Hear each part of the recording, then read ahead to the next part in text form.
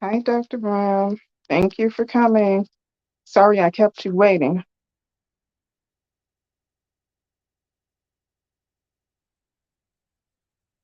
Okay, I guess we are waiting for Brooke and we are waiting for R&Y.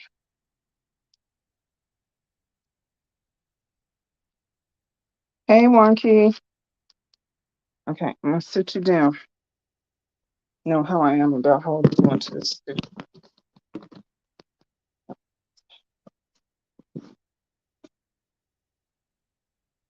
Okay, thanks for sharing, Juan.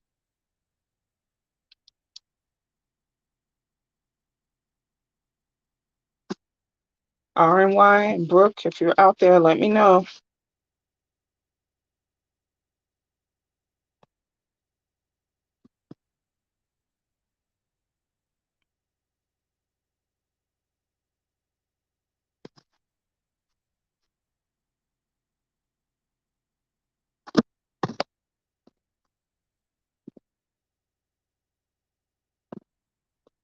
Hey, Incredible. Thanks for coming. Can you see the link to come in, Dr. Brown?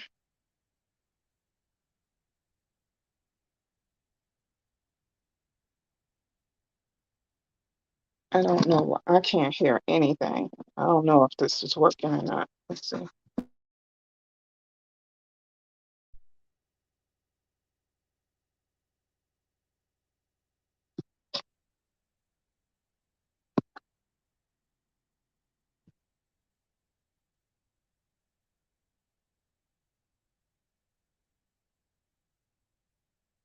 I don't know why you're not up here with me. I don't get this. This is my first time trying to use StreamYard, so I don't know.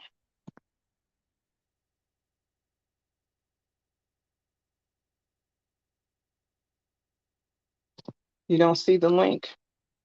Okay.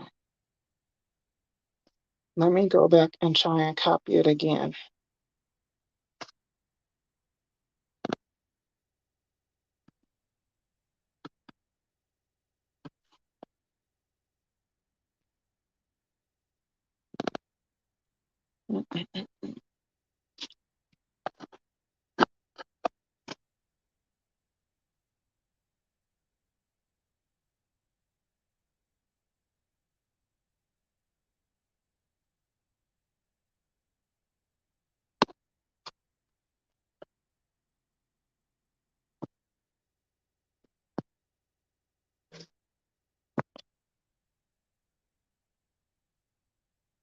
Hmm.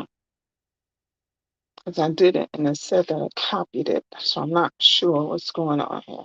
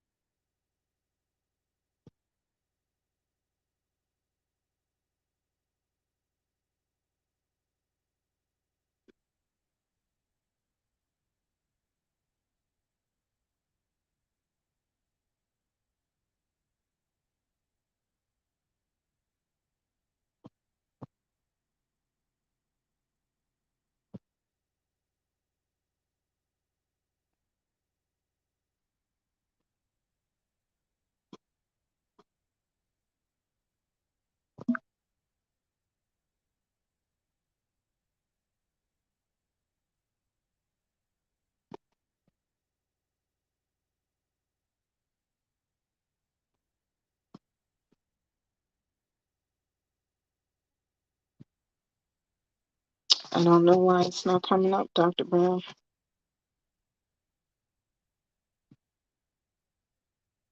That's okay. I don't know why I don't know why I can't get you up here. The link is not showing up. Even though when I press to invite you up, it's not showing it. Let's see. Let me get my other device and see if it's showing up someplace else.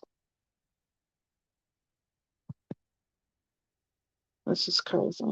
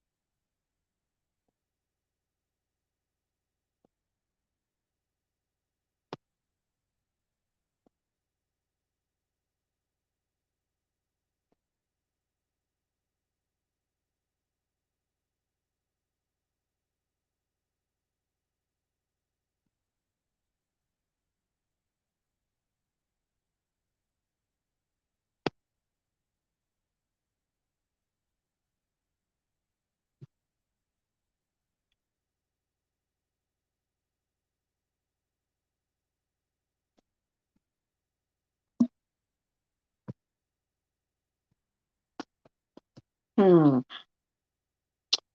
I don't know how this is going to work out if it won't drop the link for you to come on. Because I've done that several times and it's not doing it, so I don't get it. I need my man here.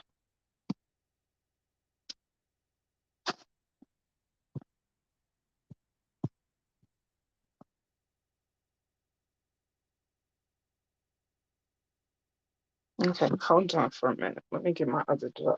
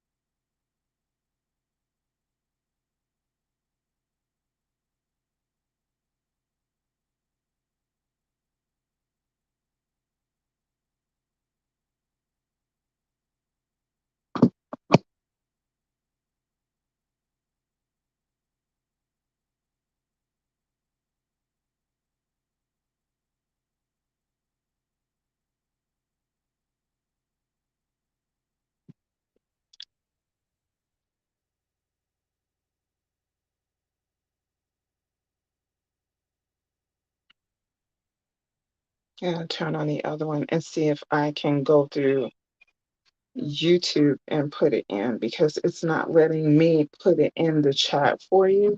So I'm gonna see if I can do it that way, but I gotta turn on the other phone. This is weird.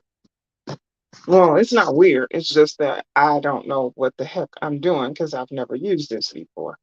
I've had it for months, but I never thought that I was going to use it. So the truth, are you in here somewhere?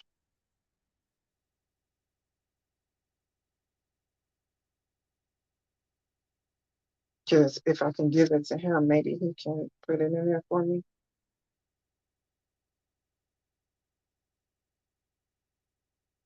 Let's see. I don't want to keep you waiting all day. I know that you have stuff that you need to do. It's Saturday and a Saturday after a holiday on top of that.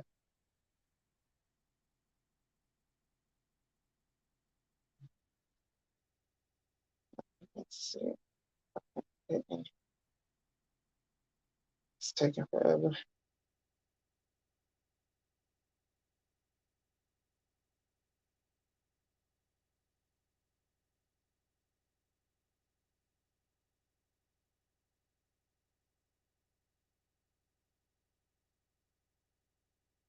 Because if I can't figure out how to drop the link for you to access it, we may not be doing this today.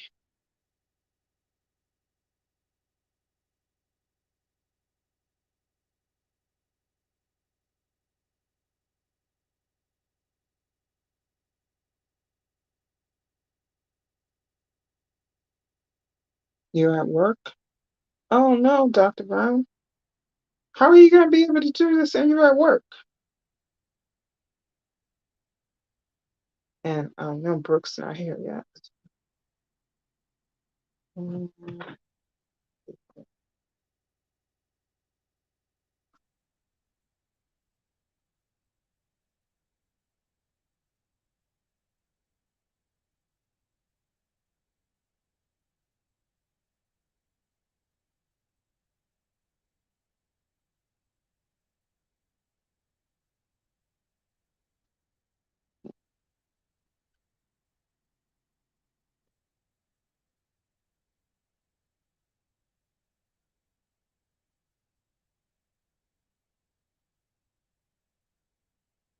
oh, you're in your office. Okay.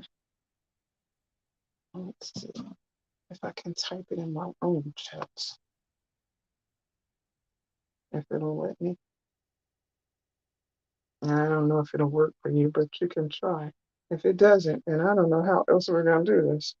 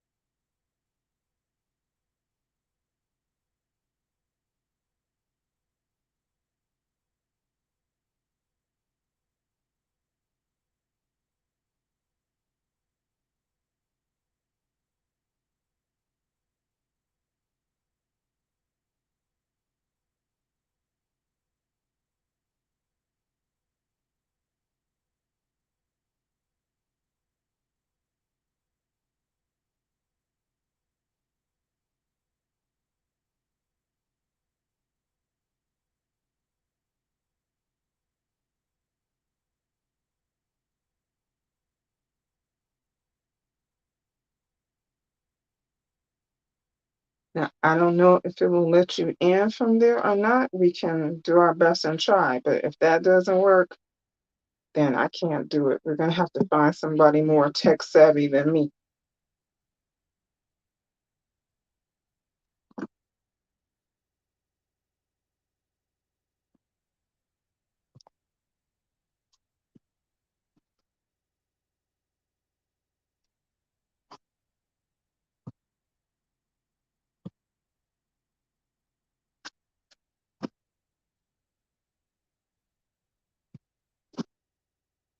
Will it let you in, Dr. Brown?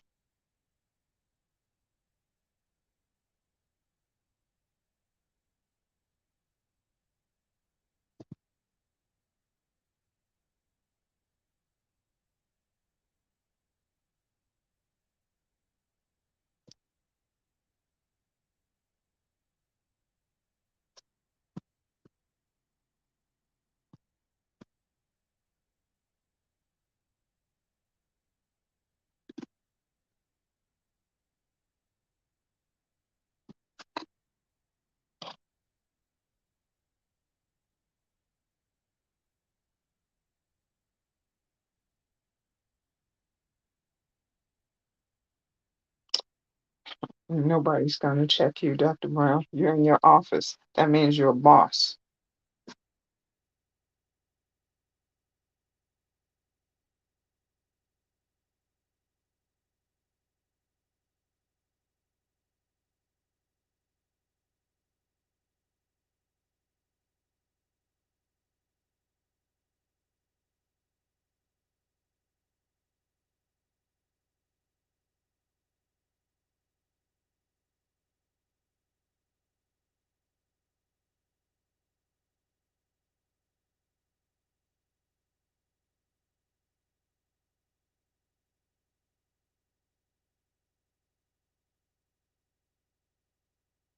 What do you see, Marquis? Okay, you see the link? Okay, cool. And maybe she's just busy. Well, we're what? Because we're waiting for RNY to finish what she's doing. And then Brooke is not here yet. So we've got time.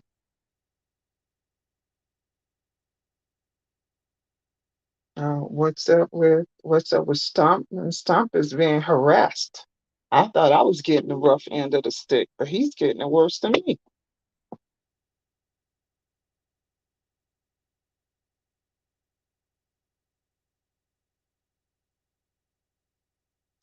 My day was pretty lazy actually. It was good. I was sleeping until I got a message from our slave master here about what was going on. So that's when I woke up.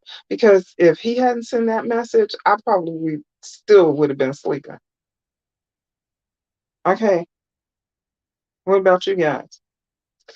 Uh, break from the cooking. That's not the bad thing. A break from this YouTube crap is what I need a break from, and that's coming because I need a couple days because it's been really crazy around here. Like I said, though, the closer it gets to Christmas, the crazier it gets around here.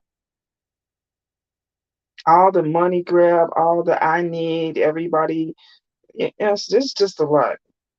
Tempers flaring about whatever. Yeah. Hey, B Town. So yeah, a couple days away from the drama would be really, really nice.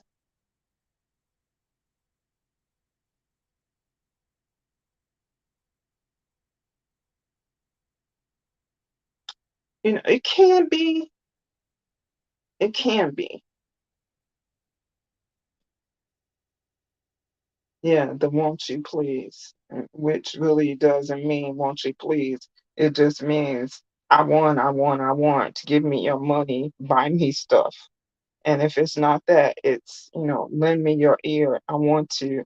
drop all of my, everything that happened to me from the time that I came out of the womb until now. I just need somebody to listen to it. And you're like, and who's going to listen to me?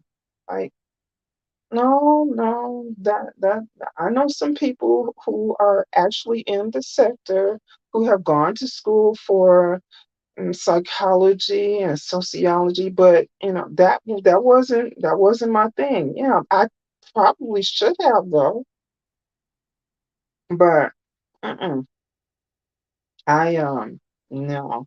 After a while, you're like, I can't help you because I'm pretty sure there were people before me that tried to help you and they couldn't.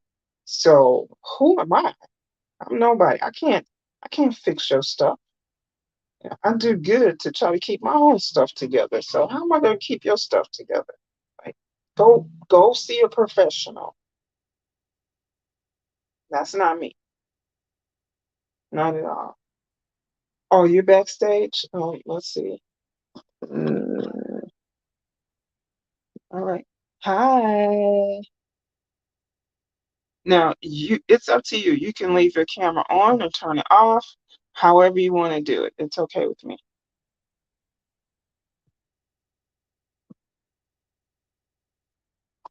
Okay. Where are you?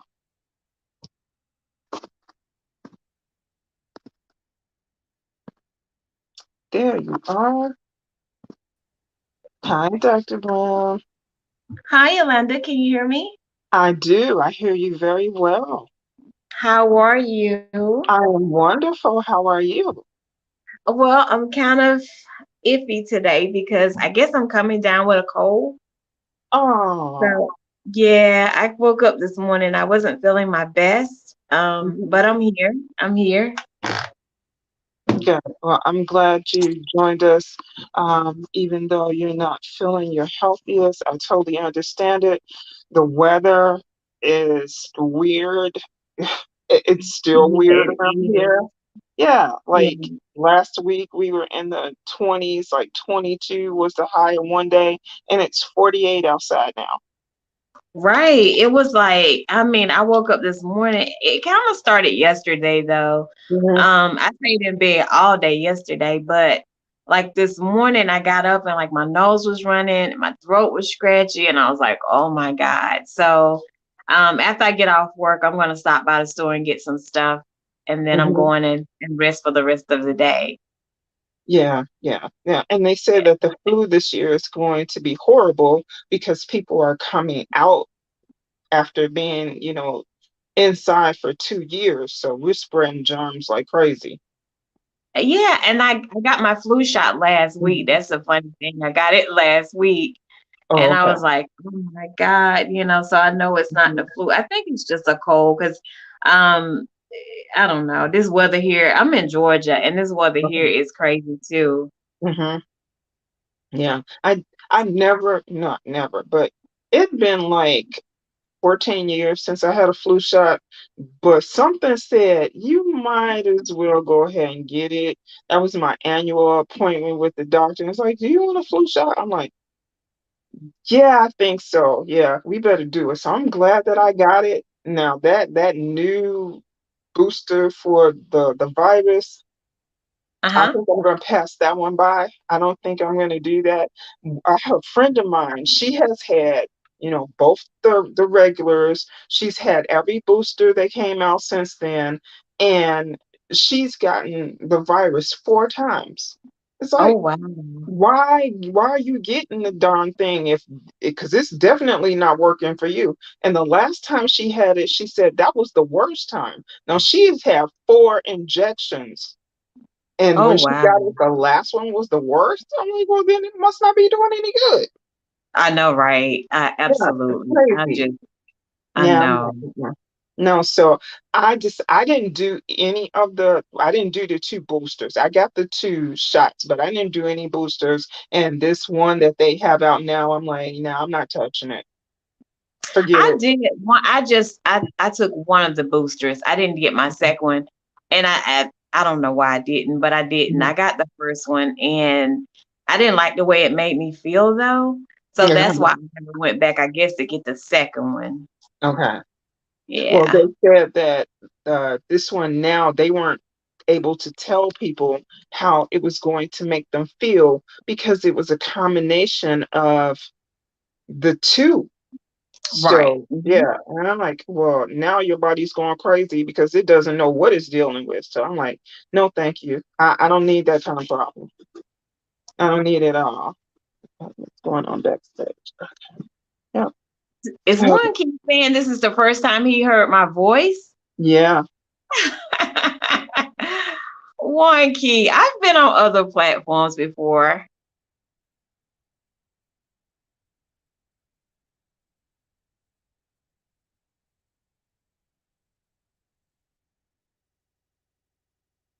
Yes, one key on panels. Not I'm many not. though. I don't like panel hopping because I don't have any control in there. Mhm. Okay, you had it upstairs. Okay, RMY is coming. Yeah, I Okay. don't have any control of what's going on, and things can get really messy really quick, and it's like, I think, okay, I've been on panels a couple times. I knew how it was going, so it was okay, and I was kind of involved in whatever it was because it was the mods and who we modded for.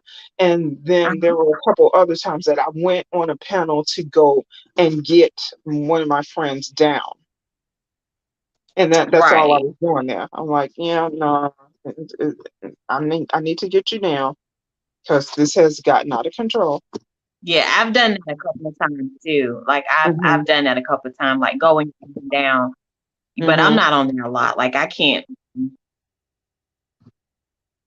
No, Thank that, you, that that's Incredible my Hub. thing. Yeah, I don't all that I don't like all the yelling and stuff. When people start yelling and screaming and screeching, that grates on my nerves and it's like, oh, I gotta go. No. So I don't do that. Even when I do go on a panel, I usually don't stay. I'm usually going up there for, less than 2 or 3 minutes and I'm coming down and that's it. I that just don't like it. I don't want to be stuck for some. I don't know how people do. You've seen people on here who do 8, 9, 12 hours of this stuff. It's like, when do you go to the bathroom? I don't understand that. Like I've been, and this is no lie. I've went to bed, got back up, got dressed, Hmm. and went to a meeting that morning, and they're Hmm. still on. I'm like, how in the world are you Hmm. still on that long? I don't even have anything to talk about that long. No, my throat would be dry. I probably would have drank, I don't know how many gallons of water. It's like, what? No way. No way. Oh, no, no. I get way too frustrated for that. I can't do it. But some I people, mean, they love it. I'm like, I've been in a meeting. No, I'm talking about this is like 10 o'clock. Like they started like at 8 o'clock that night. And it's like Hmm. 10 o'clock the next morning and they're Hmm. still on. I'm like, Hmm. you don't get tired. Like your eyes are not tight, your mouth is not dry. Hmm. I mean, what do you guys have to talk about that long? Yeah, yeah. I have no idea. And you are so right, One Key. And incredible. It is no showers, no bathroom break, no, I don't know if they stand up and move around at all, but yeah, my legs would be like jelly if I was sitting that long. I don't have the patience for that. I'm good for a half an hour. After that, I'm like a kid. I'm moving around in my seat, I probably picking know. up pencils and shuffling paper. It's like, oh, can we go now? Is this over? I'm ready to be done. I'm ready to be done. Yeah, I can't do that. Cloud nine. Hello, how are you? Thank you for coming. So yeah, I don't know how they do it, and I don't want to know how they do it. I don't want to ever be in a situation that I feel the need to do that. I don't ever want to be that lonely or that bored. No, I'm No, sitting I just in, I can't. yeah. I don't want to do that. Now, if I'm sitting in a classroom to learn something that's going to help me for another degree, then I'll do that because I know that there's a reward at the end. But just sitting up. talking crazy about something that doesn't matter. No, I can't do And that. I'm like you when it comes to that screaming and hollering. I'm like, what are you saying? I don't Mhm. even understand what Mhm. you're saying because you're Mhm. screaming and hollering. I have no idea what you're talking about. You're not getting Mhm. your point across. So why am I here? I don't know. I usually go with safe. I usually go to chats where I'm safe and I can Mhm. understand what's going on. Yeah, I avoid that where everybody's talking on top of each other and you can't make out anything, and then I'm constantly saying, "Well, what are they saying? What is this about?" Yeah, well, then why? If I don't understand what's going on, then why am I there? That part. Yeah, yeah. You do. You check out from the conversation, and I do. And when they start, if I happen to be there, that's when I run. Now, I did that yesterday. I was in a chat, I was modding, and I'm like, I don't understand any of this. So, I told the person, hey, I gotta go. It's like, it doesn't make sense to me. I don't get it. I don't, listen, are you gonna resolve this or not? And, I guess maybe 6 hours later, they got it together. I don't know. I don't know. I didn't stick around. I was like, done. Can't do it. Cannot do it. For the life of me, I cannot do it. So it is what it is. So I guess RNY is coming, and Brooke, I know she's usually always late, so we can just go on without her. I know that she did her own live in her own channel where she discussed her surgery, why, and that's, one of the things that I'll ask you ladies, what made you decide to do it? How was it, after you had it done while you were in the hospital? How did that go? How was it when you came home, uh, after you had done it, like that first week or so? And then, what happened in the first year, because I don't know how far people are out, so 1 to 9 years, or 1 to 5 years, and then to year nine, and then if you're more than 10 years out, what happened with that? So that's what we're cute. Okay, all right. RNY is coming.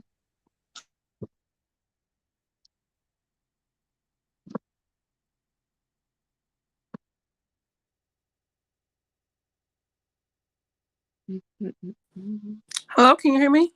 I can. How are you? I'm good. How are you? I am wonderful. Nice to hear your Awesome. voice. Likewise. Hey, Yeah, Dr. LaShania. yeah, she's here. So Hello, how's my your love. Saturday? How are you? I am good. Hey, let me tell you something. I'm tired. Okay. I am so tired. Really? I was at the store this morning. I was supposed to go to Walmart, but in lieu of what happened in my area, I was a little scared. Oh, what happened? The shooting out at the Walmart Chesapeake. Oh, that was in your area. Yeah, I don't think I would have went Hmm. myself. No. Mm-mm. So I ended up going to Kroger Okay. and won't nobody in there. I said, well, Mhm. guess I'll get what I need from here. Came home, cooked, and I'm tired now. Oh, okay. Yeah, there's no way I'm cooking before tomorrow, and probably not even now. Like, But you I better get literally cook on. like 3 times a day. Oh, do you? Okay. All right. Hmm. How far are you out of surgery? How many? My surgery was September 12th, 2019. Okay. Now, it was supposed to be August 28th, Mm-hmm. but I'm a literal type of person. Like, you can't tell me at Mm-hmm. midnight you can't eat or drink nothing. Mm-hmm. So I didn't eat or drink anything. Get to the place, my blood pressure was sky high. Oh, okay. I said, y'all told me not to eat or drink nothing. Right. So they said, no, you could have taken your blood pressure medicine. So they scheduled it for September 12th. Okay. After that, it was history. Okay, okay. And Dr. Brown, how far are you post-op? I had my surgery August 28th, 2015. Okay. Wow. Yeah. Wow. That was supposed to be my date in 2019. That's crazy. I heard you when you said that, and I was like, "Oh my god!" Yeah, I was That is like, crazy. "Oh my god!"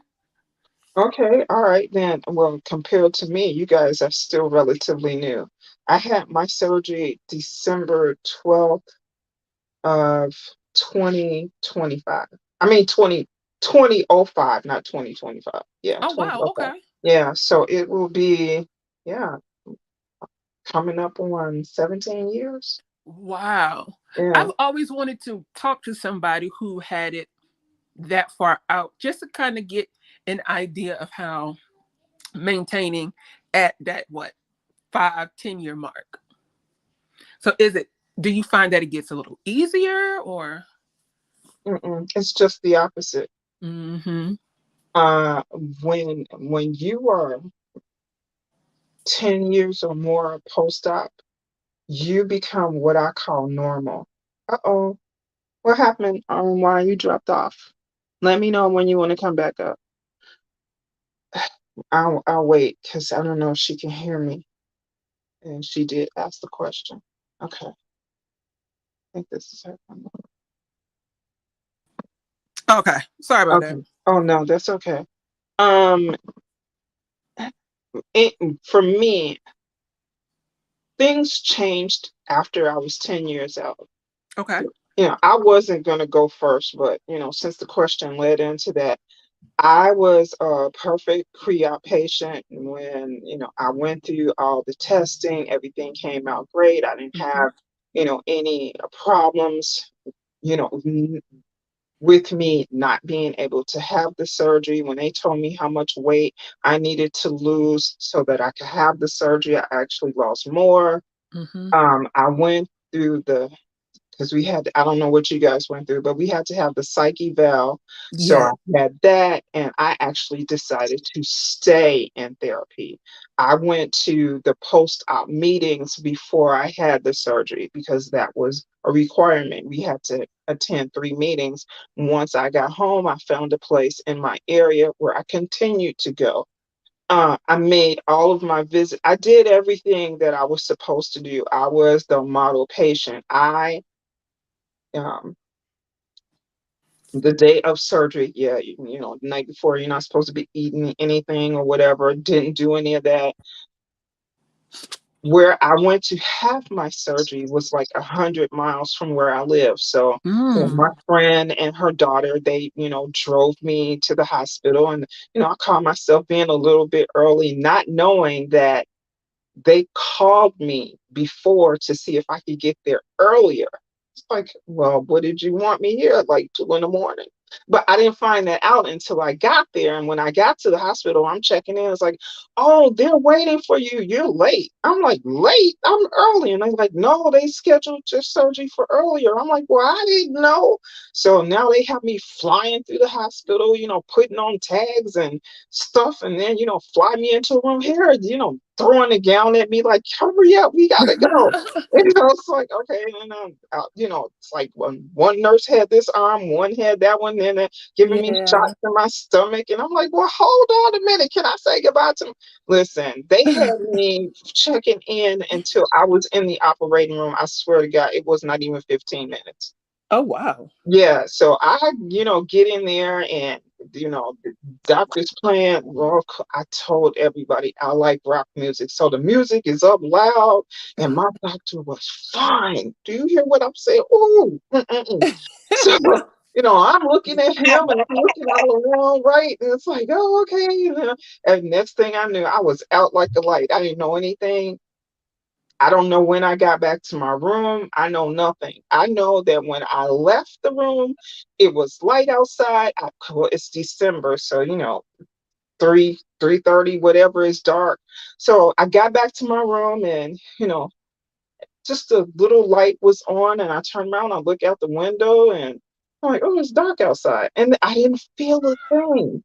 Nothing. Wow. I'm like, what the heck is going on? Why didn't they do the surgery? So, I'm curious. I'm always curious about stuff. So I Yeah. lifted up my gown, and I saw the little band-aids because Yep. I had the laps, laparoscopic. So Mm-hmm. I look, and I'm like, oh, there's a bandage. And I look, so I found the 5 bandages. I'm like, well, why am I not in pain? And now by this time I'm wide awake. I don't remember recovery. I don't remember them putting me in my bed. I remember nothing. So yeah, so when I found the 5 bandages, so like I put my gown, back down, and then a nurse came in the room, and she's like, "How are you feeling?" I'm like, "Fine. I didn't even know you did anything." And she's like, "Oh yeah, everything went fine. You're fine." She says, "Okay, I want you to get up and walk." I'm like, "Okay." So they got me up there, like, "How are you feeling?" I'm like, "Oh, I feel great." So I Mm-hmm. want to take off and go by myself. They're like, "No, no, no, no, no. We gotta hold you." I'm like, "Okay." So, we went around the hallway, and then by the time we got back to my room, I'm like, she's like, "You feel like you're gonna throw up, don't you?" I'm like, "Yeah." So, they Mm-hmm. had the thing right there under my mouth, and some little salty water came out. That was it. Yeah. So they put me back to bed. So she came back a half an hour later. She's like, "Well, how are you feeling?" I'm like, "Can I walk again?" And she's like, "Sure." So they took me around, and I did that like 4 more times that night. The next time I asked, "Could I walk?" They're like, "You can go by yourself. You don't need us." I'm like, "Okay." And then I don't know what happened because I was in a private room, and the patient, she was to the right of me. She was having problems. I don't know how she was having diarrhea, but it was bloody diarrhea, and you could Mm. just hear it. And I'm like, "Oh my God, I'm so glad that didn't happen to me." But I'm praying for you. And yeah, I went through it like a champ. Came home, I thought I was the same person that I was when I went in the hospital. Hmm. It's like, okay, you got to eat your yogurt and whatever. You can't eat anything solid for, whatever time. I don't even remember what that time was. So, I'm doing my thing. And then they're like, okay, well, you can start adding stuff to your diet. I will never forget this.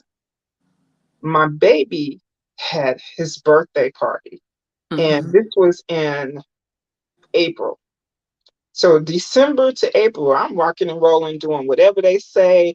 And people are looking at me weird, and I'm trying to figure out why these people are staring at me. And then one of my friends is like, "You have bird legs." And I'm like, "Oh, What? why did she say that to me?" I was absolutely hysterical because I always had big shapely legs, and I'm like, "I don't have bird legs." She's like, "You have bird legs." And I'm like, "Oh my God." So now I'm looking at myself, and everybody was staring at me. And and there was this sweatshirt shop in one of the malls around us. So, we would all go and get these sweatshirts for like $7 or whatever. And Uh-huh. I did not realize that my sweatshirt had went from the band around my waist, it was down to my knees. And I didn't see it. I had body dysmorphia.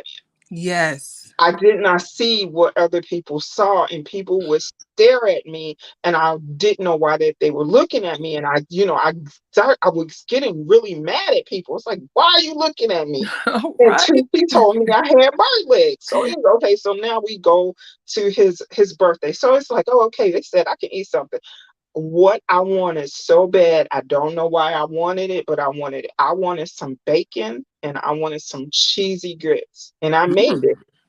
And I managed to eat, 2, 3 tablespoons from it. I had never been so sick in my whole entire Listen, life. that's what I tell people who say this is the easy route.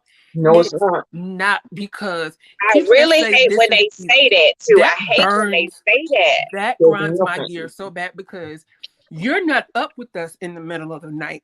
Should we start dumping? You're not Yeah. up with us in the middle of the night. Because let me tell you something. I have never experienced gas pain so vicious in my life. Hmm. Like, I'm talking about, it goes up my back, and I'm just like, okay, Lord, look, you're gonna have to do this. You think Because you're having a heart attack. That's how bad it is. yes, And then you yes. can So only I get acid understand. reflux when you're not supposed to have any acid. Because I had the ruin why. So it's like, why would I be having acid reflux when I don't have the parts to do that? They're So you not had the full attached. bypass. Yes, I did. Okay. I had it where they disconnect the stomach, and then they give Uh-huh. you this little pouch, and they reroute your intestines. Yep. My Yeah. insides will never be the same again. Never. Yeah. Hmm. Yeah. That's why I And chose the see, screen name I did, RNY, because everybody be like, well, what does that mean? I'm just like, okay, well, I guess y'all really don't know. Yeah, yeah, they Um, can have that yeah. when you had it. Yeah. right. So But Go And ahead. then like after I had my surgery, when I got home, I Oh, instantly got sick. And I was Mm, hospitalized for 2 months after my surgery. see, I wow. didn't do that. They Well, replaced my congratulations, stomach. They Cloud said my Nine. small intestine had said again. Cloud Nine was saying that she also had the surgery and how much she lost. So I said Oh, congratulations. I see that 175. Wow, Hmm. congrats. Yeah. Yeah, But that's what I was like, I had friends that had it, and I was like, why am I the only one that's sick? Like, why mm-hmm. am I the only one sick? I mean, they did exploratory. They didn't know what was wrong with me. I thought I was Yeah. dying. Hmm. Listen, I feel you. Like, I'm gonna be.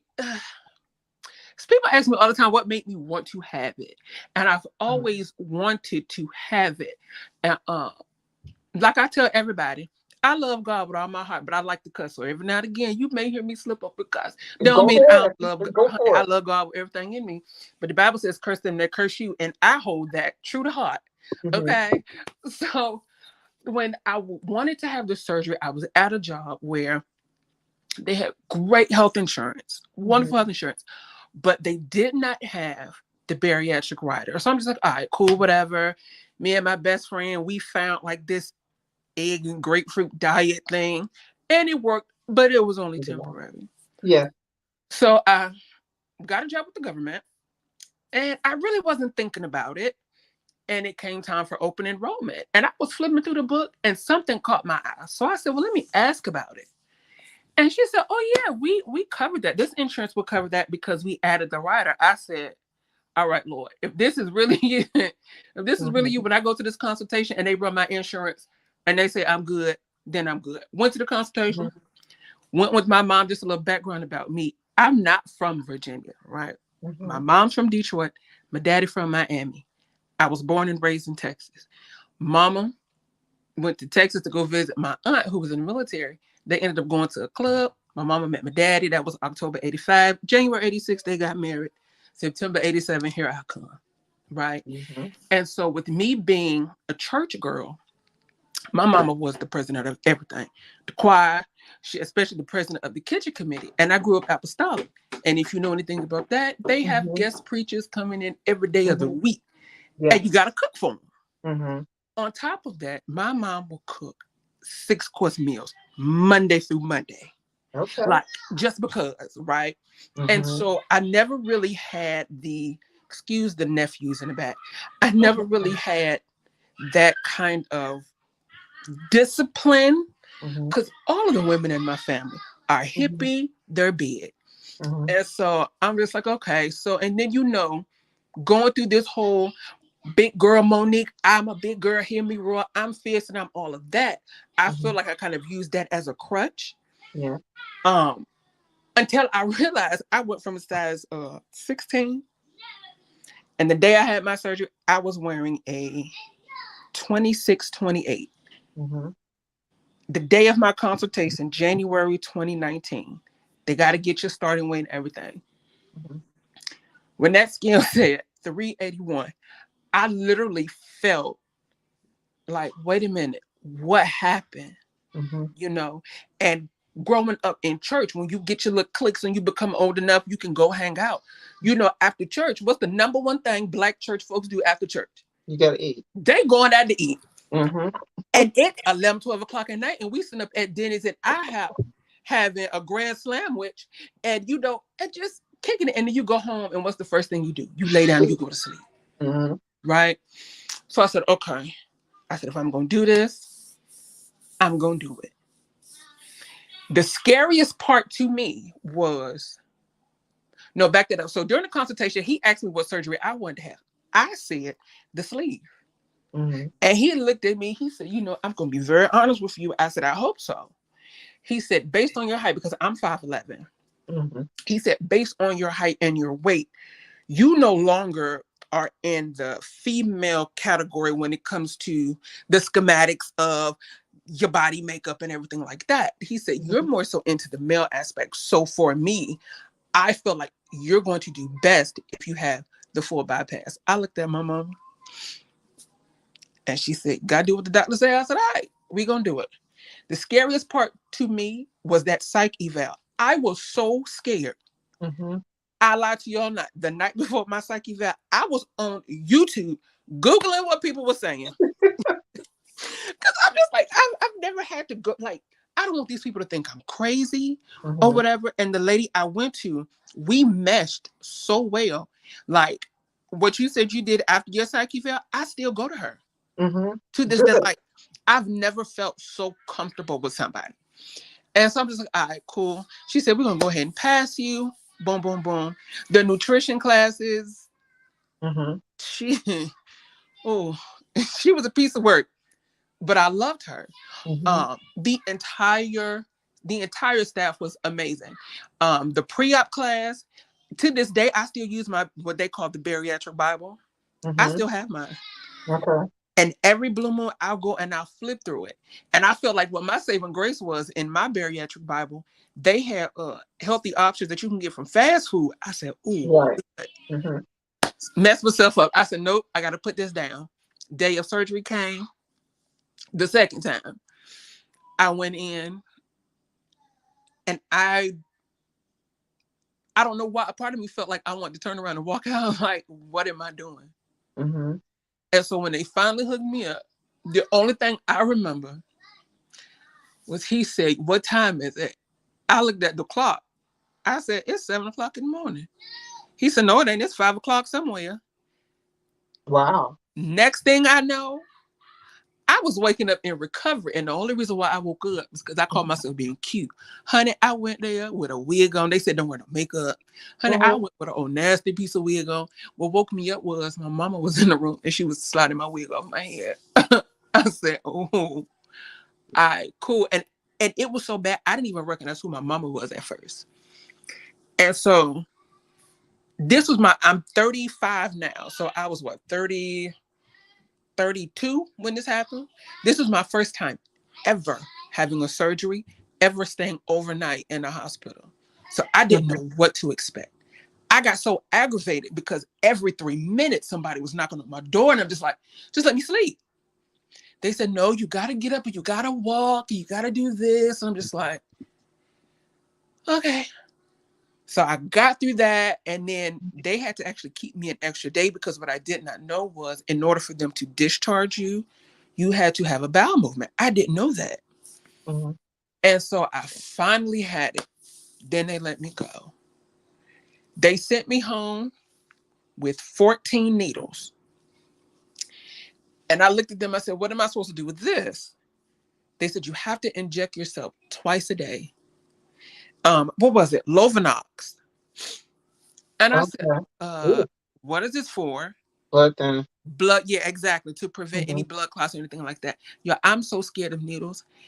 I let my niece was at the time, she's 9 now. My niece was like 6.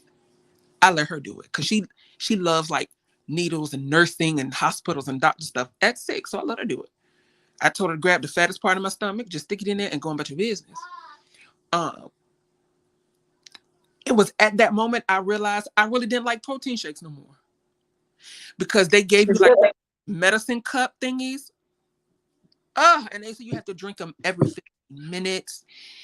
And I'm just like, I don't know how I'm going to get through this.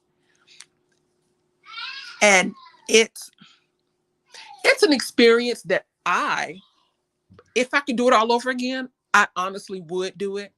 And my motto now is, I want to be the inspiration and motivation that I've always wanted, but I never had. Mhm. And this process made me sit back and really look at my friends like, y'all really let me get this far out of control. Like, what? And so because of this, my consultation, I started at 381. Day of surgery, I was 355 point something. Mhm. And he said, I want you to be at 220 by year 1. I surpassed 220 by month 8, right? So I'm like, okay.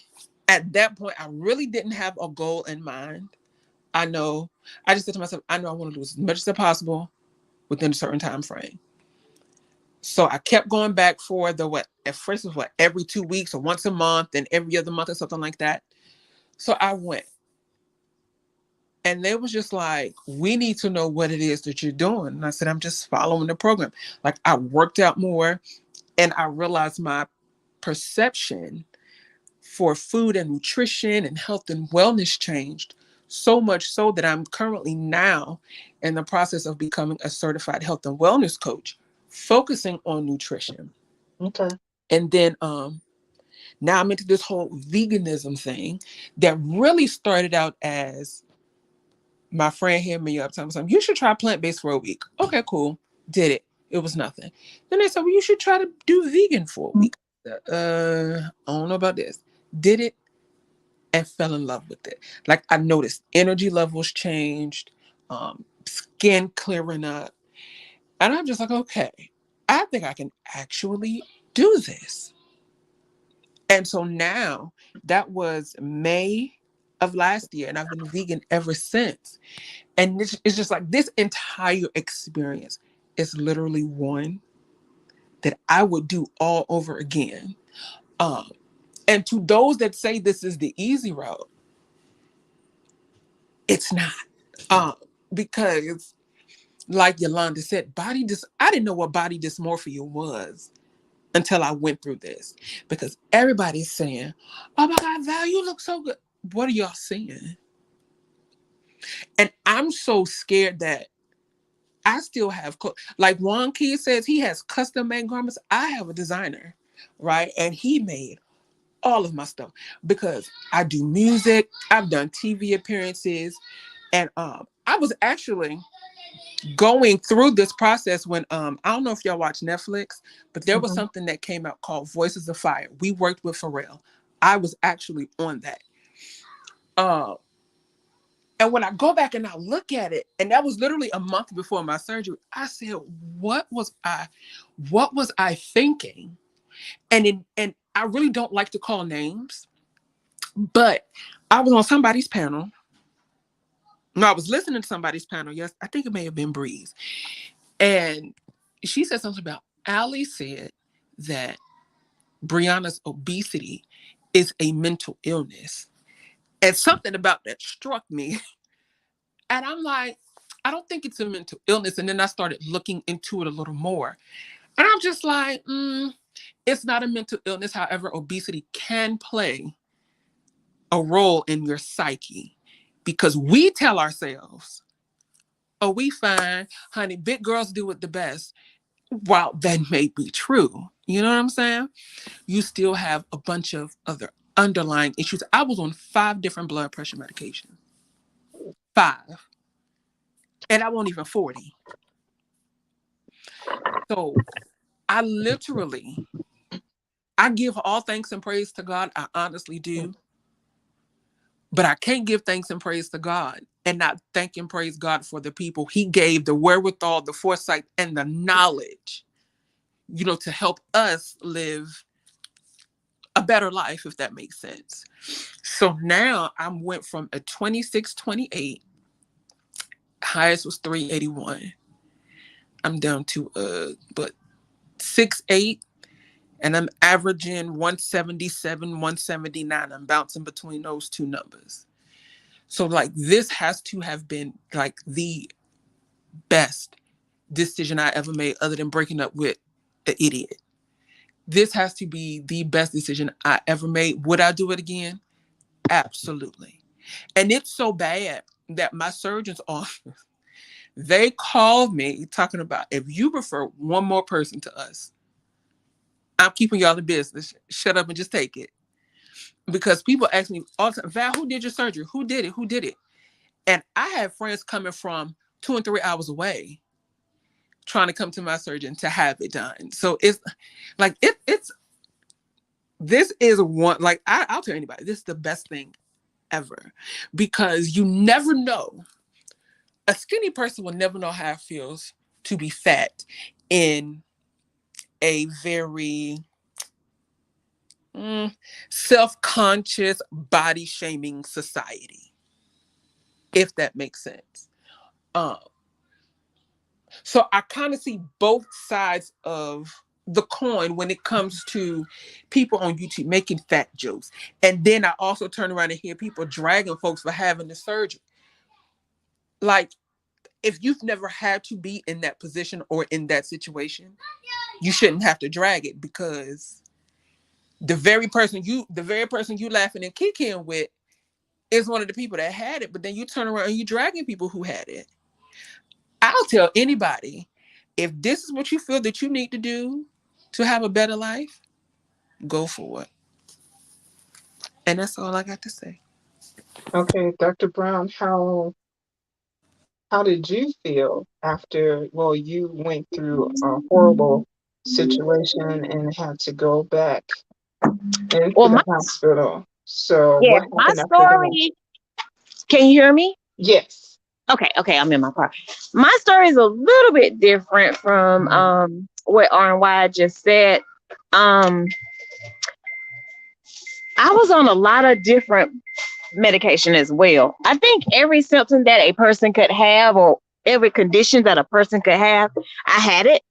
I had hypertension, borderline diabetes, overactive bladder, migraines, irritable bowel. I mean, every condition that one person could have, I had it.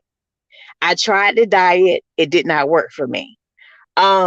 My thing was food was my comfort. Like I ate whether I was happy, sad, indifferent. Food was my go-to. If Mm-hmm. I wasn't doing anything, I was eating. I was eating. I wasn't this fat, lazy person. What people think when you're overweight, you're just lazy. No, I worked, I was Mm-hmm. productive, but food was comforting to me. Mm-hmm. Like, it made me feel good. So I ate. And I remember going to my doctor's office and she was like, we've increased your medicine, so many different times. What are we going to do as far as getting this weight off? And of course, they say, well, okay, try the diet. So you have to go back every so often to weigh in and this kind of stuff. And what did you do different? I would lose 10, 15 pounds here, just enough to say, I'm doing what you said to do. And then it came a time where I was like, I'm tired of taking all this medicine, because literally I was taking medicine, maybe like 10 to 15 pills 3 times a day. And I'm not joking. And Ooh. I was like, I'm tired of paying money for these prescriptions. I'm tired of taking them everywhere I got to go. I got to take this medicine bags with me. I'm just tired of living like this. So when I went back to the doctor, I said, I think I want to look into the weight loss surgery. And she said, well, I'm gonna let you make your mind up to do that. She said, I'll sit you up with somebody you can go and talk to. So I went to the consultation, and of course my BMI, I was 378. So my BMI I didn't even qualify for a sleeve. They was like, if we do this, you're gonna have to have a gastric bypass because your BMI is extremely high. So I went through the psych evaluation. R&Y, I was scared too, because I have some things, just ain't right sometime in my head. Yep. Um, and so I went to that and I talked to the guy, and I'm a little OCD. And so they was kind of like, you got to have your mind right. And with this, you do. It's a mind changing. Whole mindset has to change. So I went through that. And then while I was going through that, I learned that I had sleep apnea. I didn't know that, because people, when you have sleep apnea, you don't know it because you're asleep, right? You don't Mm-hmm. know that you're not breathing. You don't know that you're snoring. I didn't know that. So when I had my sleep study, I stopped breathing 48 times in 60 minutes. Ooh. And so I had to go back and do it with the mask on. I didn't know it. I would wake up and I would still feel tired and a headache, but I didn't know this. Like, I didn't know this. And so I got the CPAP machine and I started with that, and started going to see the nutritionist and all of this stuff. And the day that I had my surgery, I met all like out of pocket deductible. So when I had my surgery, I paid nothing. I Yep. had met everything. I had my surgery, and I can remember, like, when I was going, I was scared of going on the anesthesia. I was thinking, if I go on this anesthesia with this weight, I might not wake up. So that was fearful to me. I mean, I got a family, like I cannot not wake up, and I was just really, and my husband knew it. I kept talking about, what if I don't wake up? He was like, don't think like that. You're gonna wake up. Don't think like that. So I can remember going in, and at the time I was working at the hospital. So I can remember the doctor coming in and anesthesia coming in, and they was talking about collard greens and cornbread. And I'm like, why are these people talking about collard greens and cornbread while I'm laying on this table about to have a gastric bypass? I can remember them talking about cornbread, and then I was out like that, like I was gone. And when I woke up, I was like, did somebody say something about cornbread? And everybody laughed because that's the last word I remember was like cornbread. And I was like, what are they talking about? But they were trying to ease my mind because I was freaking out. They was like, you gotta relax. We're gonna give you something. You gotta relax. And so Right. I was like, why am I thinking about cornbread? And so they started laughing and and I was like, that's all I remember. And then, they started getting me up and I started walking hard just like you ladies said. And then, those shakes, those protein shakes, the one they had in the hospital was so nasty. I would Oh, never drink them. They were so nasty. I was like, oh no, I'm not drinking that. I'll just drink water. And I was discharged home. I went home.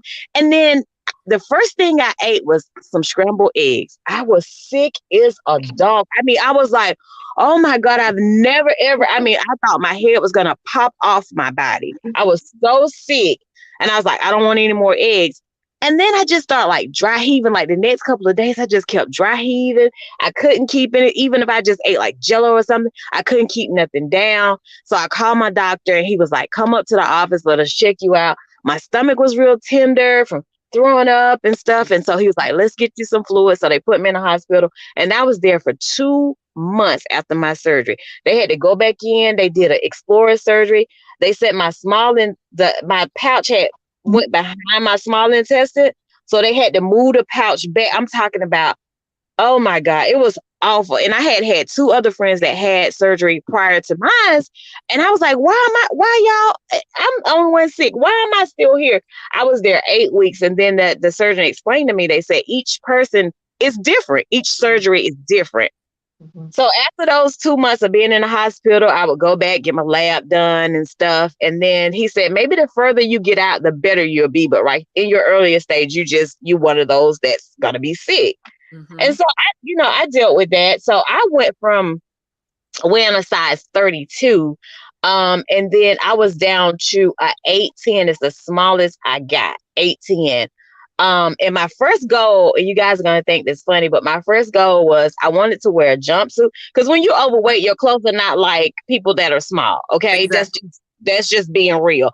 And I'm a little shallow. Okay. So I wanted to get a jumpsuit. I wanted to get an old nasty piece of jumpsuit on and I wanted to get me some ripped jeans. Those were the first two things. I was like, when I lose weight, I told my mom, I was like, when I lose weight, I'm gonna get me a nasty cat suit and I'm gonna get me some ripped jeans, and that's what I'm gonna do. And she was like, oh my God. And then the third thing I wanted to do was cross my legs because when you're overweight, you can't cross your legs. Okay. Hey. So I'm like, okay, I'm gonna get me a nasty piece of cat suit and get me some ripped jeans, and I'm gonna cross my leg, and I'm gonna be a lady. And so those were things that I was looking forward to. But just like you ladies said, it was my neck. My best friend was like, "How does your head still fit on your neck?" And I was Mhm. like, "What are you talking about?" He was like, "Your neck is so little, it looks like your head is too big for your neck." And I'm like, well, hell with you, well, damn. I mean, okay. And so he was like, I'm just telling you, I didn't see that. And then I would still like when I would go in the stores, even when I started losing the weight, because I'm talking about I dropped weight fast. Like Mhm. I got to 100 like really, really quick. Mhm. And I would still go in the store, y'all, and I would go to the plus size.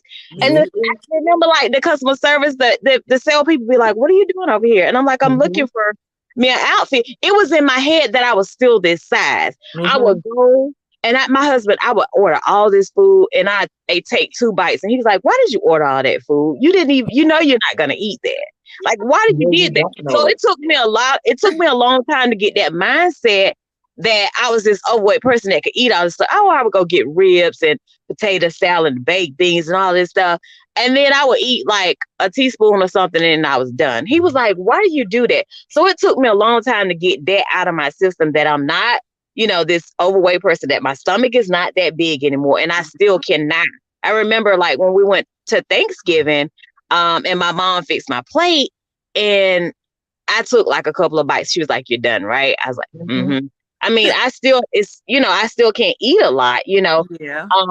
And so, I started back drinking more water this week. So I'm back on my water stuff. I try not to eat after 7 o'clock, period. My thing is sweets. I'll skip a meal for a donut. Okay. I Mhm. will skip a meal for a Krispy Kreme donut. Okay. So That's my thing. I have to make sure that I'm not eating all that sweet. I like a candy bar. Give me some little Debbie's. I'm all good. Give me some sweets and I'm good. You ain't got to give me no meat. So I Right. have to make sure I watch that. And Yeah. now I'm on just my blood pressure medicine and then my IBS, which, I'm up forever have that. Um, but that's all of my medicine that I was on. I'm not taking it anymore. I try to exercise. I still see my go to see therapy just like you guys do.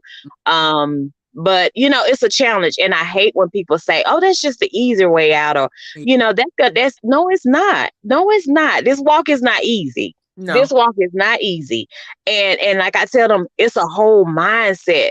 I mean, my parents, if I asked for it, they gave it to me. Mm. And so I had to train my body to say, okay, LaShawn, that's not good for you. You don't need to eat it.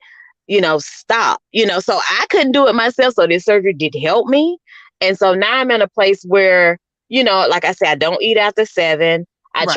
I eat breakfast and I eat lunch and then that's it. And then at night I might have a snack, but that's it. Okay. I try not to eat anything after 7 o'clock. So I'm at 180 now. So Yeah. said it again. I said, go ahead. Congratulations. So that's where I'm at. I was down the lowest I got, I think it was like 150. I was 150 for a long time, but my family they didn't like it because I was way small. I mean, I was so small. And I could tell like when I walked in the room, people be looking at me like, you don't even look the same. And then they would tell me like my face was smaller and your face needs to be fuller. Your family gonna tell you, they're gonna tell you, you just don't look right. And so I was 150 for a couple of years and then I started picking up a little weight. And then I think the highest I was like 187 and I'm 180 now. I went to the doctor last week, so I'm 180. But it's a change. And like you said, RNY, if I had to do it again, I would, Absolutely. just for health reason. Mhm. Let's not get it twisted. I never had a trouble getting a man. So that Never. was good. Okay. Don't worry about that, people. Right. Okay. So, so that wasn't a problem. I did it for health reason. And I tell people that I did it for health reason. And I'm like you, I try to, tell people, even I heard that little comment that Brianna said that Allie said, and it kind of took me back. And I was like, Yeah. wow, that kind of shook me a little bit. And I was like, oh, okay. All right. Well, I don't think Absolutely. that, but Somebody in the chat asked the question, watching from Cloud9, may I ask how long it's been since you all had surgery? Mine was September 12th, 2019. I had mine August 28th, 2015. And I had mine December 12th, 2005. So let me ask you ladies this question, right? What is, and I feel like when I tell this story, y'all probably going to laugh at me because the old white lady that sat next to me was like in stitches. What is, other than crossing your legs, what was the number one non-scale victory that you were excited to achieve?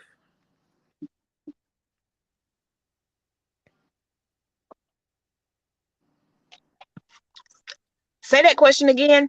I What think it was broke the up a number little. one non-scale victory that you were excited to achieve? For instance, for me, other than crossing my legs, I told you I do music. I fly all over the country. I've done background vocals for people at the Stellar Awards.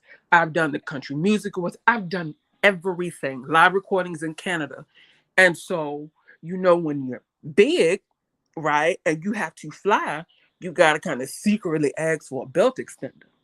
And they'll hand it to me and I kind of slide it under my jacket or whatever. So I won't make it so awkward.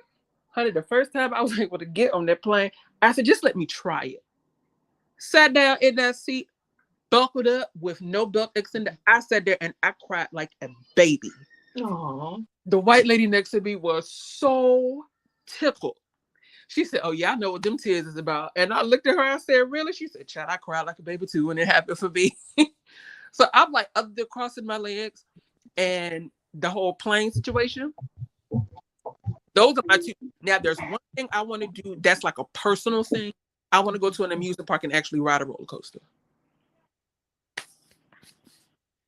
Now, the I only think thing I can think of is playing basketball with the kids. That Okay. was my reason for having the surgery. I wanted to make sure that I live to see my kids become adults, and I've done that, and that was it.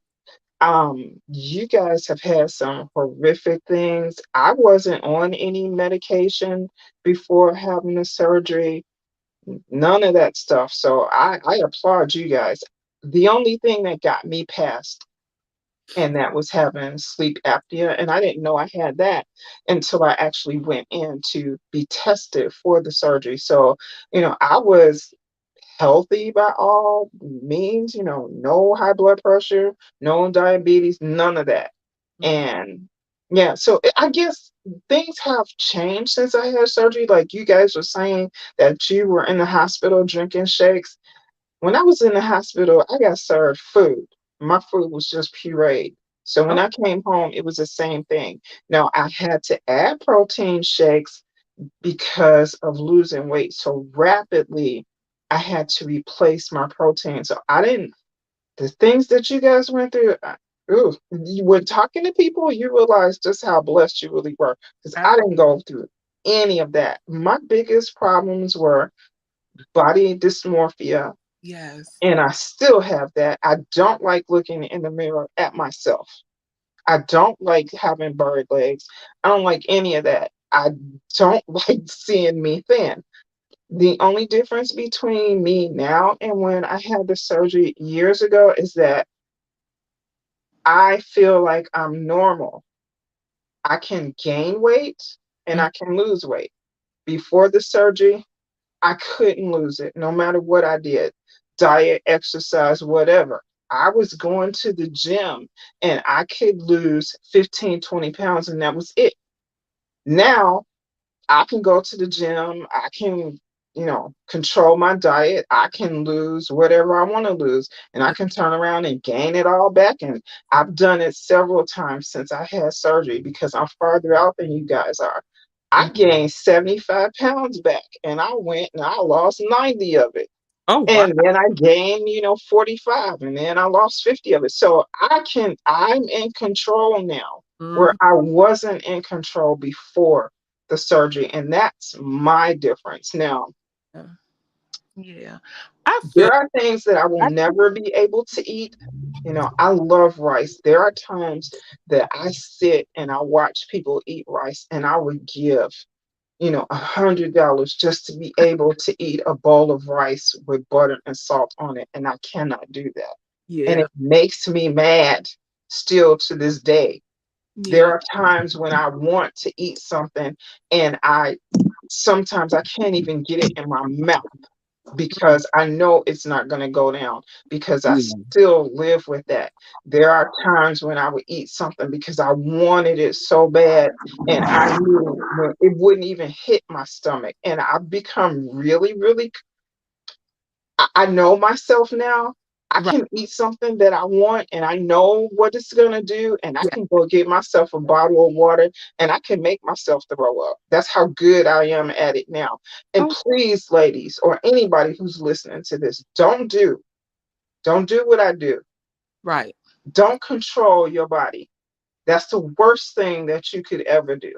Do not do it. Follow what is given to you, Yes. because Absolutely. Yes. now I have prescription vitamins that I have to take every Yeah. day of my life That's what I need. because I am deficient in everything. Wow. And that is not doing to me what I did to myself. It's all because of the surgery. And that's something that I hope you guys will never find out. But there are people out here who, I didn't have any problems until I was in year 12 Wow. post-op, is when the things start happening where you don't have enough vitamin D, you don't have enough vitamin B, you don't have enough of this, and it's constant. Some people do not get their lab work after they've been out post-op for so many years, and then there are people right here on YouTube who have died. Yes. Continue to get your lab work. If you go to a physician that's not really, versed in weight loss surgery, then you've got to make them do that, because Mhm. if not, you're in trouble. I walked around for 3 years not knowing my vitamin D level was at a level 3. Mm. 17 is abnormal low. I thought I was going to die. I go get my Stuff like that. You've got to be got to be proactive. your cheerleader when it comes Yes. to your health, especially because you've had your body altered. Yes. You are made to malabsorb, Yep. and that's malabsorb everything that you put in your mouth. Mm-hmm. You bypass 80% of everything that goes in your mouth. So you know that you're lacking nutrition. So Exactly. you have got to Right. be the person who is in charge of, because you're not going to have the same primary care doctor that you had 2-3 years ago. In 10 years that person's not gone, so they don't know your health, they don't know your situation. You have got to be in charge of that, and you've got to let people know what it is that you need. You got to know Exactly. what your vitamin levels should be. You got to know what your protein levels should be. There are times when I have to go back and eat like I did when I first had surgery, Mm-hmm. and it's not cute, and I will forever have body dysmorphia Yeah. because I don't like looking in mirrors. I don't. I Okay. was I was blessed that I don't have the neck where some people have the skin hanging off their neck. Mm-hmm. Before I had surgery, I couldn't see my neck. Now I can see those bones in my collar and stuff like that. And I look at it and it's ugly to me. That's ugly. I don't like it. I don't like looking at that. I I didn't like losing my breasts because I always had nice big, fluffy breasts. And then when I had to roll them up and put them in my bra, I was sick. I what? hated everything about how I looked, and I still don't like it. So that was one of the reasons why, I chose to try and gain some of my weight back because I didn't like what I look like. I don't like looking like a skinny girl. There are people who enjoy it, and that's the reason why they had the surgery because they wanted to be little. That wasn't my reason. I didn't want to die before my family grew up. I did, and that was my reason. I don't give a crap what I look like to other people. Yep. I That tell was my one and everyone. only reason. Right. And I will tell people any time of the day, if I had to do the surgery all over again today, I would be the one who wouldn't do it. Really? Absolutely not. Yeah. I tell Yeah. everybody, I had a look, friend don't that said put that your same thing. I had a friend that said that same thing, that she would never do it again. I Ever. wouldn't. I would. Like I would do it 10 times over. And one thing I tell people who say that this is the easy route, I It's always not. wanna punch them in the mouth because what they also do not understand, right, is for a woman, right? For a woman, number one, you got to take vitamins for the rest of your life. And as a heavier woman, I'm not going to get too graphic, but there's a story in the Bible where they talk about the woman with the issue of blood. Honey, that was my issue for 3 months Mm, straight. Didn't know what was going on. Like, oh my God, like, am I dying? What's happening? Kept going back and forth to the ER. They didn't know what was going on. Come to find out, what they told me was you have nothing to worry about. This bleeding is going to stop. The problem, it's not really a problem. What they said to me was because I was heavier, I would have a cycle maybe once, twice a year. I'm like, okay, cool. So they said what happened was over the years, that lining was building up. So then when my body shed all that weight, it also shedded all that backed up lining. And that's hmm constant for 90 days straight. So I'm just like, y'all say this stuff is easy? Okay. Okay. It's easy because you haven't been through it. Like you can't tell, like you if you can't walk a mile in my shoes, don't say nothing to me. hmm Like don't. You can't even lace up your shoes the way I lace mine up. So I don't know. It's crazy. But going back to what Dr. LaShawnia said about snacking, let me tell you something. I am a big snacker, right? So what I do to keep myself from going out my bedroom, walking all the way downstairs, getting a snack, I do every night before I go to bed. I have a lunch bag and I pack what I like to call nightstand snacks.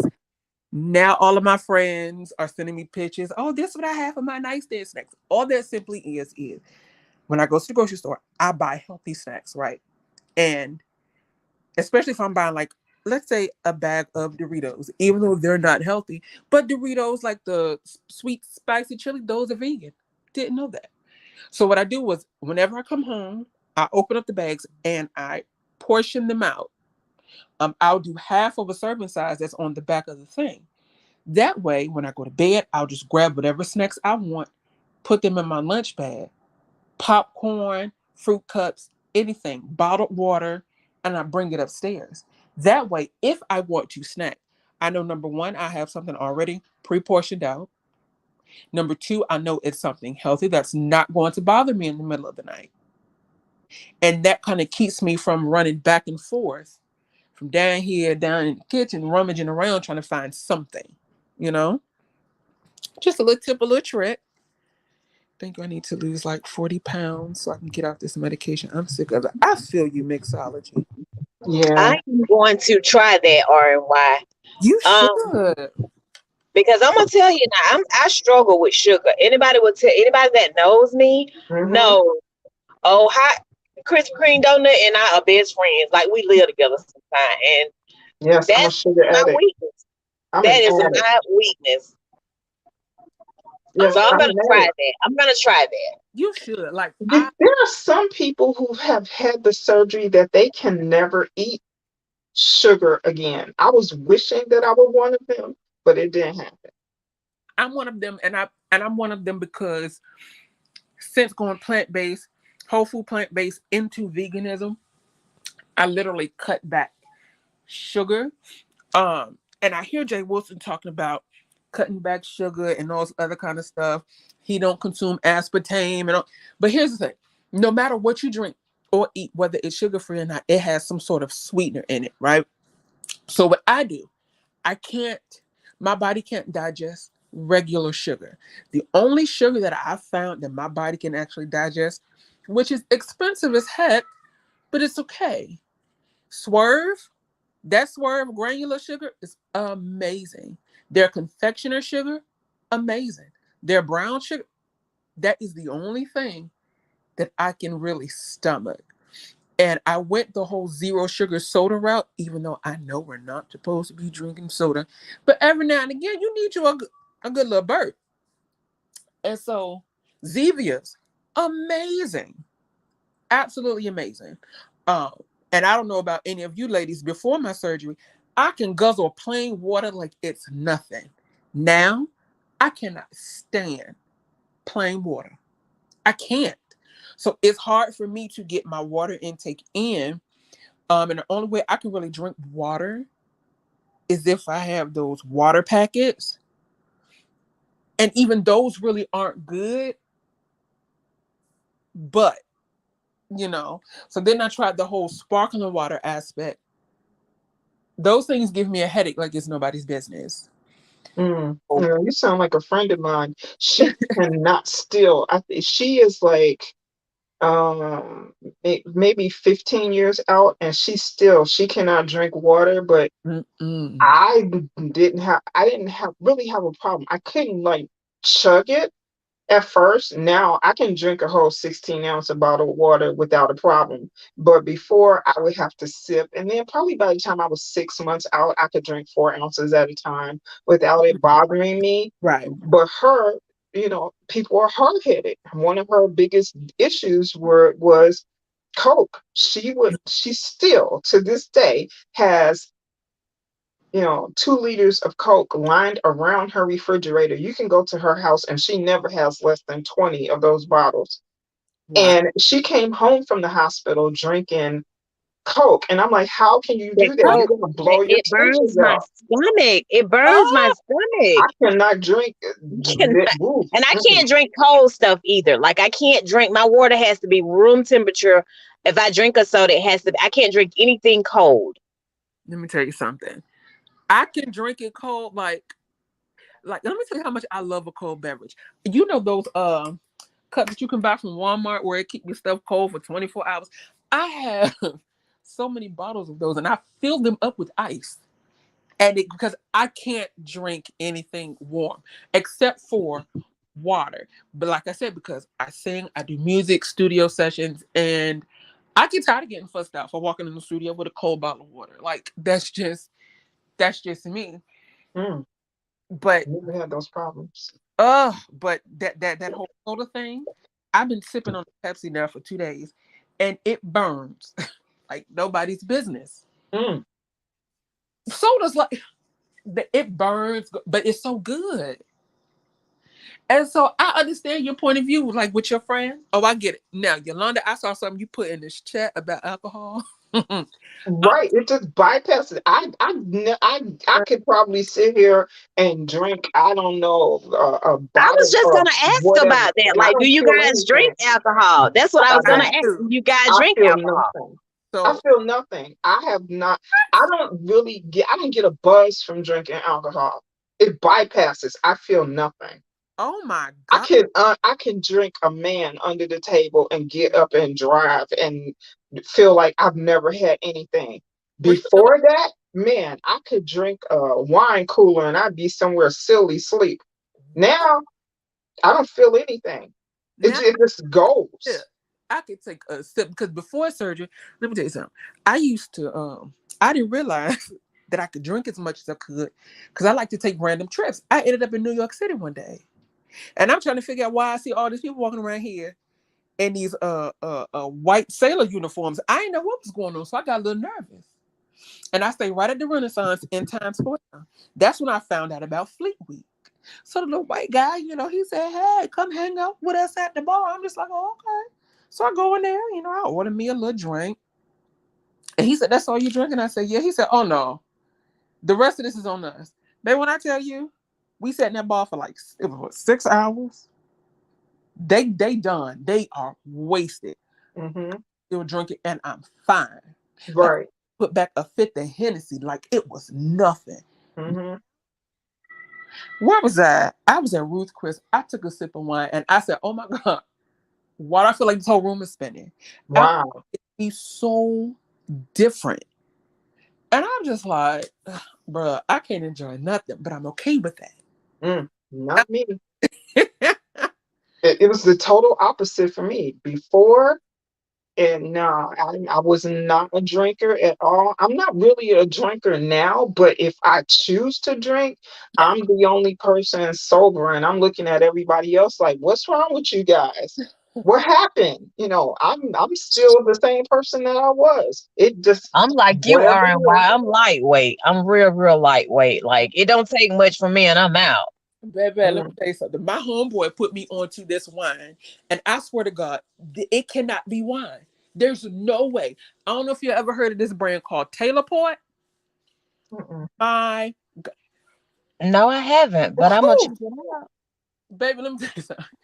Taylor Port is a wine, but I feel like it's actual liquor. And then I found out Total Wine sold it by the case. So Yeah, I that's go true. to Total Wine and buy a case, and it come with 4 big, huge bottles. And I used to put them back. Now I don't even go to the wine because it's gonna be pointless. I caught myself trying to make some. I did some. I did Hennessy vegan oxtails. I couldn't get through that. I couldn't even get through that. Like alcohol, it really, really hits me so much quicker now, and I'm just like, I quit. And there's no point. There's no point. So I commend those that had the surgery and can still drink. Like I'm low key Yeah. about that. I was thinking. I was sitting here and I was thinking about the question you And asked all the way out. about the besides being able to cross your leg, what else? What else did you set? Like, what was another goal that you wanted to obtain? Yes. And I can remember this. If you know anything about Victoria's Secret, of course they sell like candles and fragrance and that kind of Huh? stuff. Oh, yes. But they sell like, lingerie and, Yeah. undergarments and this kind of thing, but they're not for plus size. Mm-mm. And so I wouldn't go in Victoria's Secret because I felt like they was discriminating against plus size. So Hmm. I would always go to Bath and Body Works to get my fragrance versus Victoria's Secret, even though Victoria's Secret to me, the fragrance is better. But I would not pay my money to a store that did not acknowledge plus Right. size women. So I was in my feelings about it. So I would never go to Victoria's Secret. So when I started losing weight, and I can remember it was around because I had my surgery in August. So this was around Christmas time. We were out, and my mom was like, "You want to go in Victoria's Secret?" And I was like, usually I would say no. I was like, "Yeah, I do want to go in there." And so we went in there, and I had got some undergarments and stuff. So that was something else that I had set, I guess, in my mind that I wanted to do to prove to myself that I could wear it. But Yeah, I would not support a store. I wouldn't, frequent a store that didn't serve plus size women. I just wouldn't do it. right. And so I wouldn't go to Victoria's Secret. But once I went in and I started getting, I was like, okay, so I can go in Victoria's Secret. So that Yeah. was something else that I wanted to do too. I wanted to be able to wear little matching bra and panties Mm-hmm. from Victoria's Secret. I wanted the little pink panties from Victoria's Secret. Facts. Watching from cloud now. I love shopping. Let me tell you something. It's so bad with my shopping, right? I have packages delivered from Shein, if not every day, every other day. Wow. Like, oh my, Girl, listen, they come it's to my ridiculous. office. I don't have them delivered to my home because my husband have a stroke. So I have them going to my mom's house. I have them going to my office. Anywhere that they say, okay, yeah, I'll let you send a package here. Anywhere besides my house, I send them to. Listen, I'm just like I have some stuff in my cart now. I'm about to go ahead and pay for and get it out the way because I'm just like, look, and my excuse is, well, I need clothes, even though I don't, because I'm sitting here looking at my closet now and it's filled to capacity. Uh, but no, I love shopping, and the moment that it really hit me, uh, I used to buy, Lane Bryant had their own version of a Spanx. I think it was called Kasike, something with a C like that. I went into Macy's and bought an actual Spanx in a size medium. I said, oh no, I ain't gonna be able to get in this. That sucker squeezed the life out of me. I said, oh, I can actually get into it. So it's something about undergarments, Victoria's Secret. Like I just feel like I've arrived. Like I can actually wear this stuff now. So let me ask you. Yeah. This is another question, and a lot of people ask me this because I had some friends that had it, and they say, "Well, what do I do for clothes?" My number one tip that I would tell everybody: your first year, don't go out here buying no clothes. True. I stayed at Walmart buying tights, buying jackets, stuff that had some elasticity to it. That way, even though I was getting smaller, I could still wear these tights or these jeggings or whatever the case may be because I made that mistake. I was buying, I still have clothes in my closet now Hmm. that I went from a 26, 28. Then I found out, well, I can get into this 1X, buying 1X stuff. Then the very next week, it's too big. Hmm. So I I'm went to the thrift store. yes. Somebody else told Hmm. me to start going to the thrift store too, and Hmm. that a lot. Yeah. Well, That my best friend had the surgery before me, so I learned through her mistakes. yes. She had the surgery like 5 years before me. Okay. So it's like, no, don't go buy any clothes. And after I lost the weight, I am a shopaholic, but I don't shop for me because I don't like it. So I don't, you know, I wear what I have now. It's, like I said, I'm farther out than you guys, so I shopped more for myself before I lost weight than I do now. Yes. Cause yeah. Shopping for me now, sometimes I feel overwhelmed. And this is why. When you're bigger, right, you know what store to go to, you know what Hmm. section to go to. That's it. When you're smaller, it's like, oh my God, all of these options, all of these stores. I'm over Hmm. this. Like, You're just overwhelmed. t-shirt. Like, it really can become overwhelming because you go Hmm. from having a handful of options to now Hmm. you have world is your oyster, shop wherever you want. Hmm. And it's very overwhelming. Like I went to stores, um, and I'm in the fitting room, and I left everything right there, and I'm walking out the store, boohoo, crying because I'm just like, I just can't deal with this right now. It is very overwhelming. It is Mhm. very, very overwhelming. And I try not, and I try not, I do a lot of stuff online. Um, so, I can limit my search to what I'm looking for, but it's overwhelming. It is. And who would ever thought that would be a problem to be overwhelmed when you get in a store versus when you go over there and they got clothes. Okay, you got maybe one little rack of jeans, a little rack of shirts and this kind of stuff versus all this other stuff. Who would have ever thought that was and I told my mom that I was like, that's a problem. Like this is too much for me. Like this, all of this store is like too much for me. Because, Yes. like you say, I have so many different choices. So now it's an issue. Mhm. So I do a lot of stuff online. And let me tell you this. So like when I lost my weight, like you said, my breasts were smaller. Like I've always had big breasts, but my Mhm. breasts got smaller. My hands got smaller. My Mhm. shoe size went down a Yes, size. mine too. But if you look at me, you'll think I've had a tummy tuck.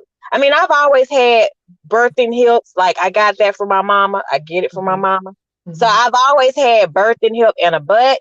So, I'm good with that. But like my stomach, people are like, your waist is like a zero. And I'm like, no, Mhm. it's not. Because if I take my clothes off, I didn't have a lot of skin. Like Mhm. I didn't have a lot of skin left. But Right. people think like my waist, like if I put a belt, like I have a belt on today, and people think like your waist is so tiny. And I'm like, no, if I take my clothes off, Mhm. it's not that tiny. It's just that I didn't have a lot of skin. And Right. Mhm. then something else that I dealt with and I still deal with. Now you will never see me with a short sleeve shirt on without a jacket. I wear a Mhm. jacket year round because I don't like the fat up under my arms. Like you'll never see Exactly. me just in a tank. You'll Yeah. never see me in a tank. If I have on a shirt, it has to be at least quarter sleeve, or I have a jacket on because Mhm. I'm very self conscious about the fat that's up under my arms. I call it chicken gizzard because Mhm. it swings right, Yeah. and Mhm. so I'm very self conscious when it comes to that part of my body. Um, and I don't like people staring at me. Like it makes me Mhm. really like, why are you staring at me? It makes me real Mhm. uncomfortable when people Mhm. stare at me. So I was like, why are they staring at me? And then my husband's like, well, I mean, you're a nice looking woman. That's why they stare at you and stuff. And Mhm. like, what do they see? Like when you look at me, what do you see? But as time has went on, I'm better with that. I'm better with that, but I don't wear short sleeves. I don't. If I do, I have on a jacket See, because I'm very self conscious with that. I'm the complete opposite, honey. Mhm. I will go outside with shorts on. I ain't got that much skin hanging, but you could tell that I lost a lot of weight. My arms, honey, I let all that hang out because this is my theory. Honey, I walk out of here with a crop top on too. And my friends be like, oh, your stretch marks and your point. Because Did you say you let it just all hang out? I do. Oh my I do. And primarily because of this reason. When you're a big girl, they say, oh, don't cover this up. You don't want to walk. You don't want to look like that. You don't want to be labeled at this, labeled as that. That's fine. So now that I'm smaller, I've learned to embrace it. And I'll tell everybody this, baby. With every piece of fat that swing on these arms and every piece of stretch mark, these stretch marks, I call them my roadmap to my healthiness. Okay, like I I walk out the house, skin hanging off my legs is not a lot, but you can definitely tell. And I'm okay with it because it tells a story of this is where I was. Mhm. This is where I am now. And I'm learning to embrace where I am. Now, don't get me wrong. Baby is in the works to have another procedure in 2023. Uh, and it's not because people are telling me to do so.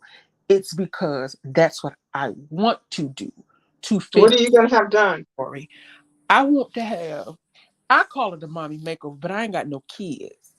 Uh, Okay. I want, I ain't never had a butt, Okay. but that ain't never stopped nothing. Okay. I know I want my boobs lifted up and I want the fat off my arm and my legs gone. Other than that, I am fine. That's all I want. I thought after I had surgery that I'd want to have plastic surgery to nip and tuck and fix and whatever, Mm-hmm. but I changed my mind. The longer I had been post-op, I changed my mind, and I don't regret that. I don't ever want to have any plastic surgery. I'm fine with me. My boobs did, after a while, begin to fill out more. Mm-hmm. And I think the longer you're post-op, your weight starts to shift naturally. So I what heard. was before, kind of came back. So, my boobs, they went from being, a wet sock, from being like balloons Yeah. sticking out there, where you could actually poke somebody's eye out. And then the weight came off, and the weight always comes from the place that you don't want it to come from first. So my boobs became like wet socks, and my legs became like bird legs. But then over time, my boobs came back. Now, my legs, to me, they don't look like bird legs. So whatever they look like to anybody else, hell, I don't care. Right. And that became my overall attitude. But I am more self conscious, smaller than I was bigger. When I was a bigger girl, I was one of the first bigger girls to walk around with biker shorts on and a sports bra with a sleeveless top to go over it with my white shoes, and walk all up and down because I'm from Chicago. I'd be all over the place looking like a sleazer skeezer. But that was years ago. I was young enough where I could do stuff like that. Yeah. And, people would tell me, I walk around with the short skirts on with the boots to go with it. And they're like, you know what? Your personality carries you, because if you were anybody but who you are, that would Mhm. not look good on you. But baby, you got that, you wearing that. I'm like, you didn't have to tell me. I know, because I was never self-conscious about me being a big girl. I Yeah. was who I was, and if you didn't like it, oh well, that's your problem. And you're right. I didn't have any problems getting men. I had problems keeping them away. That part, Okay. keeping them Okay. I Yeah. and I tell away. people that all the time. Trust and Okay. believe. Good. I never had a problem getting a man big or little. Okay. So Never don't had. ever Right. get that twisted. And it's to the Yeah. point now where I had to go off on a few people a couple months ago. Like, you wouldn't give me the time of day when I was interested.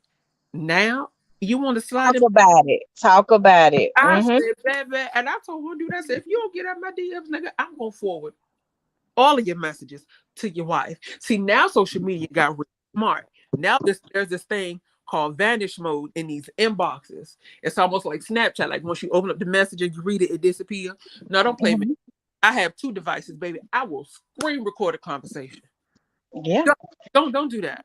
Do I not. have them. I said, but let me just let you know now. You can, yeah, you can come over here, but you might not. You probably not gonna leave. Okay, Mr. This- Brown don't play no games. You can come through. Come on through, oh, I but love you might it. not leave. I love it. And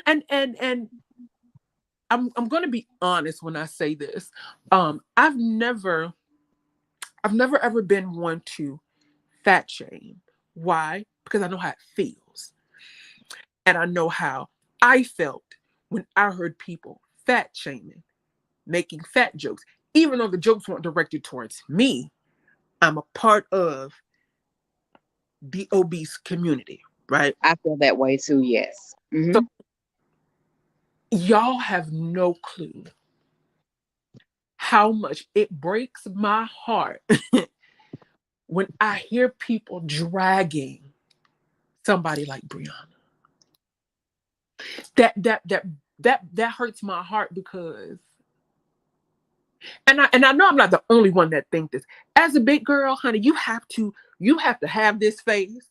Like, I don't care what y'all say about me, honey. I know I'm fabulous in public, but behind closed doors, when you rubbing down your knees because your knees is hurting because of your weight, it's a completely different thing behind closed doors.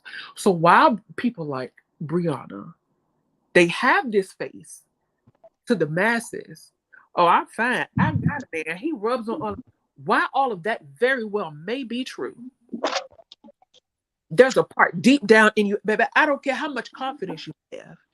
There's a Because I part. think it did hurt her feelings yesterday when she heard Allie say that. I know it But did. Brianna is in a good age in her life to have it done. Yes. And I've never, I usually watch her from like maybe the bushes. Sometimes I drop down, but I've never heard her say, that she was interested in it or anything of that nature. But she's and I, you can't tell people how to live their life. You can have conversations with them, but I would like, if I had a conversation with her about that, I would tell her this is a good time in your life. You don't have kids.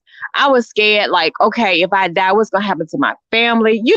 Like if I'm overweight and have a massive heart attack, what's gonna happen to my family? She's Absolutely. at a perfect age where she don't have kids or anything. This is a perfect age for her to get herself together It is. and she can be around to go. I was like, I want to go to games. I want to be a soccer mom. I want to be, I want to go see T-ball. I want to go to the cheerleader. I want to be that. I don't want to be that mother that looks like somebody's grandmother. Right, right, right. No, I feel you. I feel you. But it's like I'm all about roasting and gagging and making jokes, but it's something about fat jokes that strike a nerve. And like I said, Because you've been a fat person. That's why it strikes a nerve. But one thing I would never, ever, ever, ever in life suggest to her to have surgery.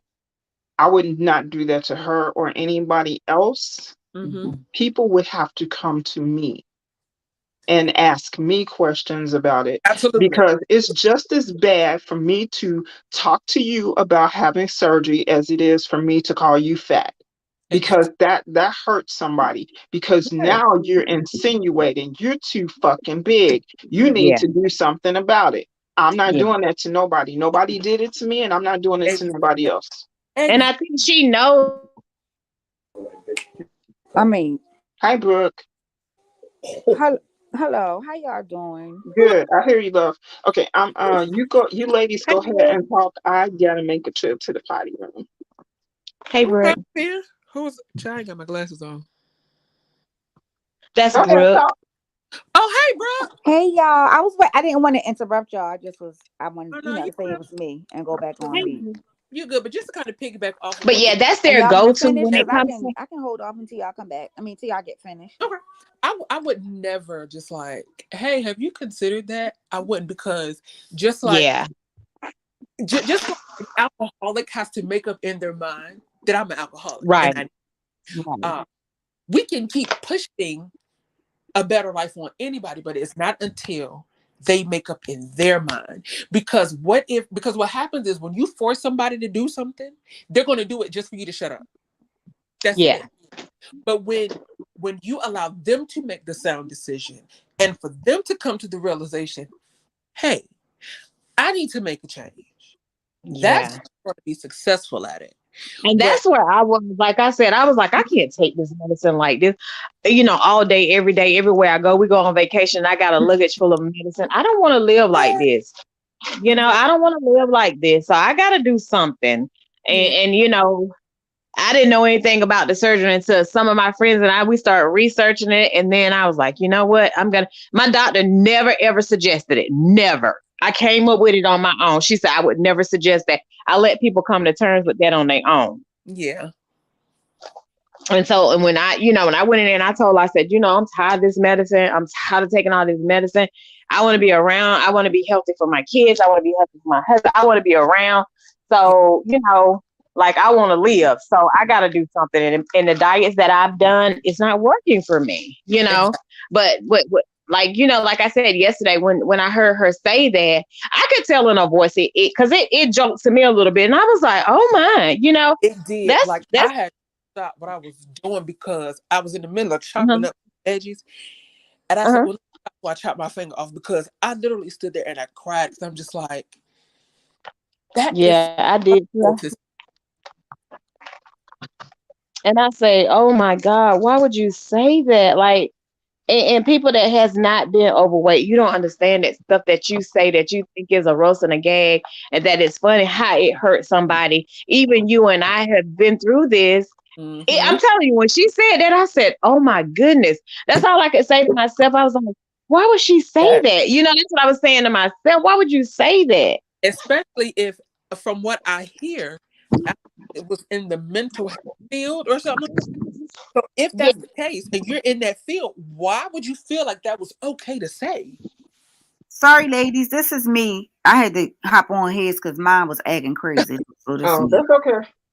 while we talking. So, I'm just saying um, that that pulled at my heartstrings. On the bed. That Yeah, I did feel every sorry for her when I heard her say that, and I could tell in her voice because, like I said, it took me, and I was like, "Oh my God, that's so mean. That's something that I would never say to anybody. That's just so mean." But like you said, people have to come to terms with what they want for themselves. I wanted to live. Okay, that was my whole premises done in doing my surgery. I wanted to live. I That was my knew. only thing. Yeah, and I knew if I kept doing what I was doing, what Lashanya was doing, then it wasn't going to be favorable for me. So I had to make other changes, and that's what I did. I wanted to live, and I said, I feel bad for her. I felt bad for her in the moment when I heard that because I know if it hurt my feelings, I know it hurt her feelings. But yes. just like you guys said, you have to come to terms with what you want to do with your life, and maybe she's not there yet. You know. Right. Yeah. If somebody had told me that, and when I didn't want to hear it, I would have brushed it off too. But, if any of you are close enough to her that you think you can have that conversation with her, then by all means go ahead. Me personally, like I said, I would never do it. And I don't want for somebody to go and tell her that, we're talking about her. And because I would never do that. I don't have a relationship with her. I don't go to her chat or anything like that. And I would never want her to think that I was saying something negative about her. I feel like she's an adult. She can make those decisions. If she hears this, what we're doing now, she knows that there are four people who've actually had it. And if she has some questions, I'm sure all of us would be open to answering her questions, but not forcing anything upon her. And I have nothing negative to say about her size because I remember, Exactly. Now, what and it wasn't cute, and I didn't like some of the things that some people would say. It wasn't until after people got to know me that they knew that I wasn't lazy, that I would go hiking with my friends, and I mhm, could catch the football, and I played softball and all that stuff. They didn't realize that I was the mother who went on the field trips with the kids and all the rest of that stuff. But people just assume, they look at you as being right. a fat person. I'm not going to, dress it up and clean it up. You fat bitch. That's what you are, okay? And they assume They that you think you're stink fat, you're and you're lazy, and you're right. You're not unclean. That's the healthy and myth. you're this and That you're that. right. Well, you That's know the what? myth You that don't they know me. dispel. Mhm, That you're fat, you're lazy, and you're unclean. That is a myth Right. that is dispelled. And I'm telling you that is further from the truth. Like you said, I made myself go and do stuff. I made myself be active. I just Hmm. couldn't lose the weight on my own like other Right. people could do. I wasn't Right. successful in that. right. Right, Now, right. And I've that's heard the same thing Brianna about said shopping. That's why that. I shop more when I was larger because I Yeah, always felt like I had to look better than the little girls. They could yeah, go to Walmart and buy, $1 shirt and $2 shorts and look great, where I had to go spend $75 for shorts and $100 for top just to look as good as they did. And so that I would not do that to anybody else. Not ever. I yeah. know what Oh, that feels like. I wouldn't. And I've even heard, I will say this, I'm not gonna call any names, but Mhm. I that Brianna had a conversation with Hmm. another content creator about it. And then just recently, Brianna said she had the same conversation with somebody else. So the conversation is had. The only thing honestly, and this is so much bigger than Brianna. This is to anybody, you know what I'm saying? Only thing we can do is we can plant the seed. It's up to them to water it. We can lead you to the water, but we cannot make you drink it, you know. And I came up in a household, like I said earlier, where my mom and my daddy cook. Oh God, them babies cook 6 course meal every single day. My mama out there grilling, daddy out there grilling every day. And then the older I got, I noticed my mama would make little smart comments to her son. Yeah, you sound like a linebacker, ain't you? And I would just laugh it off and be like, child, go about your business. Okay, stay from over here. And then the more I heard it, the more I started to notice it. And at the time that she said it, I'm just like, oh, she's just trying to be funny. She's trying to joke. No, she was putting the seed like, you may want to go ahead and kind of get a handle on this. Um, so I don't, something about fat jokes that just grinds my gears and it breaks my heart like nobody's business, because typically the people that make the fat jokes has never been fat. So you're saying fat jokes for shits and giggles, not really understanding that what you're saying really hurts. It really hurts, because the same people that's making fat jokes, I bet your grandmama got a shop at Catherine, but you don't want nobody talking about your grandmama. So what makes you feel comfortable enough to talk about somebody's weight that you don't even know? You don't know why they're this size. Anything could cause weight gain, especially for a woman. Anything. So yesterday, it's something about yesterday, Ali, and that comment, just like it really hurt. Like I just, that thing So hurt me so bad yesterday. can I jump in real quick, ladies? Yes, I was going to ask you, Brooke. First, tell us when you had your surgery, how your post-op. Tell us what your surgical experience was like, and what you felt like after you first got home, and where you are now. Okay, so I'm gonna try not to be too long because I know I'm late, and I was like, dang, oh my god, I know I had something to do today. So let me Well, first I don't apologize. even know Girl, when you you had always this surgery. right. She just looks I'm good. always late. Yeah. I'm always late. All right. So, okay. So I've always been thick my entire life. I've never considered myself to be like morbidly obese, even though I was. I just considered myself to be thick. Certain areas, you're a thick woman.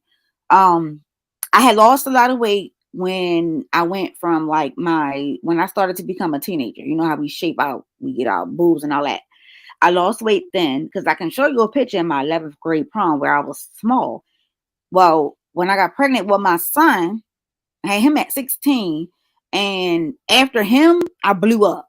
Like, I don't know what happened because I was still active. I was going out Friday, Saturday, Sundays, like 4 days a week. I mean, I was still active doing everything. I was even marching in the marching band. Okay. But for whatever reason, I couldn't lose weight like I really wanted to. So it really didn't dawn on me until I started to calm down, as far as in like, being in the house and being a mom. I was always a mom, but I was always on the go, either going to school, working, whatever. I was always on the go. And one day I was walking up a flight of steps, okay, and I was like, damn, I'm tired as I don't know what the hell. So I'm like, okay. I don't know why I'm tired, but okay. Tried a diet. I tried Herbalife. That was one of the first ones, and this was around the time Mhm. I met my husband. I was doing Herbalife. Herbalife was working, but it still had where it played it out. It stopped after a certain amount of time. So I'm like, okay. And then I started gaining weight. Now it could be happy weight because I gained weight after when we started getting serious. I gained a lot of weight. And I just was like, I woke up and I said, I don't want to be fat no more. And it wasn't like I wasn't insecure about it because believe it or not, I would get more attention when I was bigger than I was Mhm. when I was smaller. Okay, Yes, so that ma'am. part did never have an issue with. You couldn't tell me when I was almost close to 300 pounds that I wasn't a sugar honey iced tea because I Right. was. I would wear smalls and mediums, honey. I would make them work. I would cut it on the side. Listen, I would do what I had to do. Don't play with me, okay? You couldn't tell me nothing. But I started to think in my mindset, and I can only give this to credit my college education in my psych class. They taught us how to use a few things, short and long term memories, and then how to be able to grab them as we move along to set goals. So as I'm thinking, I'm like, damn, I want to be here to see my grandkids. I want to have more children. What the hell? Like, what's going on? So it hit me. And then Mhm. I knew the girl with the high school, I grew up with. She was a big girl. I seen her and she wasn't a big girl no more. Now, this is during all the time I'm doing all this mental stuff. And I said, oh my God, you lost a lot of weight. She was like, girl, I had to get the surgery. I was like, what surgery you get? She's like, I got the gastric bypass surgery and so on and so on. And this is the doctor that I went to. So I'm like, oh, okay, I'm gonna think about it. This was in April of 2010, I want to say, I think maybe 2010, 2011, something like that. And I said, okay. And I wound up in the hospital, and I tell the story at the time because this is what triggered it. My husband and my sons, all well, Carter wasn't here yet. My husband and my two older sons, and his homeboy. They wanted to have a sit-up contest. Who can do as many sit-ups as possible, okay, in a short amount of time. That whole day we was going to the track. We was just doing too much that we know we shouldn't have been doing, okay? When I got finished, I was in pain. But of course, if you have a good workout, you're going to be in pain. The Mm-hmm. next day, I was still in pain. I'm like, okay, well, that's normal. I must have did a good ass workout, right?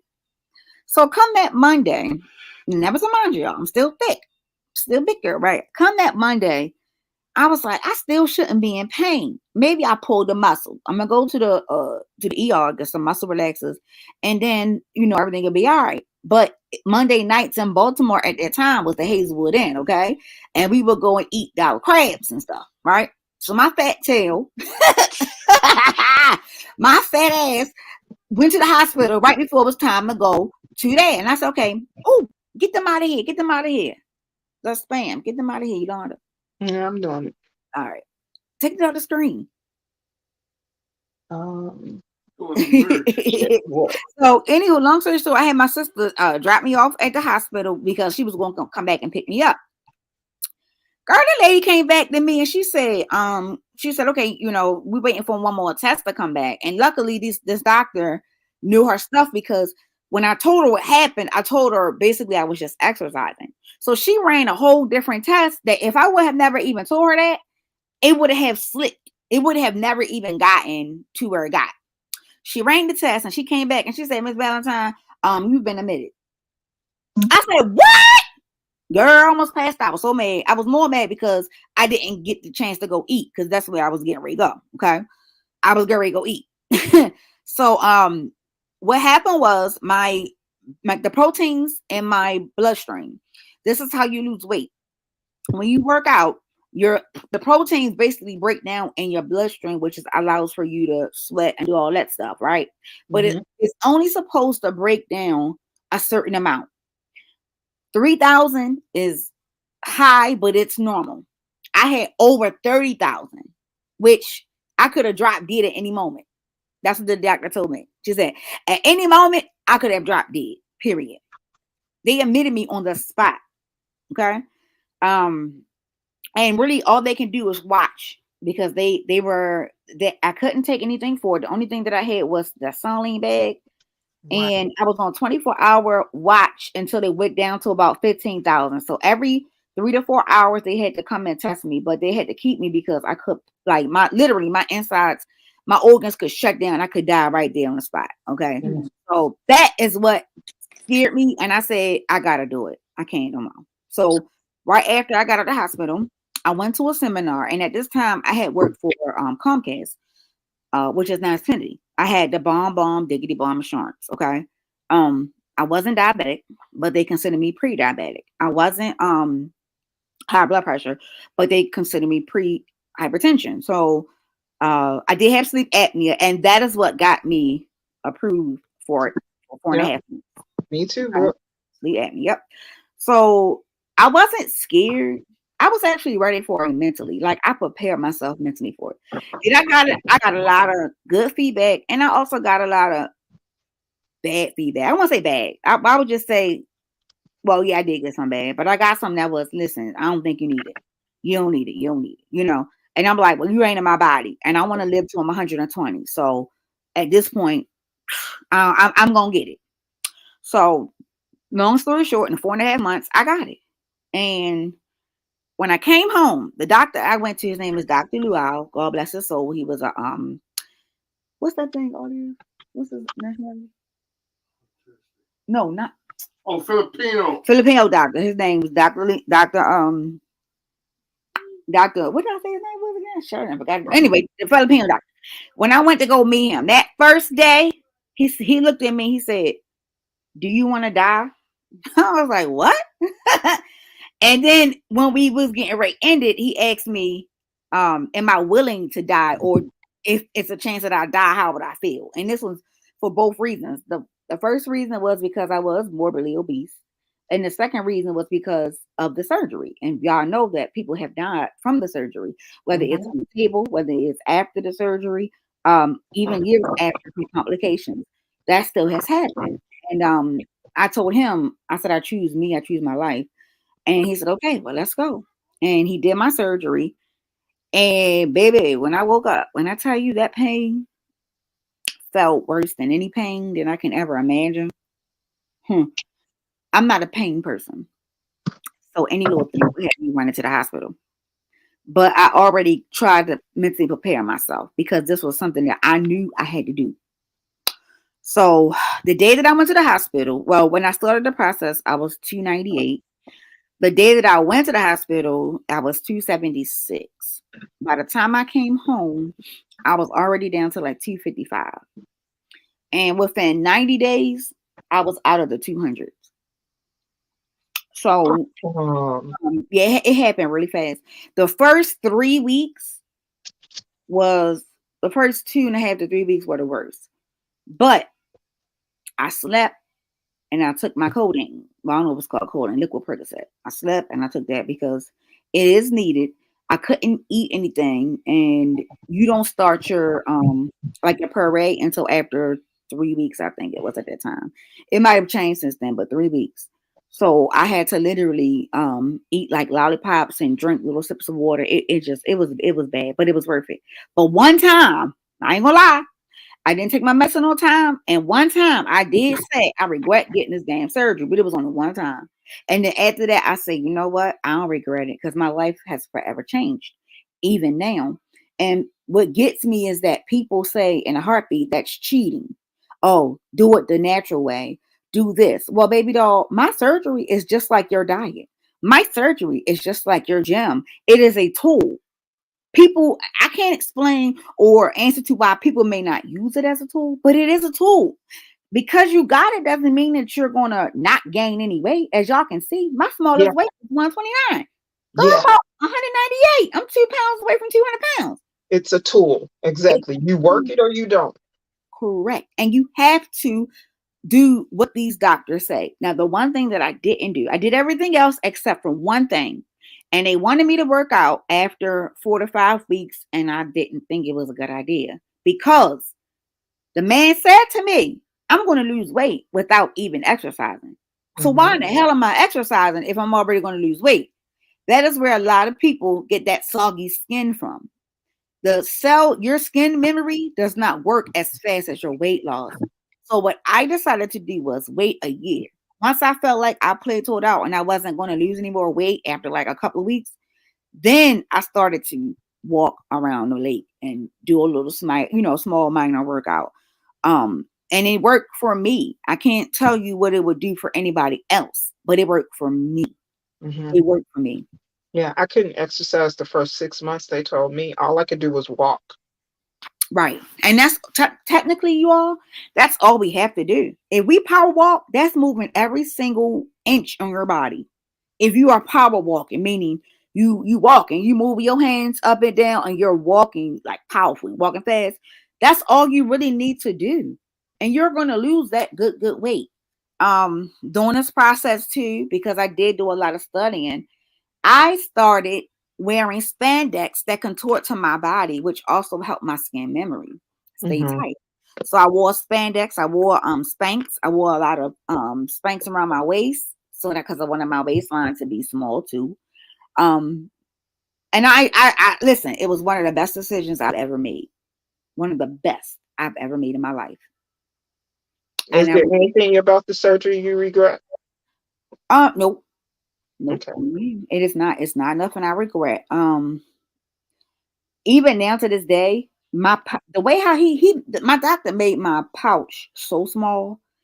Still to this day, I'm 12 years in, and I still cannot eat a whole plate of food. Like I still eat small children's food. Like Mhm. give me a child's plate, and I probably won't even finish that. I Yeah, already I actually had to go in and have mine opened up a little bit. oh see. Mhm. Now, what I did was I tried to take matters in my own head. You know how us black folks do. I was like, Mhm. let me just drink some soda because the acid from the soda the foam from it is supposed to make it expand anyway. That only wound up getting me sick, and I had wound up getting dumping syndrome. Not Me from that though, too. but dumping syndrome ain't no joke. Let me tell y'all something. Girl, listen, You going with daddy? girl, dumping syndrome is for the it's the devil. Okay, Oh, yes, it is. it Oh is my the gosh. devil. I thought I was gonna go to heaven. Go to heaven. When Baby. your I body, still have it. That's I why I still get say it too. I Yeah. love sweet stuff. I can only eat something sweet after I've had protein. If not for that, that is like the next 4 hours of misery. And look, I've heard people say that their syndrome has lasted 4 hours. I wouldn't be able to take it if it lasts for 4 hours. Mine usually lasts for about 20 to 30 minutes at the Oh, most. you good. And I'm No, good. ma'am. I see talking about breaking out in sweats, Yes. head, sweat, chest, back, everything is just Everything. dripping in sweat. Literally, me I'm too. foaming at the mouth. I feel like Headache. I'm going to heave. I get Yep. so shaky. I look like Yep. somebody who's got Parkinson's and I Yep. can't control my body. I'm just shaking all over. And then I am so exhausted. It feels like I'm just going to drop wherever I am. And if I can find somewhere to sleep, I will sleep for at least 2 hours straight. And then Yep. I wake up and I'm exhausted for the rest of that day. It is nothing cute. It ain't. And I do not recommend it. And the first time that it happened to me, it's not no, it's like as if you're getting it. It's okay. It feels like a diabetic coma. You know Hmm. how people see how you see them act when they get into a diabetic coma, don't have enough insulin in their body. That's what it mimics. Hey, Right. Jill, welcome. That is correct. Right. So you take orange juice or a blast of sugar. No, it's the opposite. You're not supposed to. The reason why I have it is because we ate too much sugar. And then if we are eating starch with it, the starch breaks down to sugar. So My we're only advice for somebody that's going to take this, decide to have this surgery is follow whatever instructions you're given. You know, yeah, just follow whatever the doctor tells you, follow those Yeah. instructions because I tried to veer off and do what I want and I was in the hospital for 2 months. Just Hmm. didn't know what I was doing. So if you're thinking about having this surgery, it is a tool like Brooke, has said, Hmm. but you whatever instruction you're given, don't veer off any, don't make no alterations. Just Hmm. do them. You know what I'm saying? Just do yeah, them. Yeah, that's why they have the psyche valves and all that stuff because people think that once they get it done, then they can do what they want to do. That's right. my friend who came from the hospital drinking Coke, and now, she's got ulcers and all that stuff, Mm. and she's sick all the time, and she refused to take the iron pills, and she's had, other surgeries, nothing to do with the gastro, but now she's constantly being checked for bone density and everything. Everything in the world And she's is wrong probably with her. and It's okay. So the one crazy. thing that they did tell us that for the rest of our life, we Hmm. will always have to take vitamins. That is Yeah. number one because of the way that the surgery is constructed. It basically cuts our supplies off when we're getting it from food and the Hmm. intake of the food. That's number one. Exactly. Yes. Like people And say it's number easy, two, it's not. It really, really yeah, is not. Like that whole dumping stuff that you were talking about, that ain't no that joke. stuff is real. Like, Yes. no. Mm-mm. Yeah, and I can't sometimes the because actually I had an episode not too long ago, and I had to think because I hadn't had one in so long. When it Hmm. came up, I'm like, "What the hell is wrong with me?" And then I figured it out, and it was because I had ate like a sandwich. It was like a half of a sandwich, and then I Hmm. turned around and ate a half of a donut right behind it, and drunk Mm-mm. a sip Oh of yeah, you was soda. tripping. No, I was ma'am. tripping. I was tripping, No. and it happened while I was at work. That's the crazy Ooh, thing about it. ooh, And ooh, thank ooh. God where I work at, it's like my own little area, my own little desk area. Anyway, so it's only my office. It's like a small cubicle office. It's not the desk, but it's an office. Whereas the top is still open, but you still have to come into a door and it's locked. So I was able to just put my on lunch thing on and go ahead and lay my head down. But it was crazy. I didn't realize that it happened until I started feeling weird. And Hmm. immediately I thought back and I said, "Oh my God, I wasn't thinking." Hmm. And as easy as that fast for it to happen. And after about a half an hour, I started feeling a lot better. But I almost fainted. It was just a mess. Hmm. And unless you went through it, there's no way that you can possibly, know how it feels, it is not a good feeling at all. It At Mm-mm, is all. like, mm-mm. Never luckily, experienced anything like that in my life before it happened. Never. right. Mm, Oh my. Oh, it's just I don't even know how to describe how that feels. It was just horrible. It happened to me a couple times while I was actually driving. One time I had mm, to pull over to the side of the road and I was trying to figure out what could I do to make it better. So I started trying to gulp water and then, just so happens I had some children with me and they had, peanut butter crackers. So I started mm, trying to eat the peanut butter crackers because I know there was some type of protein in the peanut butter, and mhm, it took me about 20 minutes to gather myself so that I could start driving again and mhm. make it home safely. Oh man, And you Exactly. that know is what? not And It's when nice. the weird that doctors you tell say you that. stay hydrated, they mean just that. Yes, I'll never Mhm. forget. yes, 2 months after my absolutely. surgery, I was walking around Walmart. I just knew I was grown. Honey, I found myself in the shoe department because that's the only place in the store that They got I to could stand. think that had some place I could sit down. Mhm, Mhm. I sat down and I couldn't move. And I just felt like I was falling even though I was sitting down.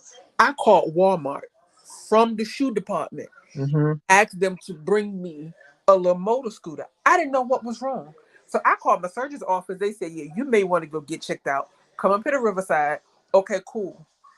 I had to spend hours in the hospital because they told me that I was dehydrated. Mhm. And if anybody knows about being hydrated via Mhm. IV, that is the most uncomfortable feeling in the world. Mhm. So when they say stay hydrated, that's exactly what them doctors mean. Stay. Mhm. Yep, that's why I'm drinking now as we're here because now I can tell when I'm dehydrated and I drink all the time. But see, I'm a tea drinker, so it acts as a natural diuretic. I can tell now my mouth feels like I've been eating something with pepper in it and mhm, my lips get dry. I'm like, uh-oh, I'm dehydrated. So I've got a 32-ounce container right here of water that I've been drinking since we've been on. That's why I had to get up and go potty because that's one of the things with us. We can drink, drink, drink, but we mhm. pass a lot of fluid.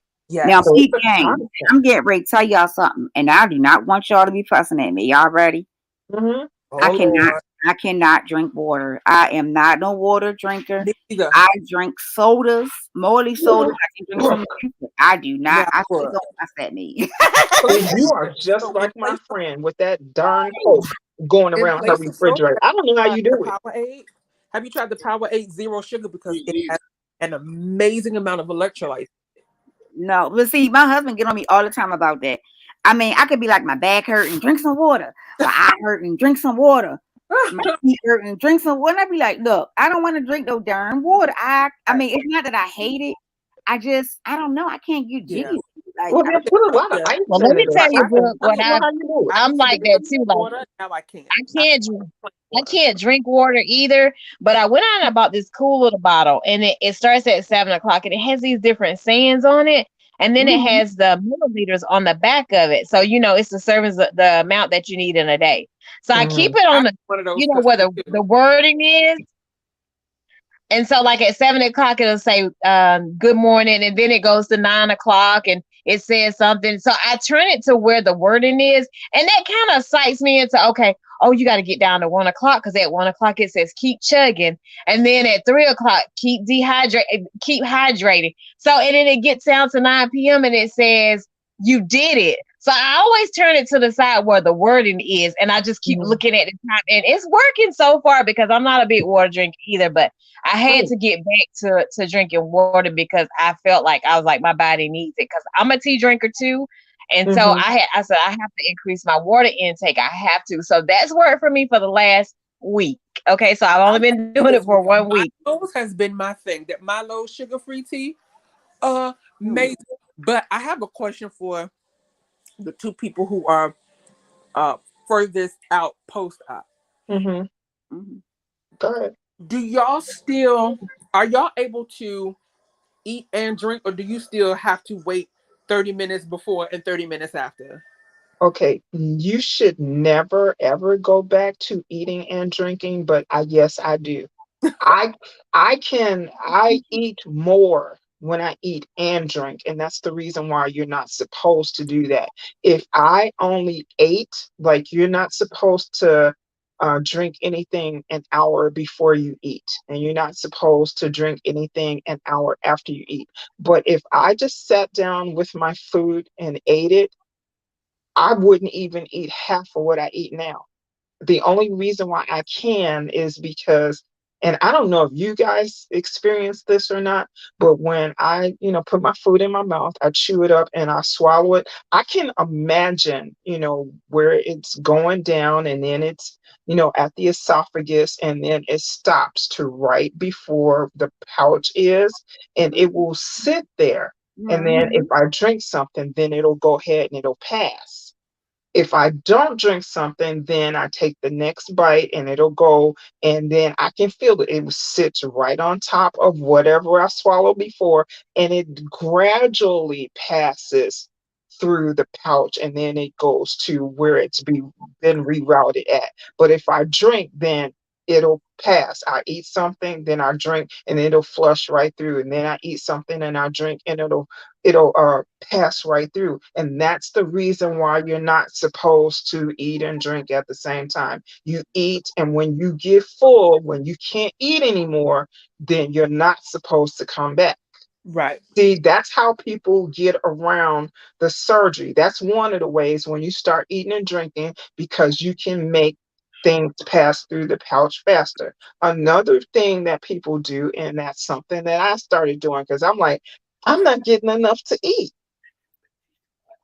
Dense food, dense meat, pork chops, steak, any really chicken breast that's really dense meat. So you have to chew and chew and chew and chew and chew and then swallow. And you have to take smaller bites. So it got to the point at this time, I was still working when I had the surgery. So I'm busy. I'm constantly moving. I got to do this. I got to do that. I'm doing 200 things at the same time. It's like, oh, I didn't eat breakfast. Okay. It's almost after lunchtime now. I got to eat something. So I found what I can eat and get down in me faster so that, I wouldn't be hungry, because that feels just as bad as eating too much. So I found out that crunchy things go down faster. So that's what I would do. I would put peanut butter on crackers. Then it's like, oh, I haven't had any chips in a while. Try eating those chips. Oh, they slide down that pouch like you have put butter on them. That's Mhm. another way that people can get around the surgery. And that's why you see people that gain so much weight back, is because Yeah. they have learned how to get around it and make that food slide down faster, crunchy stuff. So Stuff Wow. that's cold. Yeah, and that is something we shouldn't do. So back to your question, for me, yes, I eat and drink, and you're never supposed to do that. When I want to lose weight again, I stop drinking while I eat. And I know that that weight's going to come off. And for me, it comes off fast. My Wow. friends all get mad at me because we can all go on a diet at the same time, and I lose mine, and they're looking at me, and oh, they're mad, and we're going to the gym or whatever, and they're just like, oh, we can't stand you, Yeah. because I can make it come off faster, because I am normal in one way, and in another way I'm not normal, because all I got to do is stop drinking when I eat, and the weight's gonna come off. I don't have to go to the gym. If I do that, it just makes it come off twice as fast. Wow. Okay. Okay, Brooke, I think you've been out the next one longest. yeah, so for me, I drink throughout the Hey, entire. Miss Ostar, thanks for joining us. Okay. And hello to anybody. I can't, y'all know I don't watch the chat. Okay, So Cloud9, you eat and drink too? Yeah, we're not supposed to do that. Okay, Brooke, I'm sorry. Go ahead, babe. no, that's okay. So for me, I drink throughout the entire day. Um, and so when it's time for me to eat, I really don't recognize. Like I may eat my food first, and then take some sips of it. After I finish eating, which I know you're not supposed to do. And that could probably be one of the reasons as to why now I still can't even eat a whole meal, because I do it that way. I'm not for Mhm. sure, but what I do is what I've been doing, because I can't do protein shakes. I've never had a protein shake. I don't do them. Um, and I just don't like them. It's nasty. So what I did was, when I first came out of surgery, when I first was able to start eating, I started eating sunflower seeds. I didn't want my pressure to become, I didn't want salt to become a factor.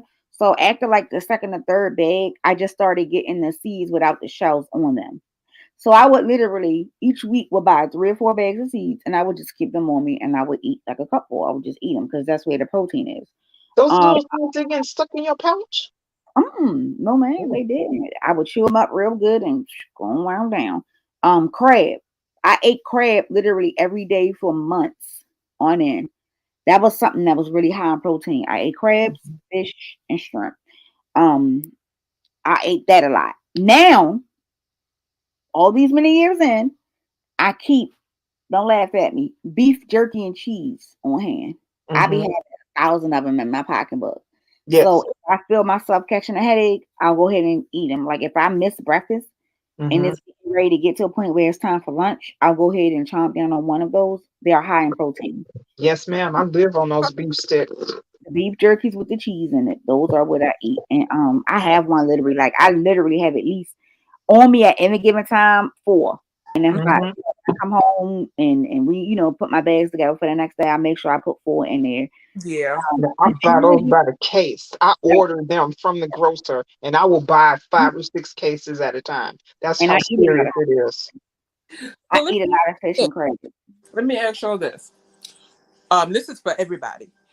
What so when you were fresh out of surgery and you were able to start to introduce solid foods back into your life, what was that key indicator that you knew you were full? I've read some people, their nose started running. Me, I knew I was full because I would just start burping out of nowhere. Mm-hmm. So Well, what for me, I can feel it. I can feel Mm-hmm. it. Like I can feel when the food coming down. I mm, can feel when it's stuck in my pouch. If I overeat, it's the worst feeling in the world. I used to throw up for like the first 2 to 3 years. I used to throw up damn near after every almost after every meal. I would throw up. Mm-hmm. And it was the worst, like it was the worst feeling to the point I started getting used to throwing up. But then I stopped throwing up because I stopped overeating and didn't know that I was overeating. Like I said, my doctor made my pouch extra small. I believe it. Because like I said, 12 years in, there's no way I still should be able to eat a regular sized meal. I still cannot eat a whole meal. If I eat, No. I'll give you an example. Let's say I go to McDonald's, right? Even though we not supposed to, but let me just give you that scenario. Go to McDonald's, right? And I'll get me a cheese fish on a bun, a medium fry, and a medium drink. Well, I'll eat 4 or 5 fries and then a half of that cheese fish and then take 2 sips of the soda. That's it. I'm done. I'm full, like full. Like itis screen kicking. And you be like, what the hell? You ain't even eat nothing.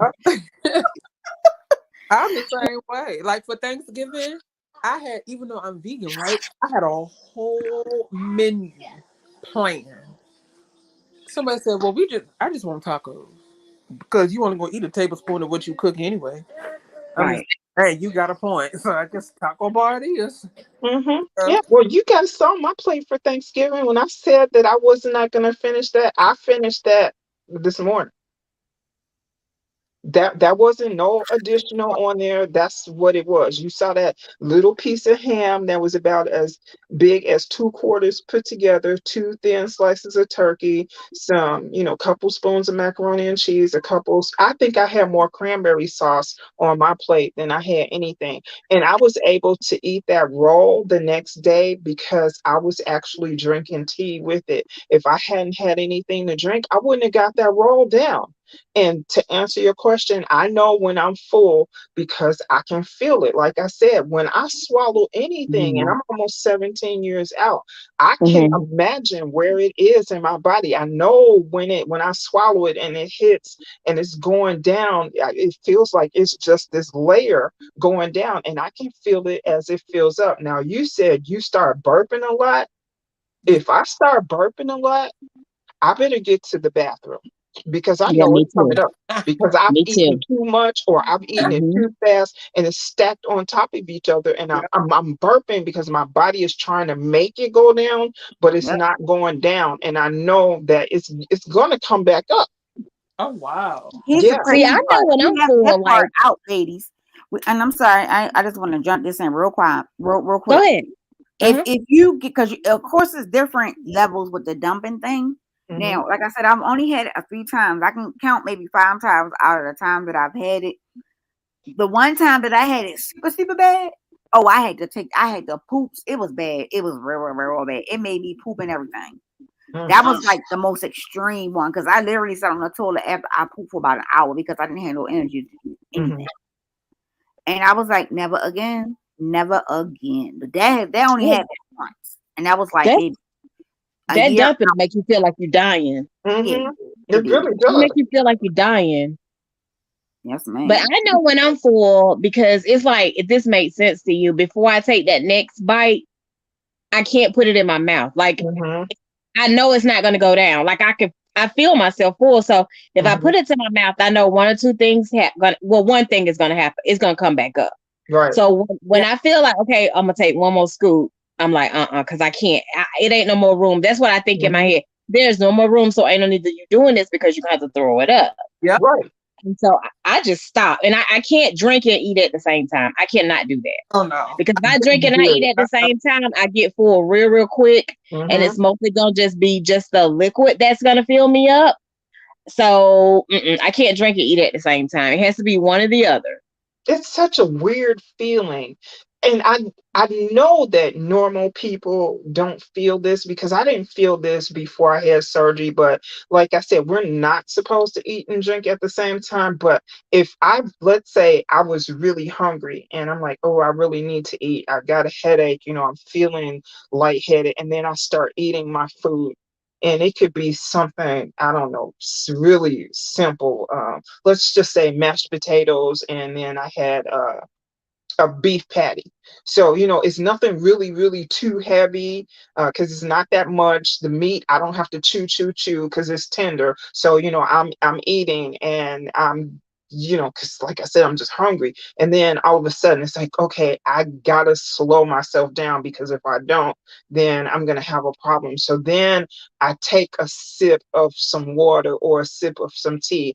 I can imagine in my body what this is doing. Now, that food is still heavier than that tea. So, what's happening is I can imagine that pipe it's round. If I put my thumb and my index finger together, so there's that round pipe. So I can imagine and I can feel it. It's like on the right hand side of that pipe, I can feel that liquid sliding down, and it's going past that food, and it's sliding down until it gets to the pouch, and then it's like it'll stop right there, and then all of a sudden I can just feel that liquid go down, and then some of that food, it'll go from the top and it'll move down a little bit, and then I can eat some more. I can feel this stuff happening in my body, and it's weird. It's absolutely weird because I know normal people don't feel like. And it took me a while to figure that out, and then it's like, okay, I got to slow down now because now I know that I'm getting full. And then like you said, you'll pick up that spoon or that fork, and you like, oh, it tastes so good. I just want another bite. And then something will click in your head. Don't do it. Because if you do, everything that you ate, you're going to lose it. now And how about this, right? it is the craziest thing. And sometimes, my, and we'll go back to the mental part of this because I do believe that we not necessarily have a mental problem, but we have an emotional problem when it comes to food because it tastes so good. And Absolutely. sometimes you can remember when you had this and where you were and what was going on. So Yeah. you just want that last little bite to savor that. So you go ahead and you put it in your mouth, and then you're like, okay, yeah, I knew I shouldn't have did that. Where's the bathroom? And then you go, and all you got to do is stand there. You don't even have to drink anything. You don't have to put your finger down your throat. You don't have to do any of that. You just stand there, and you're like a baby projectile vomiting, and it's Mhm. all in the toilet. And you look at it, and you're like, damn, that was so Is there good, any and now it's particular gone. food? Is there any particular food that you guys that you just can't eat that makes you throw up or vomit anytime you eat? Is there one specific food that would Right, make you sick? right. Well, me, I was before I got the surgery. I wasn't lactate. I used to being able to drink milk. What is it called? Lactate tolerant. Now, Mhm. Right. lactose tolerant. Now, I'm lactose. Wait a minute. Intolerant. Right. I can't drink That's regular all. milk. I can't drink regular milk, 2% milk or 1% milk. I have to drink almond milk. Because if not, then I will throw it up. It's like, what the heck? It's really weird. But beforehand, I was Yeah. able to For drink regular me, milk.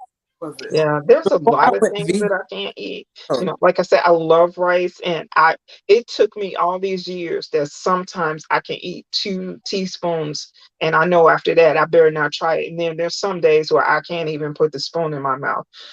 Broccoli, I like broccoli, but it depends on the day or how it's cooked. I'm never going to be able to eat raw broccoli. I have a hard time with raw vegetables as it is. So I Mm-hmm. mean, that's not going to happen. There are things that I want to eat and I can't eat because if I do, it's like I can't eat a lot of it, Mm-hmm. or I have a hard time with very, very dense food. I'm really surprised that I can eat steak the way I eat it, but again, Ooh. I can So that eat you bring something that one up day and not be able to eat it the the next day, next which day. is yeah. really odd. And It that is leads me to my next Yeah. question. That because leads when me I to first my question. started the whole How do y'all thing, deal with leftovers? Some oh, days I can, sometimes I can't. I can't. What you say, RNY? You said you How can't do eat y'all deal with leftovers? leftovers? Yeah, I can. Who eats I can't. leftovers? I do. Shut up, Malik. I do. I can't get Leftovers are my good. I always have leftovers. But for me, with the steak thing, y'all, before I could get it down, because that was one thing that I couldn't never get down, Hmm. I would chew it. I would get all the taste, chew, chew, chew, chew, and then I would Hmm. spit it out. I would have a napkin. And of course, if I'm home in my own plate, that's different. But if I'm out somewhere, I ain't gonna, Hmm. have it out like that. But before I egg. was able to chew it and swallow it, I would chew it, get Right. all the juices out, and then spit the rest of it out in my hand, like not my hand, but in a napkin. Yeah. And that's how I would eat it. But now I chop it up like a little Hmm. child in Hmm. small little itty bitty pieces, Right. and then I eat them that way. Right. And it goes down. It's really crazy because it does go down. And like I said, I can feel everything. Like if I drink something cold, I can feel it. And it's Hmm. weird because I'm Oh like, my god, dang. I hate that Oh, so. wait a minute. I forgot to add this in there. What? Listen here, y'all. Y'all can't tell me y'all have not gotten this. And I don't get them that often. Extreme gas pain. Bro, Girl. Oh yeah. Yeah. let me tell you something. And the last time I had it, I was on a road trip. I had to go sing and connect. I'm on a van with my choir people, and I'm sitting there and I'm squirming. And my homegirl told me something. Sis, what's wrong with you? I said, girl, leave me alone. She said, what? I said, don't say nothing to me. Don't touch me. I don't even want you to say hi. Next thing I know, she tapped my shoulder and she slid me this thing. And I said, how you know I needed this? Honey, she had the surgery too, and I didn't know it. She Hmm. had the Gas X Maximum, the little purple pill. Yes, ma'am. I keep Baby, those. Oh, Lord. that Well, it let me tell suffered you a bad something. after surgery. Don't have It you sits in talking there. about gas, and Mm. then you suffer with something like IBS constipation. Oh, geez. Hmm. Mm. Honey, I be about to call 911 every now and then. I'm like, when I have a flare up, I'm like, I got to get out of here. Somebody got to come get me. Somebody got to come get me. I Baby. remember Hmm. that all Yeah, I keep Baby. them.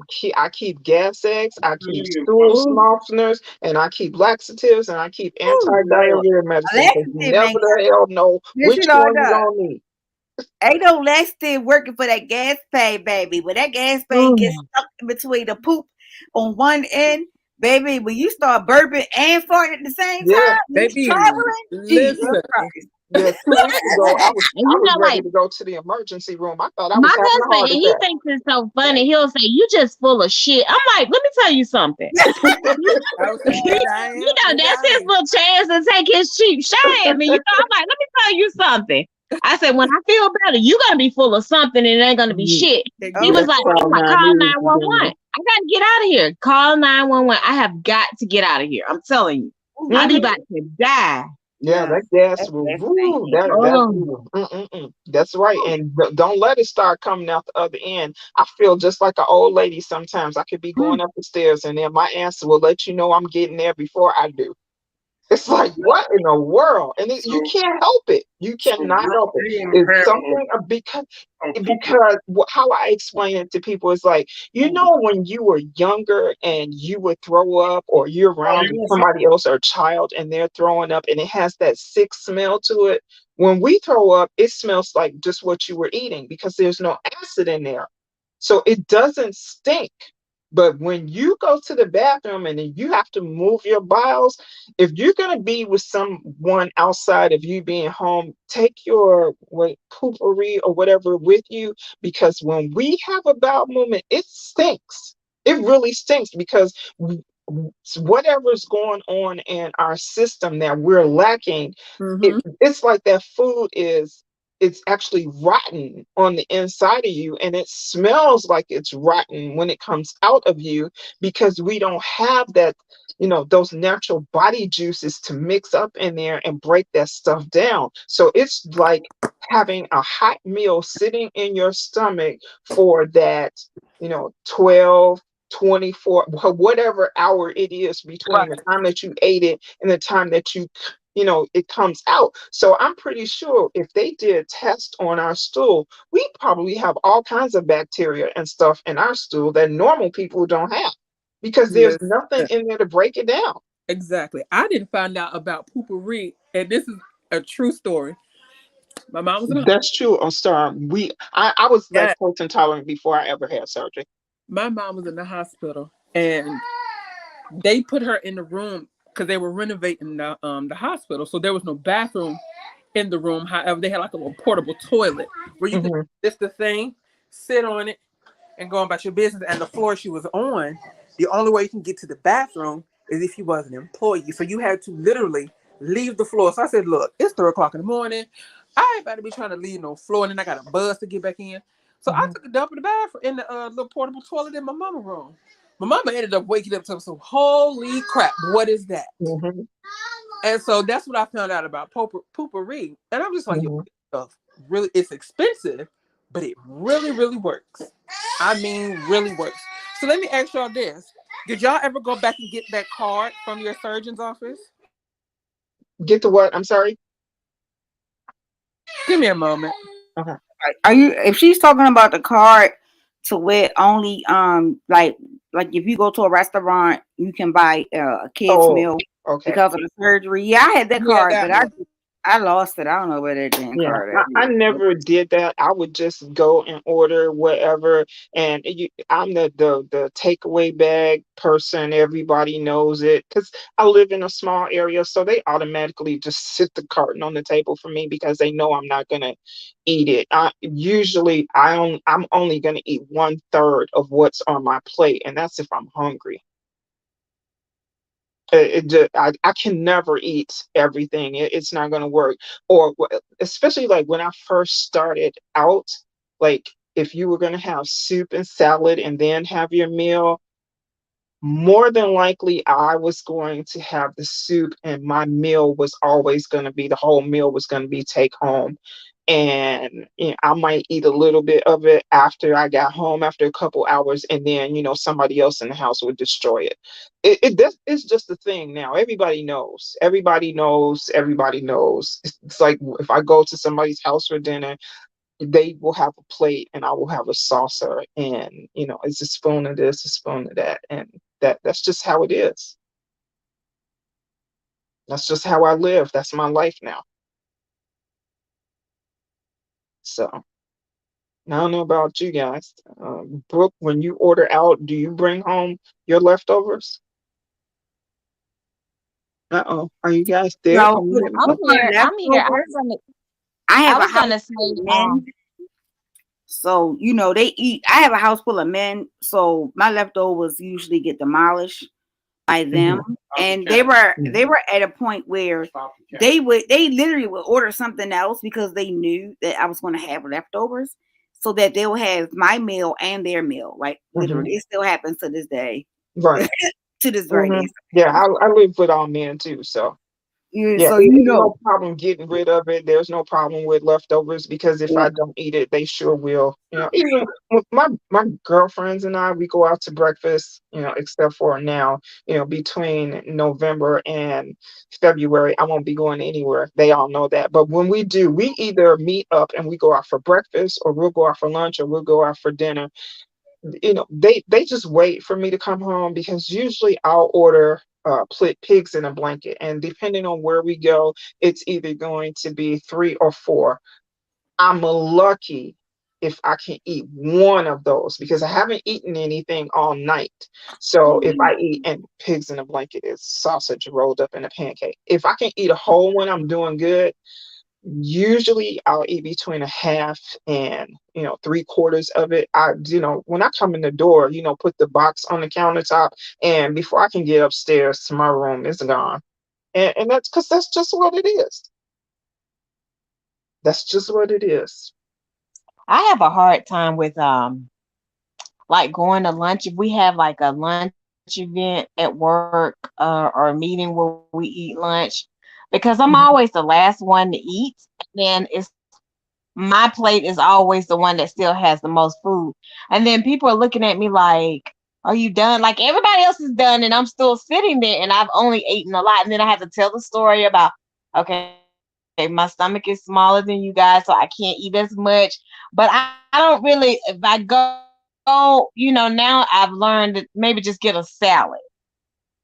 So I Mhm. don't have a lot of to-goes because a lot of my meetings have to do with work-related stuff.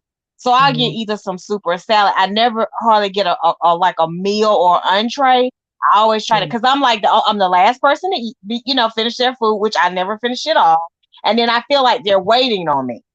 Mhm. And so I usually just now I learned to get maybe just a soup and salad, or I just get the soup, not the salad, because and I don't bring home leftover because, like I said, I mean, I know I'm not gonna eat it, and then if I bring it home, then my family they're gonna fight over it, and I'm like, no, just no.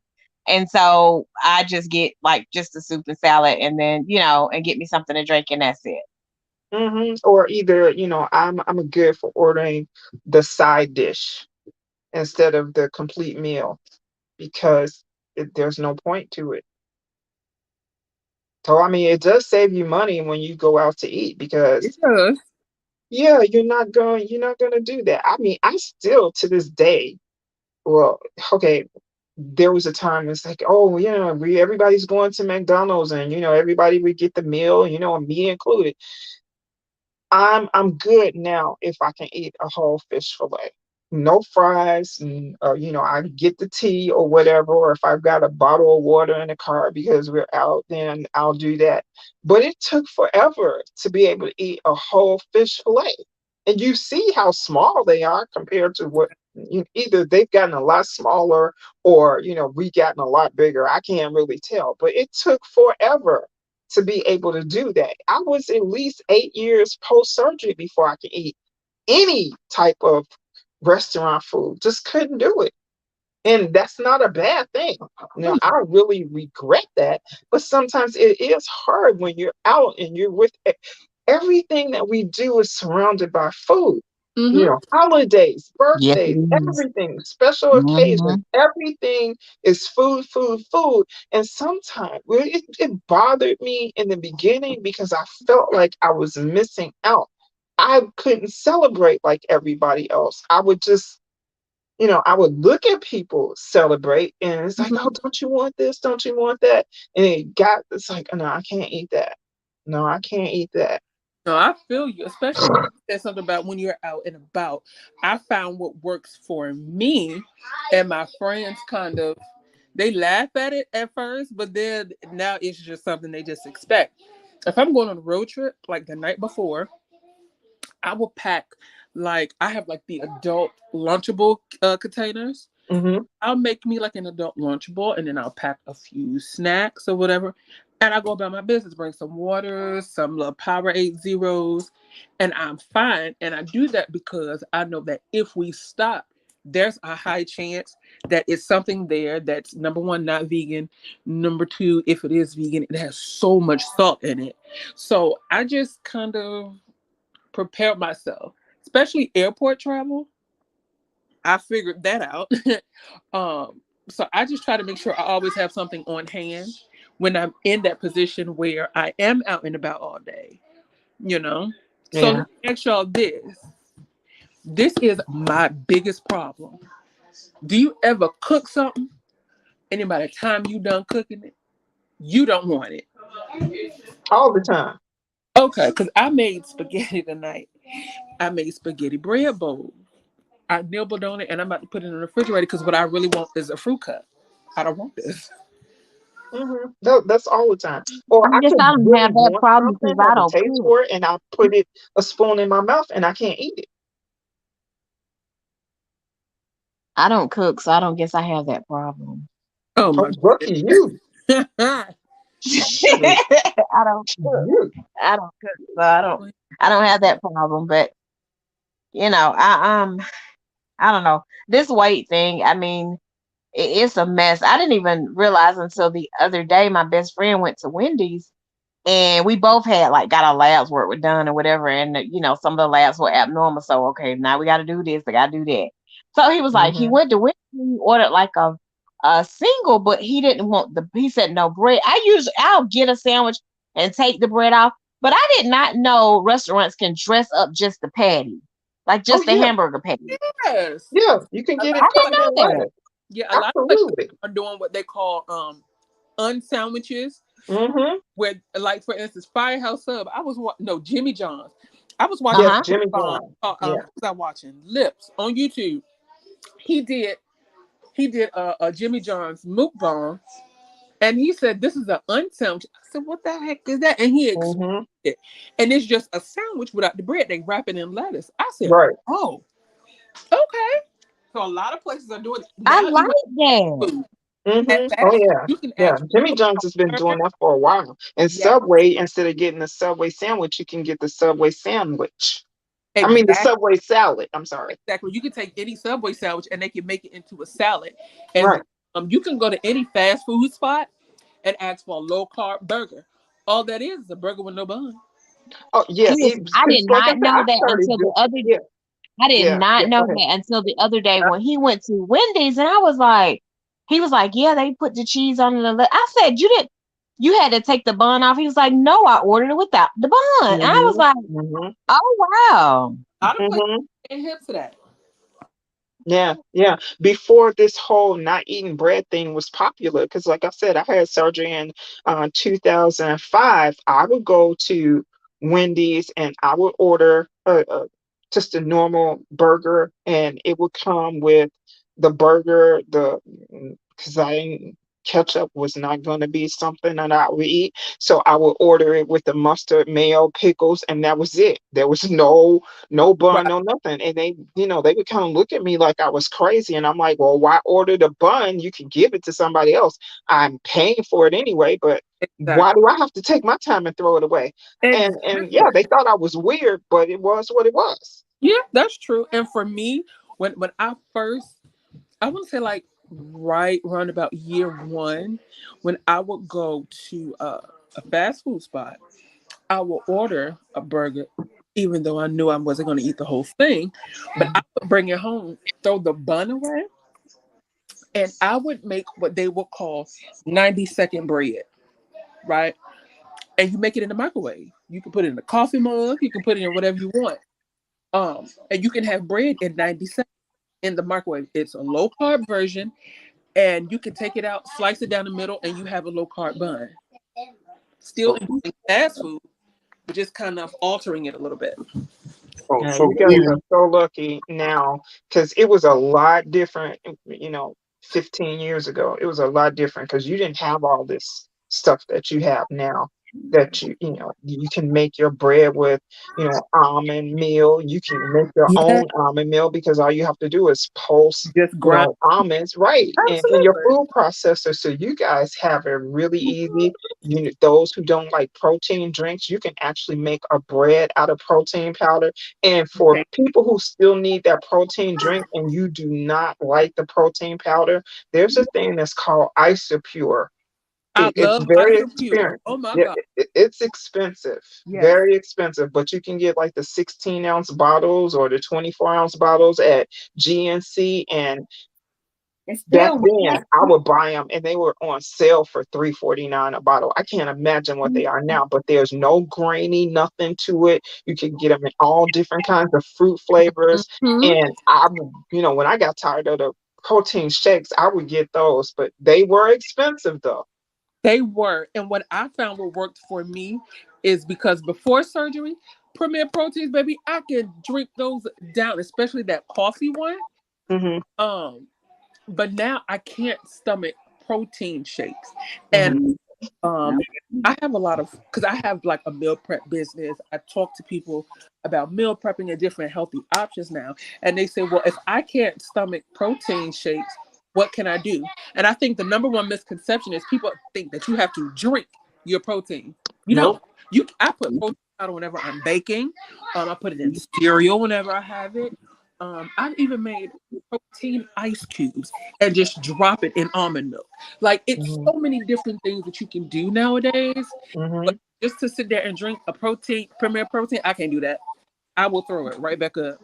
Yeah, yeah. So, I started getting no sugar added Nestle's Quick, and I would put the lactose milk in there and put protein powder in there, and that would be my hot chocolate. Or I would put a scoop of protein powder and yogurt, and I would eat it like that. You become clever out of how to get that done. My saving grace is because when I had surgery, they sent me home on pureed stuff. So I basically ate what I ate at the hospital, and that was pureed ground beef and Oh some wow. gravy and mashed potatoes. And that's what I did. All of my meat, I would puree it.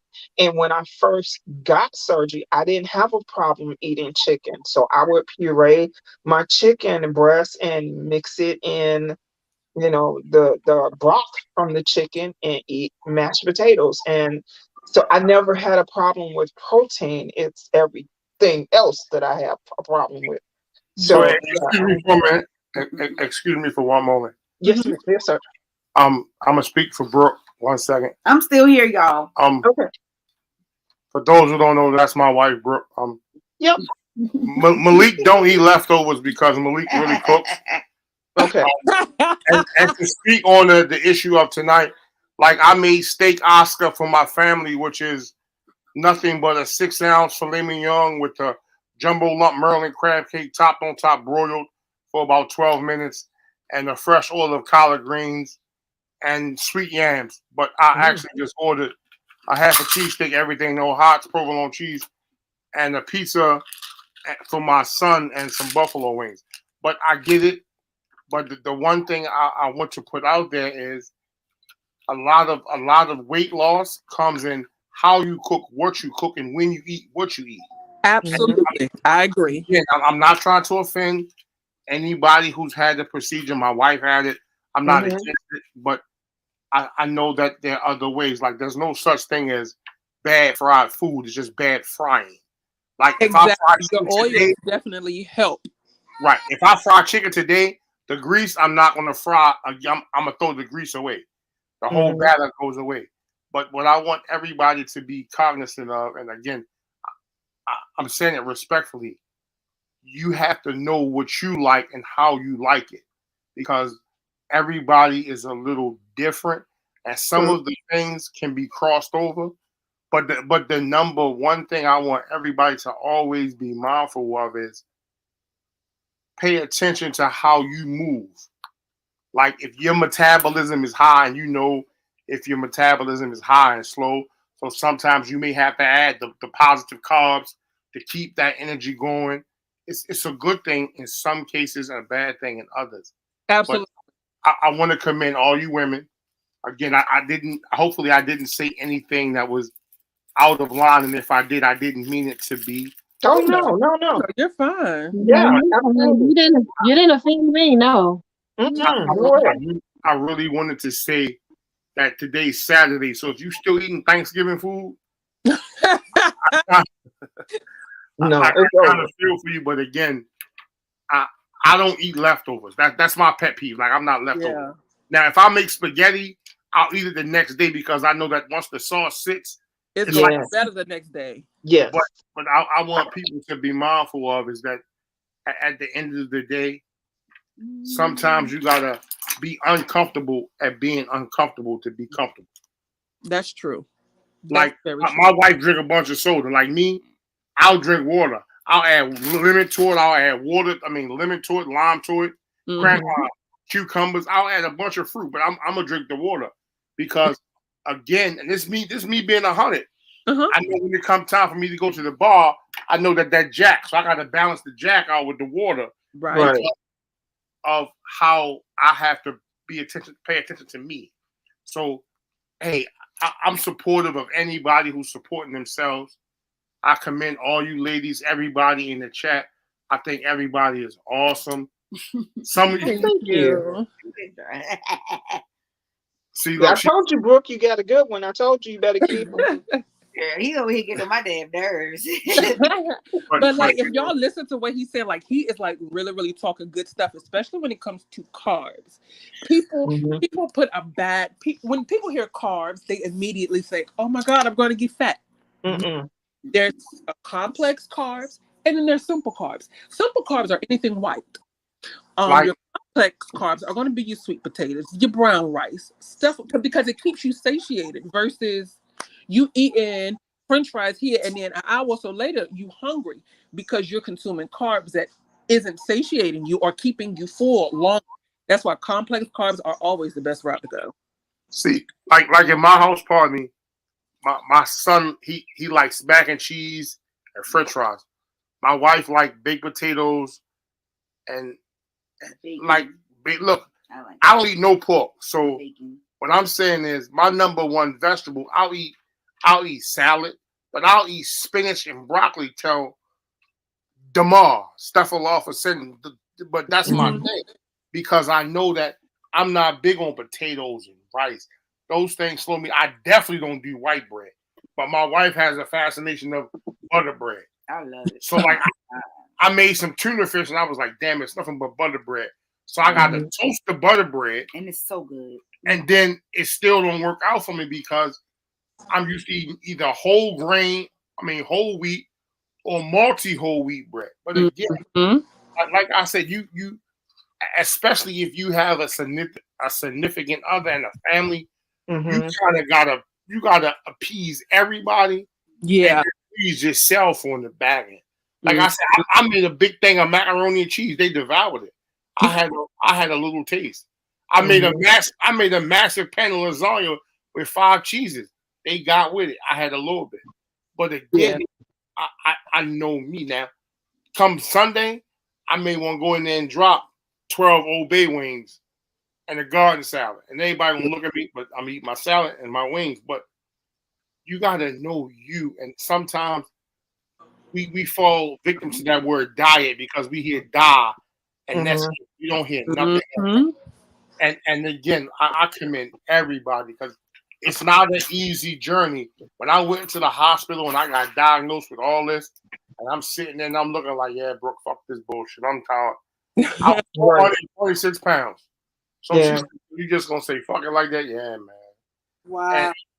the dude brought me scrambled eggs. I can't stand scrambled eggs.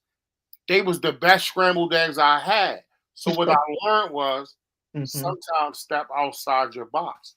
Yeah. So when I Mhm. left the hospital, I went from 426 pounds to 390 pounds. I Mhm. got all the way down to 365 pounds. So now I'm at the point of navigating my way through on how to come less. And what I realized is water and salad is key because of the two things. You flush your system and you Mhm. get the same nutrition. Now, I take vitamins, but on occasion I like steak because for those who need it, creatine help build muscles. The Yeah. best Mhm. form of creatine come from red meat. So Mhm. Right. now I may swap out the steak for lamb chops, which is a leaner source of red meat, but the Right. creatine is still high. Right. So I had to learn how to understand that, hey, you ain't always got to be brolic. Sometimes be sensible. So get you 3 lamb chops and not the T-bone steak because it's the same thing. Just Absolutely. get it differently and it's more healthier. Absolutely. And you brought up salads, and I think people have a very uh, weird conception of what a salad really is because Mhm. what I hate, what I absolutely positively hate is I hate people that have a salad, but your salad is floating. What? It has to be a Be healthy. right back, guys. It really, really has to be a healthy balance. Like, and I hate to see people eat salads Mm. with iceberg lettuce. Like, you're just defeating the whole purpose, iceberg lettuce serves no nutritional value. Ooh! Well, I think everybody knows that. Ho, For ho, me, ho. iceberg gives me the crunch I need Now, because Iceberg one, is good for I certain eat things like salad, nachos and tacos. but but now, I eat salads. hold on Hold one on real second. quick. Let me Hold tell on. them what I eat because it Iceberg makes a lettuce, difference. it does hold no nutritional value, and I get that. Hmm? But it But gives life flavor. Brooke will eat a whole salad with no dressing. Yes, I will. The fuck? What the hell? Is that the whole Stop. purpose of Stop. eating it with everything But else? if you That's think fine. about it, that's the most healthiest part because you're not putting Nothing in it. any additives on it. You're eating natural herbs and minerals or Mhm. whatever. But now, I'm not a big fan of iceberg lettuce.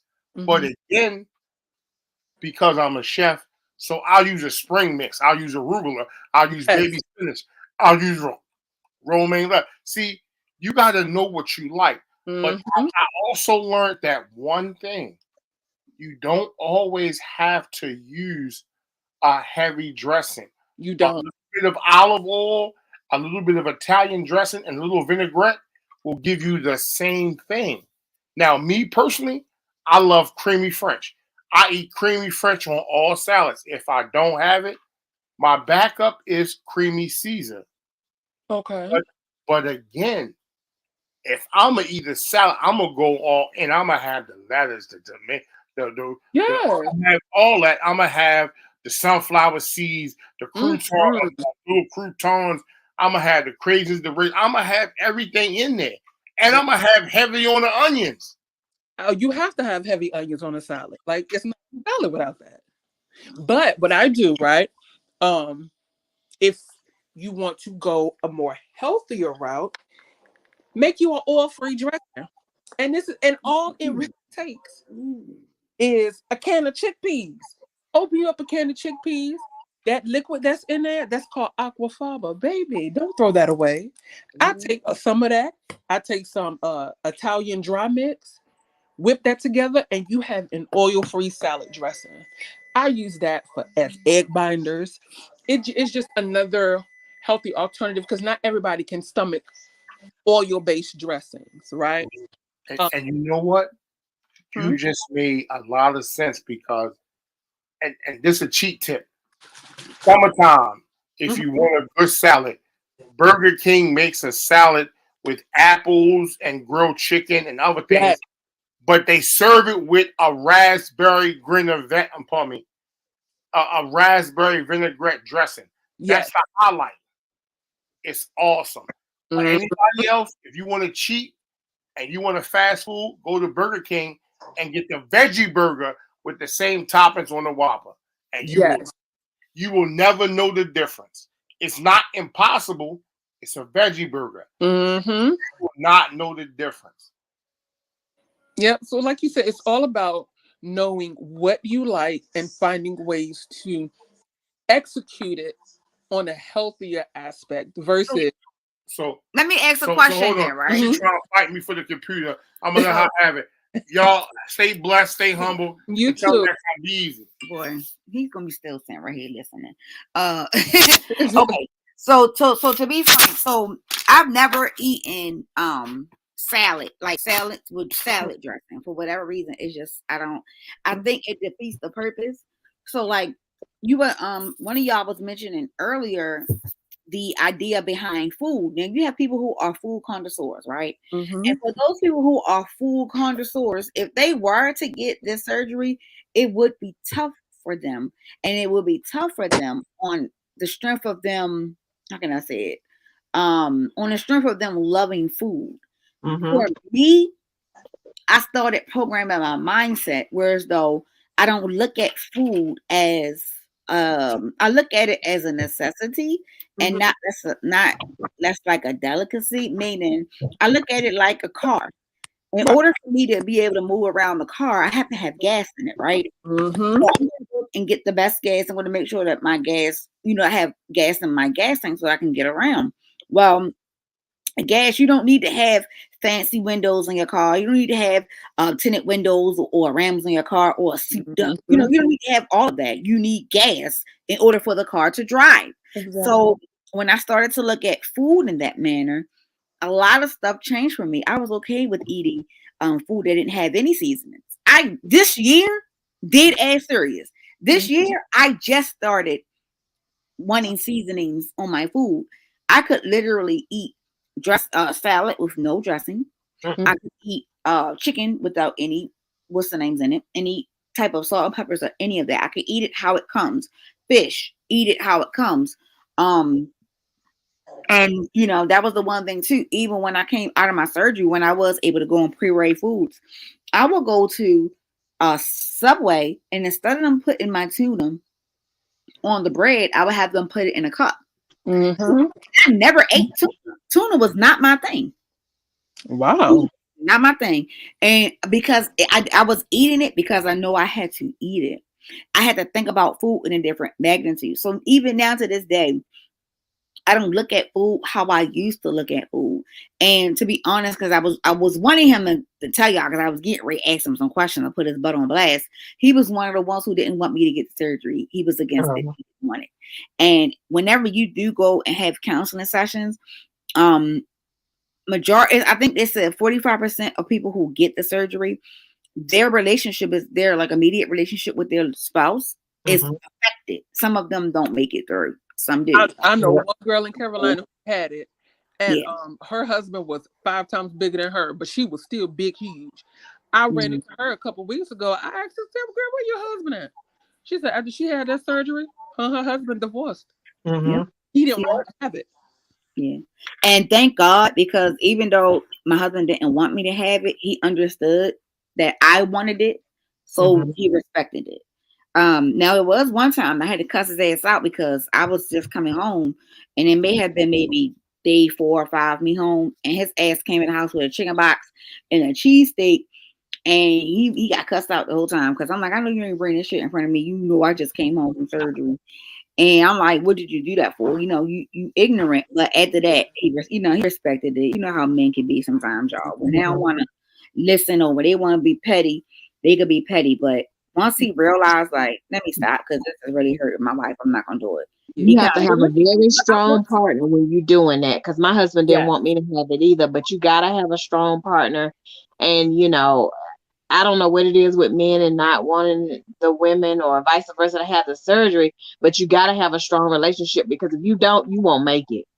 Yeah. absolutely. yeah, I Yeah. agree. I And think I it's want to easier commend if you you've on been something. together for a long time because Yes, when you're in that, when I say the honeymoon phase, I say if you've been together for, 5 years, 7 years or whatever, you still honeymooning. If you've been with someone 10 years or longer, well, they're always going to look at you as they looked mhm, at you the first time you met yep, because you have more love than just that romantic physical yeah, love. You have, that deep love that you're going to be together no matter what. But matter when what. you're still in that honeymoon phase, they're still looking at you to see how cute you look. And let's just face it, not all men like thin women. Not all right, men like women who've got, a big behind, big hips, big breasts. Some Right, men like really, really thin women. Some men like, really, really fat women. It's just something about them. Their grandmother may have been like that and he loved her, or his mom or his right, aunt. His favorite yep, person in the world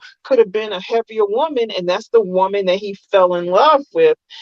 And then he's still at that stage that he's looking at her before what it was that he fell in love with in his mind. But when you with someone, mhm, none of that matters anymore right, because it gets to the point where you're not going to have sex 7 times a day like you did when y'all first got together. You know that she's going to wake up with her hair on one mhm, side of her head and she might have slobber, mhm. going down to her knees, but you still love her. So you're not yeah, looking at that physical absolutely. attraction. It's deeper than that. So Well, that when helps we when you've been with somebody for a long time. But there it are a lot does. of people who didn't survive.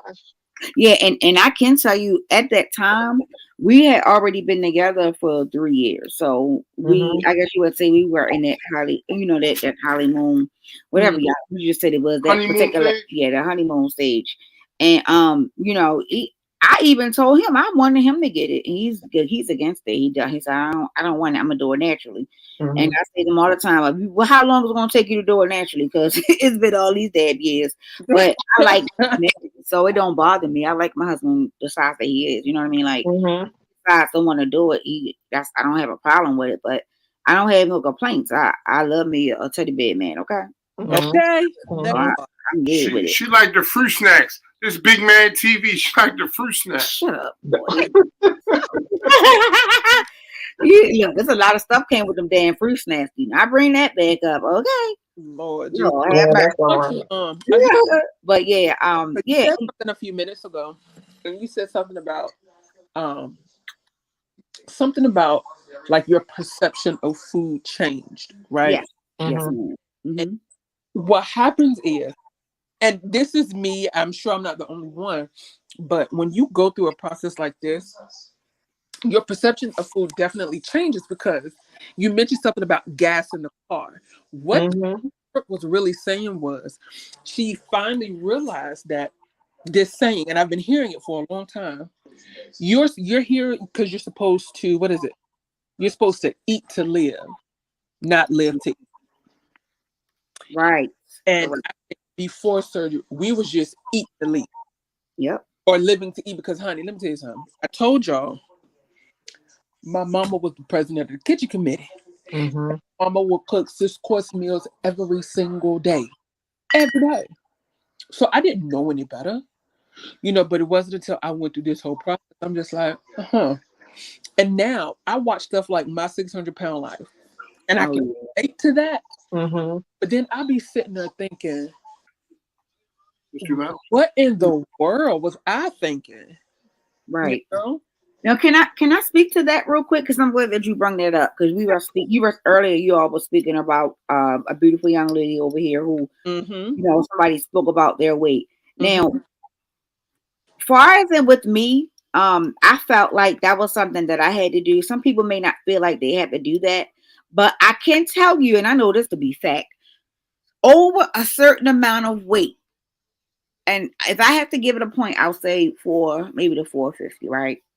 If you get above that and you're still doing everything that you're supposed to do, that's not normal, and it's not the person doing it on purpose. It Right. is something Exactly. that is not working properly within their Mhm. body Yep. that is Right. making them gain that much weight. So when my 600-pound life came on, I would look. That's nasty. Be quiet. I'm on live. Little nasty stuff. Sorry, y'all. You ain't burping. We talked about farts and broke earlier. You late. But my 600-pound life kind of opened up my eyes when it came to dealing with people who are morbidly obese, because that would tip the scale of being morbidly obese. And when I used to watch the show, it started to connect. Like, these people don't want to be that big. They don't No. want to be that big. They try to do everything that they can do not to get that big, and it happens. And a lot of people who are ignorant, because y'all know ignorant doesn't necessarily mean something negative, it just means lack of knowledge, right? Right. If you don't know that, if you have never been that big, you would ever be able to understand, number one, how Mhm. hard it is to do it by yourself. I Right. Exactly. am a walking testimony. I ended up in the hospital for a whole week trying to exercise. So See? I know. And when it comes down to like when you're that particular big, that is something that was in the body that's not working properly. Whether it's Mhm. metabolism stopped working, something has now stopped working in your body, Yep. which is making you gain that much weight. So it is some kind of disorder that happens, and it makes you that way. It, For it's a me, disorder, but it's not a mental disorder like somebody correct. did. It's more of inside. It's more of something that's missing, like the connection to your body, picking up and losing weight. It's something around that particular area. But here's the thing. I don't know if this happened with you all, but now since I've had that surgery, I control my weight. Miss Yolanda said it earlier. Right. I can go on a diet right now to this day. Get on the Mhm. scale, let y'all see it. And then change my diet and start walking 3 times a day. Within 2 weeks, I'm gonna be down at least 15 pounds. My Right.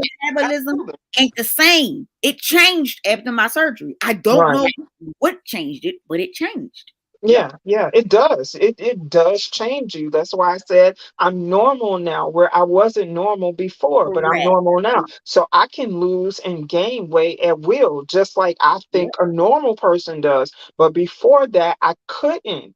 I would lose 10, 15 pounds, and that's it. I could not physically do it anymore. And I was Right. never lazy. I was always moving, but it just did not happen now. And then we were talking about, is it mental? To me, it's emotional. And I relate that, especially in our culture, everything we do is surrounded by food. We Right. celebrate with food. We have funerals with food. Yep. We have good things that happen. It involves food. Everything is food. So we are tied to every emotion that we have is tied to food. Yep. And it's really sad. I don't know, because I'm not, for all intents purposes, I am a black woman, so I know what happens in our culture. Now, yeah, I'm surrounded by people who are not like me, so they don't celebrate everything in food, but we do.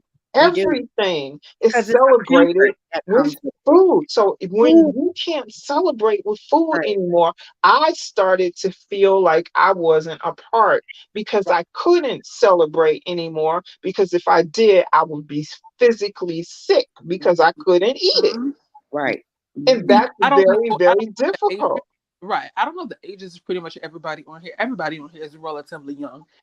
But I think I may be the youngest. I don't know. I just turned 35. Um, But I okay, came, yeah, you are. I just turned 41. okay. Oh God, I'm the baby. So I came up You in, older. in the era. I came up in the era of buffets. Okay. I mean, Okay. On the horn. Ralph, Ryan's, CC's Pizza, Mhm. Chinese buffet. I came up in that era where after a soccer game, everybody going to CC's. Right. After What part of the everybody what going to part of the country are you from? who me? Yes. I'm from. I was born and raised in Dallas, Texas, but I live in Virginia now.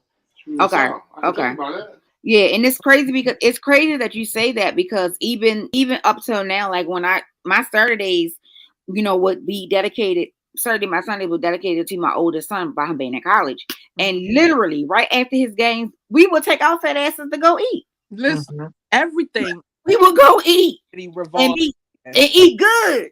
Listen, Mhm. 'cause, Everything is like circled I around. you missed As this. African Americans, everything is circled around food, going to eat. Oh Lord. I don't think Brooke was on here when I was telling Cloud nine, my me either story. now. But Brooke, I was telling them like I'm a church baby. I tell Oh everybody I'm yeah. president of the kitchen committee, and if I grew up apostolic, we had pastors coming in every day, and Mm, my mama was the one to cook. And we ain't talking about no little baby shower food. I mean, my mama was cooking Christmas, Thanksgiving, New Year's type of stuff every mm. right. And every Sunday in between services, because we had two services, the church would come to the house. And Damn. yeah, and we would just eat, eat, eat. I got older. I moved from Texas to Virginia, made friends. I was old enough to go hang out. It's 1, 2 o'clock in the morning. We sit up here at Denny's after a service. You go Yep. to somebody's church service and they make that announcement.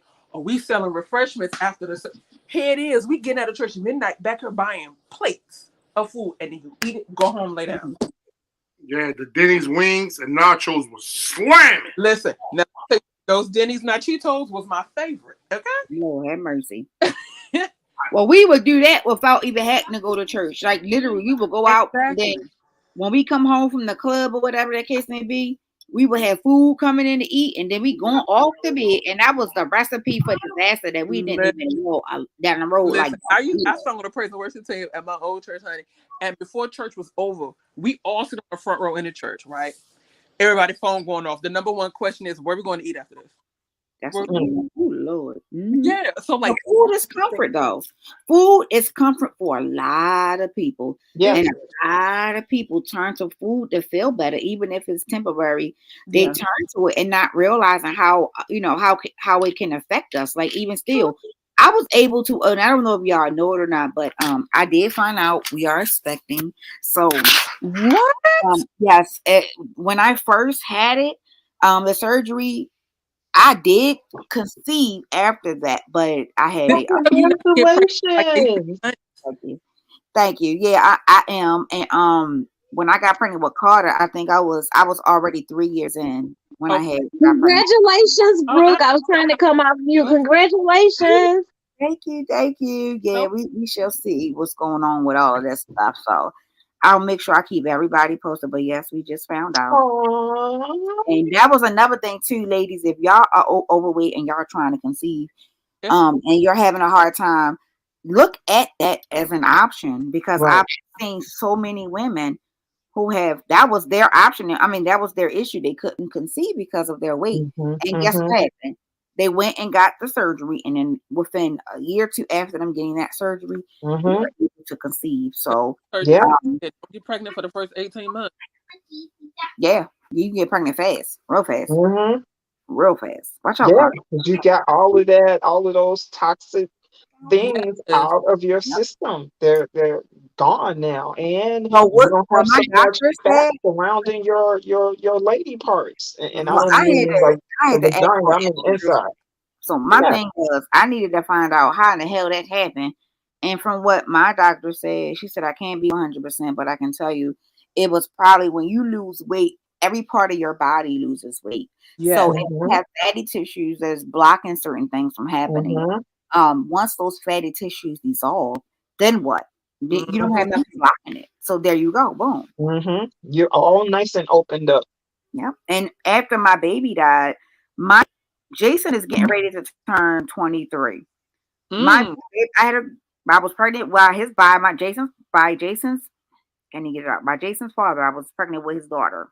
And she didn't survive. I had stillborn, I had her early at 7 months. I'm And sorry. her Mm-hmm. name was Brooke. Aw. It's okay. It's okay. My baby would have been great, turn 21 soon.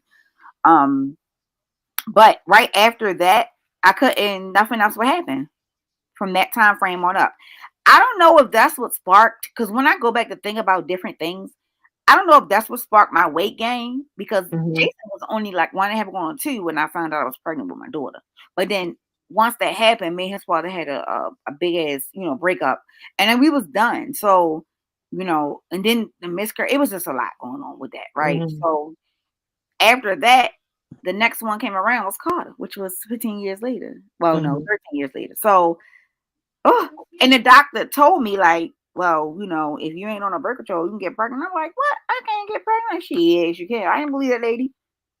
I did not believe that lady. Okay. It's in That a lady pudding. told me that. I looked at that lady like she was crazy. I said, girl, it's been 13 years. Ain't not popping about it. I need to go back and get her ass like, listen, ma'am, you did tell me this, but I ain't believed you.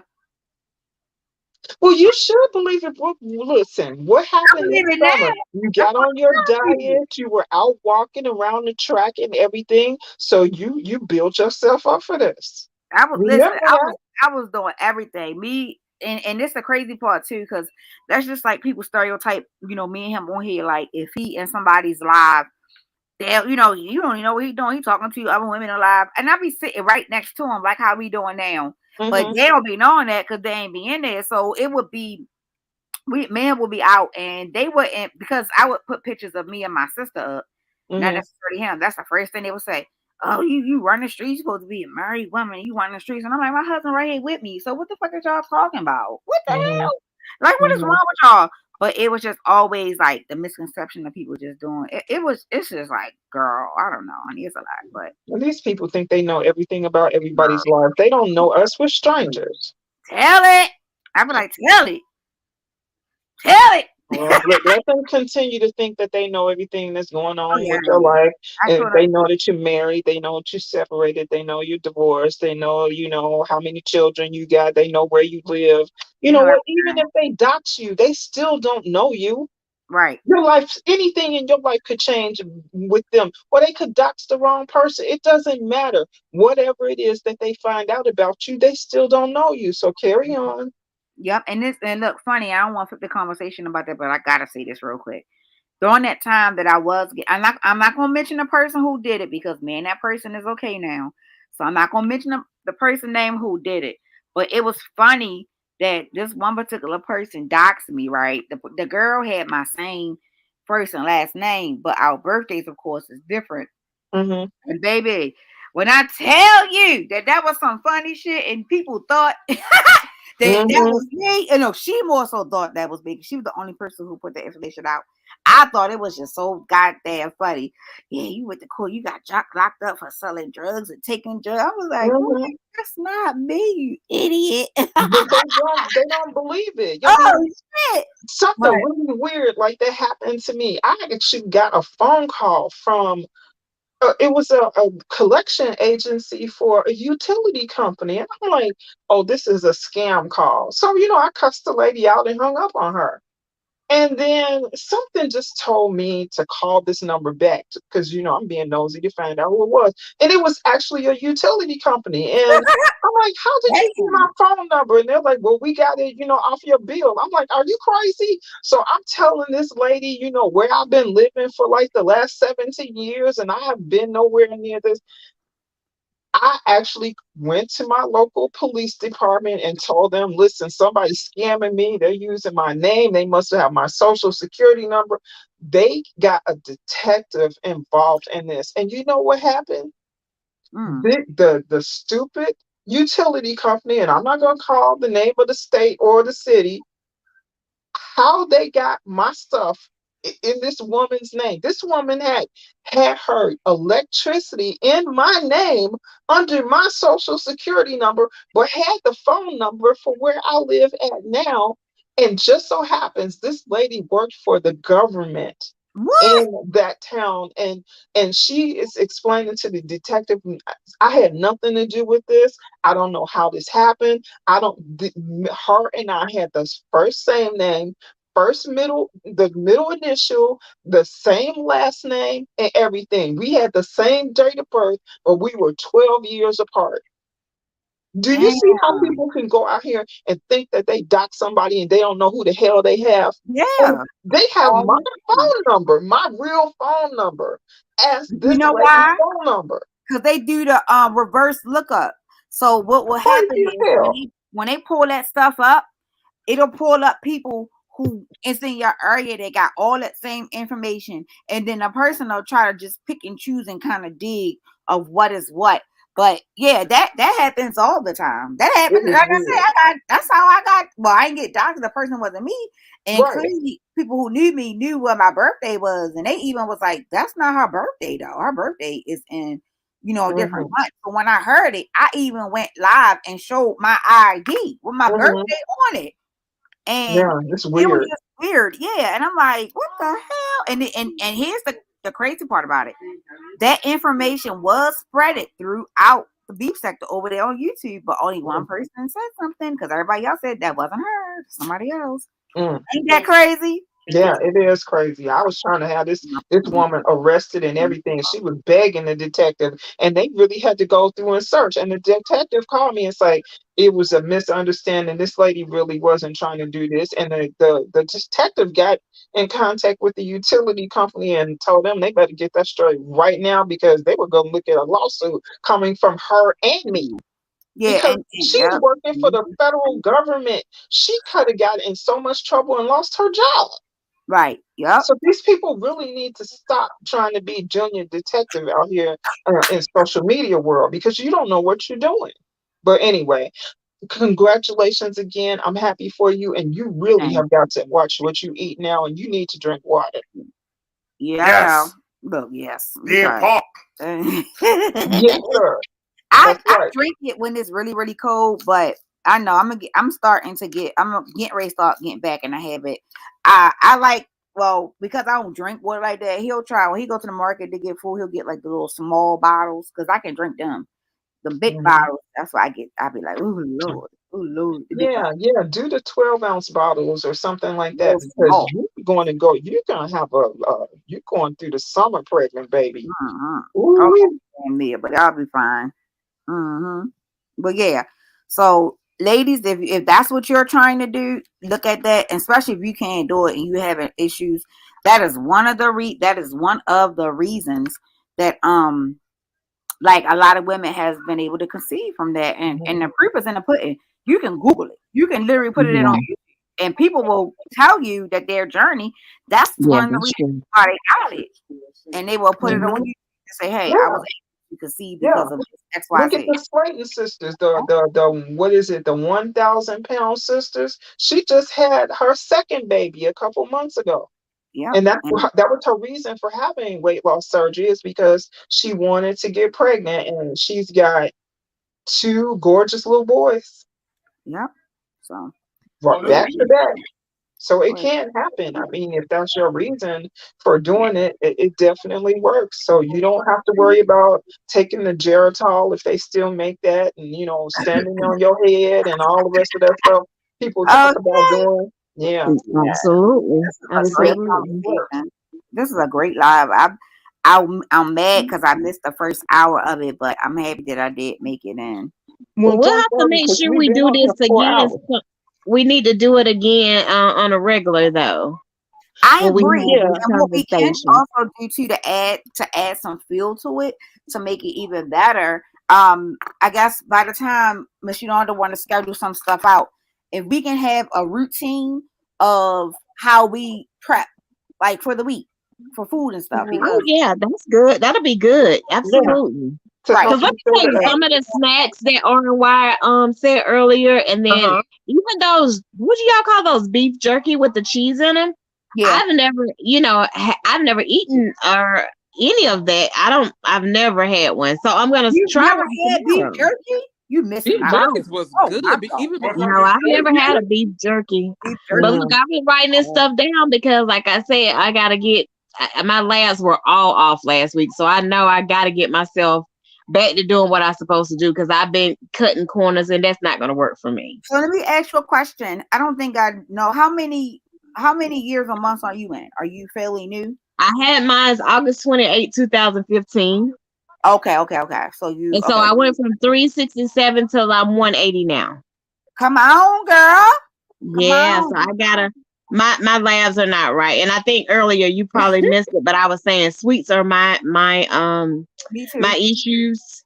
So I took some of the suggestions that R&Y said, and I'm gonna try those because You can, little Debbie, the Krispy Kreme, Dunkin' Donut, all of that is my yes. thing. Girl, shut your mouth. We got a dozen and a half of Dunkin' Donuts sitting right here, girl. Oh, See what I'm Lord. talking about? See what I'm Mm. talking about? I can't do that. I got to get myself back.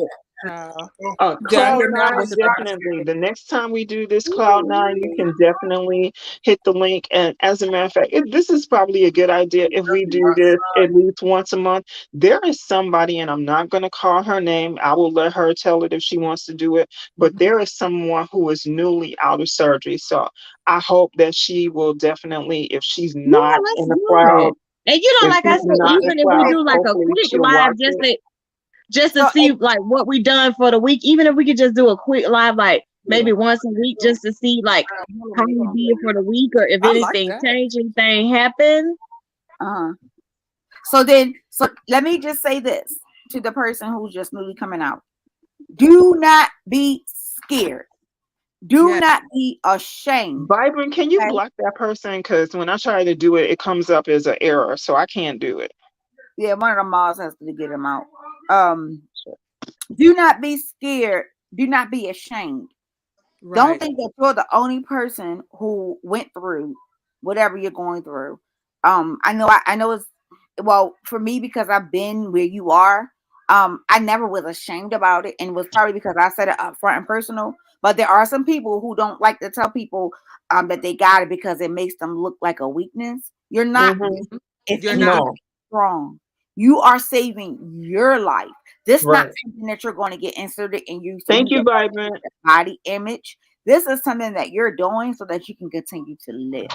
Forget Exactly. what everybody else had to say. Fuck them hoes. Period. And the crazy part about it is it may be somebody Say else, goodbye to Daddy. Daddy's going bye-bye. and it could be Say bye, somebody Daddy. else who is morbidly obese who need the goddamn surgery themselves. So Right. ignore them and you share your journey with people because there's going to be somebody who's going to be in your shoes Hmm. while you're moving on. And Literally, because from jump, I was always wide open about my process. Like I Hmm. all the time, especially on my Facebook and my Instagram, to now I have I have a plethora of children, right? Hmm. And whenever they have an issue, they call me Berry Mom for like bariatric mom. They're like Berry Mom. Like, Hmm. what did I do? Like, this is how I feel. I give them what I think it is, and then I tell them never, ever, ever, never take my word as law. If you have it, Right. go to your surgeon's office. You know what I'm saying? That's what they're there for. So to that person that just had it, trust me, a lot of people in this sector had it, but they just say, Yes. they just say More than you think more have than had it. baby. Listen, okay, and I found that out just from Yep. being Yep. but don't Yep. feel bad Yep. about it because Don't be afraid. anybody Don't that be makes you ashamed. feel bad for making a decision to better your life, that's the one with an Correct. Right. That is mm-mm. Yeah. absolutely correct. And I'm gonna be honest because I'm honest about any and everything that happened to me, especially if a person can see it. Um, you damn if you do, you damn if you don't. So I feel like this at the end of the day, regardless of what, they're gonna call you fat. If you're fat, if you're skinny, they still gonna say, oh, you did this. So it don't matter what they say, Exactly. right? They'll find All matters something. to You how ugly, you you feel. fat, you this, you that, you stupid, you what That. they'll you Exactly. look And my you got wrinkles, well you have gray hair, you that's too black, you too light. It's just like being in middle school. They will find something some, wrong with you and because that's just what it is. They that's need to how have people, something to talk about. they're crazy. Correct. And to people, and this is always my response to people who have so much to say about people that have weight loss surgery. And every time I say this, it shuts them right on down. I tell them this: you so busy dragging us that had it, you don't even have a job that to even get health insurance. And even if you found a job that has health insurance, I bet you they don't have a bariatric rider. So once You again, better believe it. Some people pay cash. That's $25,000. Where's your 25,000 that you were able to save you to see what I'm change your life saying? to save your life? When Because you I can made do sure to that, hit then you the tell maximum me amount. about me. Correct. Yep. Do not I'm and don't definitely be whatever ashamed y'all because say. guess what? My next surgery outside because I'm getting dental work done now. But after Hmm. my dental work is done, baby, I'm gonna get me a goddamn BBL. You got me messed up if you think I ain't. You Ah, got me messed up if you think I ain't getting ready to make this ass jiggle jiggle. that, Okay. that part. Now So Hey, I'm if let not you let want me to trying to ask do be it, you go I got this. for some it. booty, right? I do have a booty. I ain't gonna lie. My butt has gotten tremendously big since I've had the surgery. So I'm okay with that because I've lost weight and gained the weight back, right? So now I got some jiggle back there. I got some jiggle, but I I want to jiggle, jiggle, I jiggle, don't know jiggle. how because I feel like after surgery, my butt started growing inwards versus outward, and I'm okay with it. Hmm. Okay, so let me tell you what I did, and this is probably what helped me. I started wearing shapers. So like literally like corsets every day. So when I would push my fat down by me losing weight, I would wear the corsets with it. So like I literally for me, I'm still y'all see my pictures. I'm a thick woman, but I have shape. I literally like if I turn around, my ass is like jiggle jiggle jiggle jiggle. I Wow. want it to be a jiggle jiggle jiggle jiggle, but I want my stomach to be gone. So I think I'm a keep working on it. If I like the way my ass look now, I like the way it look now, but I need to get rid of my stomach. Once that stomach goes away, baby, I got some time because I gotta after I pop this damn baby out.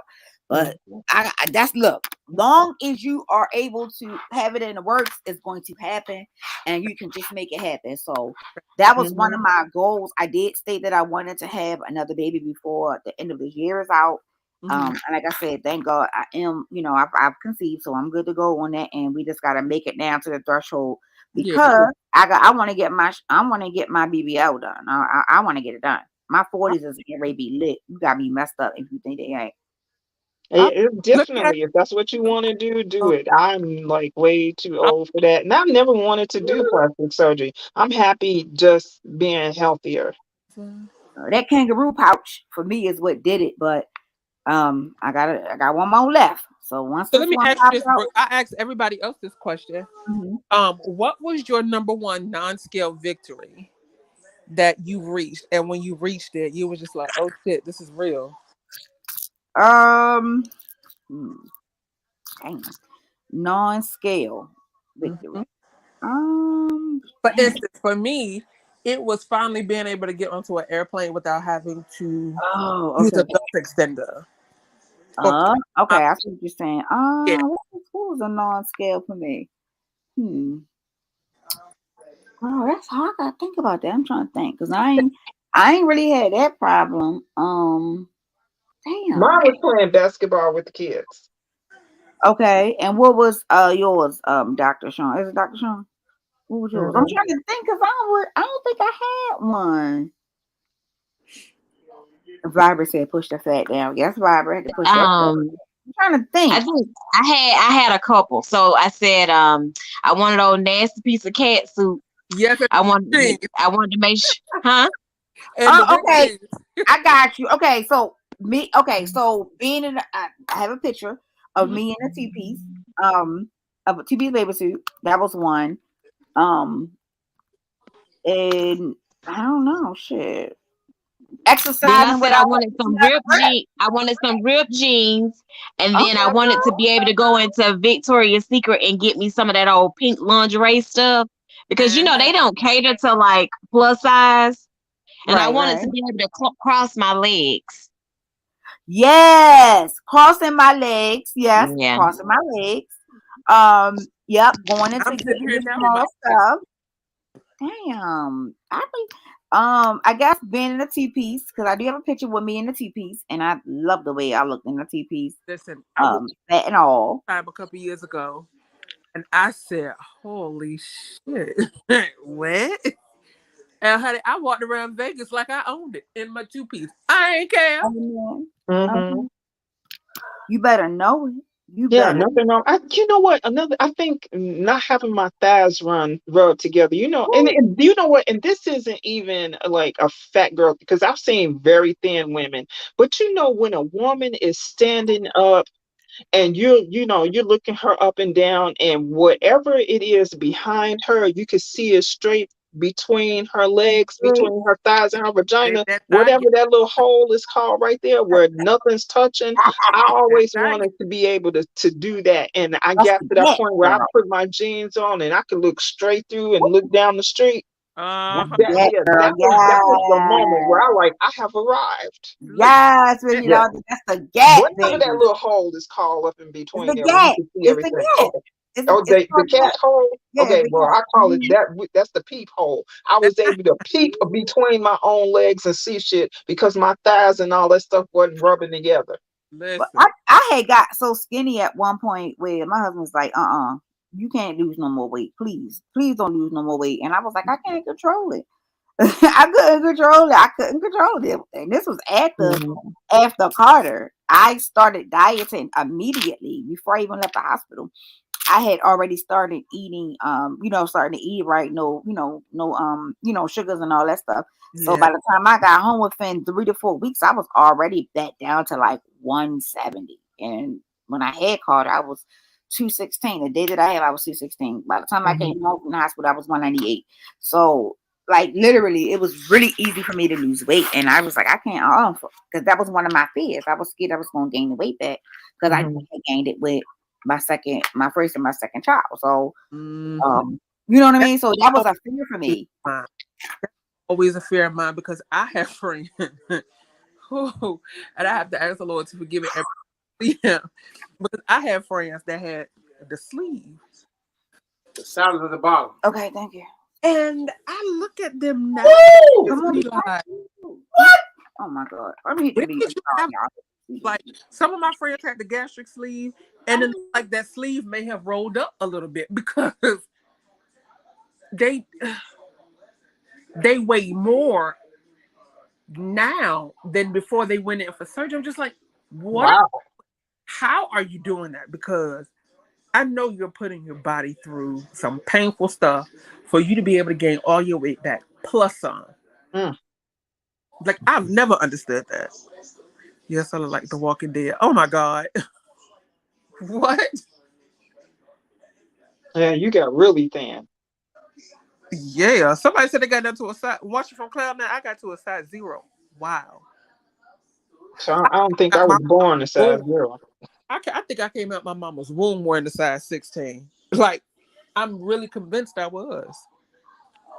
Yeah, and some people are, normal bone structure. Some people really are heavier bone structure, Mhm. and some people are thin. They can lose weight to the point that they look like skeletons, and they could be 100 and 30, 40 pounds, and it just doesn't look right on them. I am a person that I cannot be super, super thin. It doesn't look right, when all those bones start sticking out in all the wrong places. That Yeah, Baby, is not cute. when I was that's down to 129, my cousins used to call me crackhead. You like, is you smoking crack? You oh okay? wow. Hmm. And I'll be like, what? Because they never was used to seeing me that small. I said, no. I said, I'm it's not just gonna my lie, it's I'm very surgery. that I want But to get down to 150. I Just will say this. but I, 150 would be too small because I'm sitting now at 177. And for me, I feel like that's perfect. Coming from 381, yeah. 70, Hmm. that's perfect for me. I'm good. I Yeah, my actually like doctor what never wanted me I to am be right under now, 200.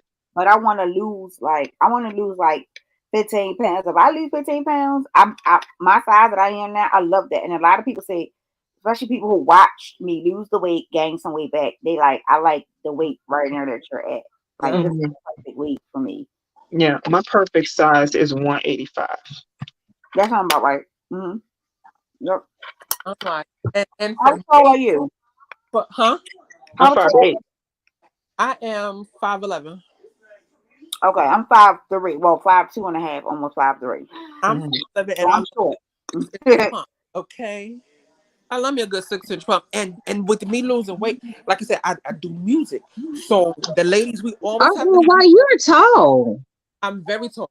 Yes. Very tall. My mother Because is I'm 5'2". y'all are short, man. Hmm. You so tall, girl. I did not know. I thought I heard you say that early, and I said no. She probably said like 5'6". No You said man. 5'11". 5'11. Uh-huh. Oh wow, Yeah, 5'11. My dad was 6'9". Oh, okay. Yeah, good. you're very It's so tall. funny So because when I stand next to my sister, I can imagine it because she's 5'9".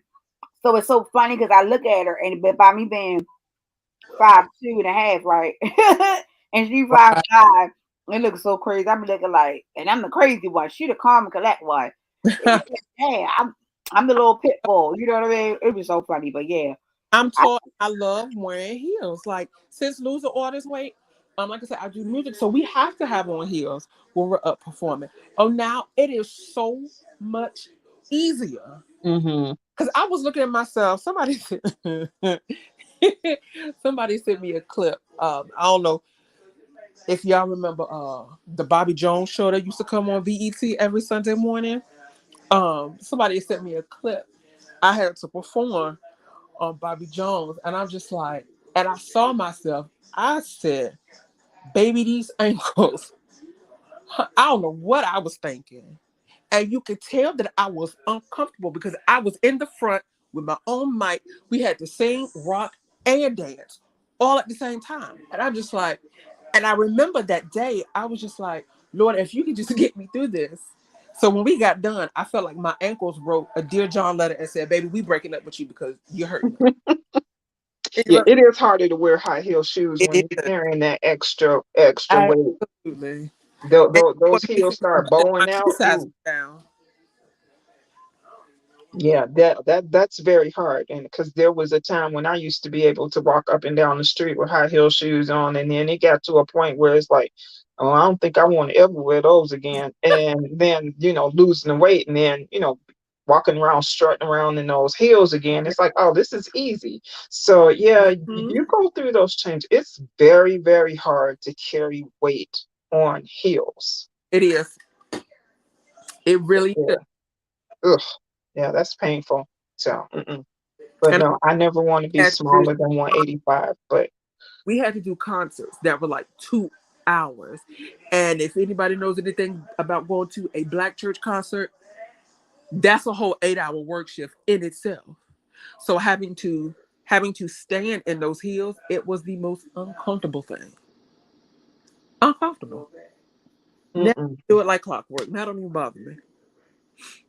No, I don't think I could have done that. Sorry. Oh, you never wore heel, Oh Survivor? wow, really?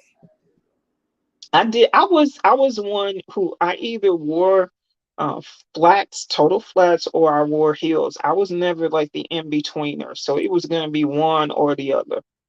Yeah. Now that I'm older, it's usually, hey, I've got on my, we call them gym shoes. Yep. Where am I? I'm not going anywhere that I need to wear high heels anymore. I mean, now if I have to wear them because I'm going somewhere, then I will.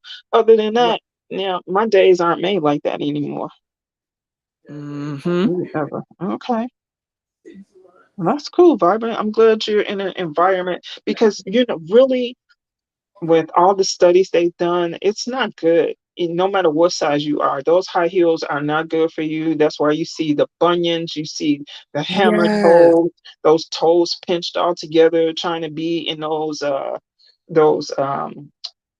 what is it? What do they call those pointed toe heel shoes? It's not good. It's not good for us at all. It really isn't. Mm-hmm. So yeah, I get it, and I'm glad that I did not wear them to the point of my feet becoming, crazy like that. But see, I've always had wide feet. No matter how small I was, my feet were wide, Yeah. and I always have flat feet. So, I wasn't the one that's gonna be walking around in heels for 8 hours. That just was not gonna happen. Even when I worked, downtown Chicago, I worked in, well, what do they call it now? The Willis Tower. Back then it was the Sears Tower. So I had to dress up. I always, if I was taking the L train or the bus, I always had my gym shoes on, and then I would change when I got to the Mm-hmm. office and put my heels on. But I wasn't, Let me tell you something. strutting up and down the street, walking You around in couldn't no pay me heel. to walk around Chicago with heels. I tried that one time. That is I said, "Oh painful. no, I'm good." Hmm. Mm. Yeah, I'm not doing that. Well, ladies, we have been on here for 4 hours, if Oh, you can believe it. jeez. Yeah, 4 hours. So if there's anything that you would like to say in your closing, please go ahead and do so. We will start at the bottom.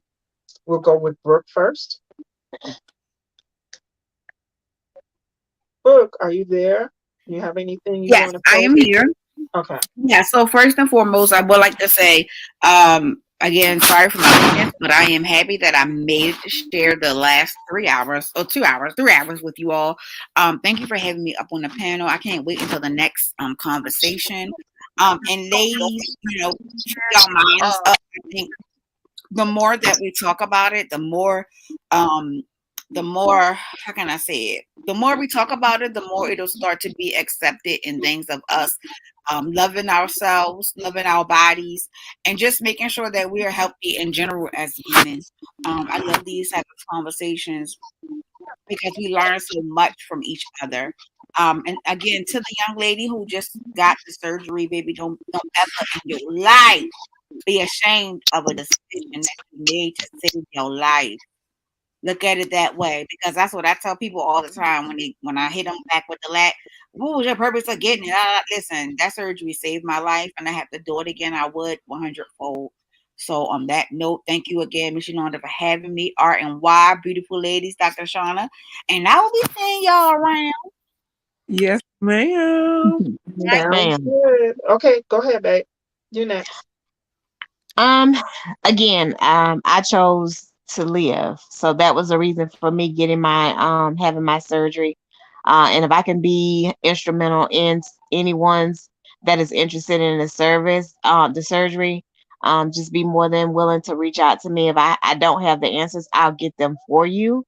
But I don't have any regrets. I just have a life in front of me. I love having these discussions because, like I said, I learn from them, especially like the snacks and stuff. So I'm very interested in having that next conversation with you ladies. And Yolanda, thank you so much for having me. RNY, you Okay. guys, thank you for your tips. And I will be seeing you guys in these streets. You're what? Hey, Lashania, before you get Uh huh. off, check the back check. I'm about to send you my email address. Okay, thanks. All right, boo. Okay, love. You're up next. All righty. Well, first and foremost, just like everybody else said, hold on, because I can't walk and chew gum at the same time. Oh, take your time. Um, just like everybody else, I definitely want to say thank you for having this conversation because it was very needed. Not so much needed as in it was detriment that we had this conversation. Number one, for me, it was something other than the typical beef sector stuff that goes on in this sector. So I really, really, really appreciate you for opening up your panel and opening up your channel to do that. Hold on. At gmail.com. Okay. Is that it? I think so. Yep. All right. I It's got right. it. Okay, boy. I got it. All right. So I definitely want to say thank you for that. And just like Dr. Lashania said, if anybody has any questions, don't hesitate. You saw a panel with four ladies that went through it and were successful at it. Like, it's going to be, is it hard work? Yes, it is. Is it rewarding? Absolutely. So I would suggest it to anybody, that if it comes to it, go ahead and what do you have to lose at this point? You've went this far being this size. Now it's time to treat yourself to a better life. And I'm here for any questions. I'm an open book.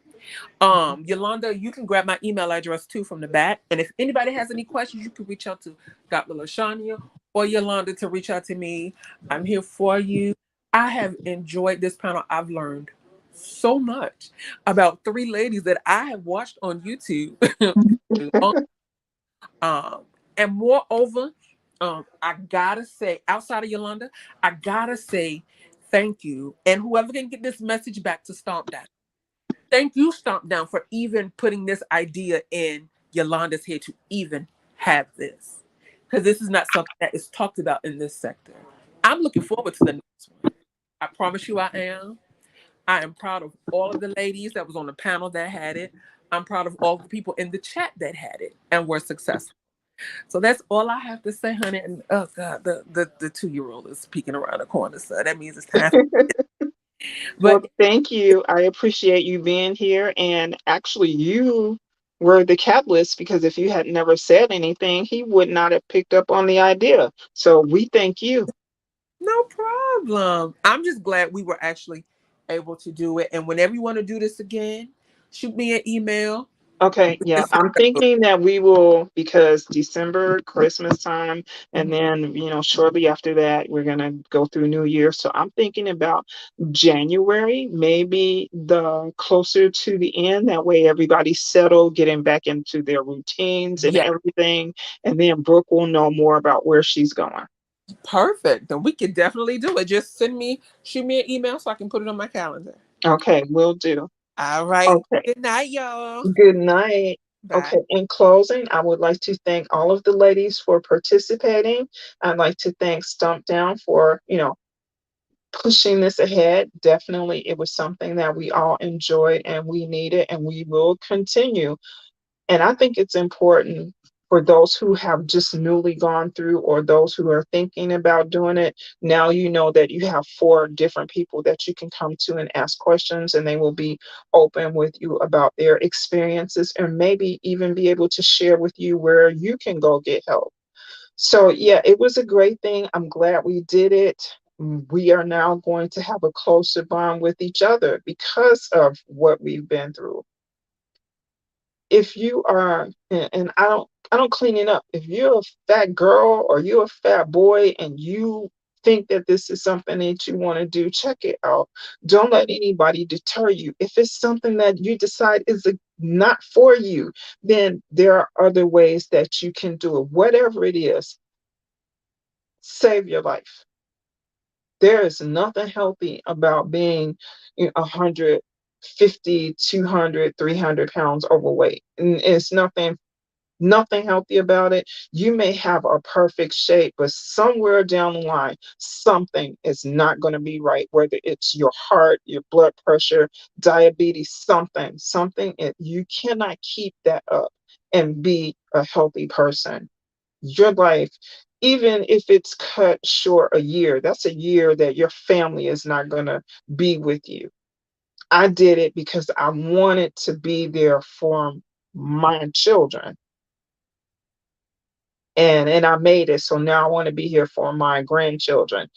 Being with these ladies today, I'm like, oh yeah, okay, I'm gonna go through Christmas, I'm gonna go through New Year, but I gotta get my shit together, and I gotta, piss off all my friends, and start eating right again so that I can lose these extra 35 pounds so I can get back to my 185. And it's not because I want to look fabulous. I want to do it for my health. See, I'm older now, so I don't care about looking cute. I don't care about any of that.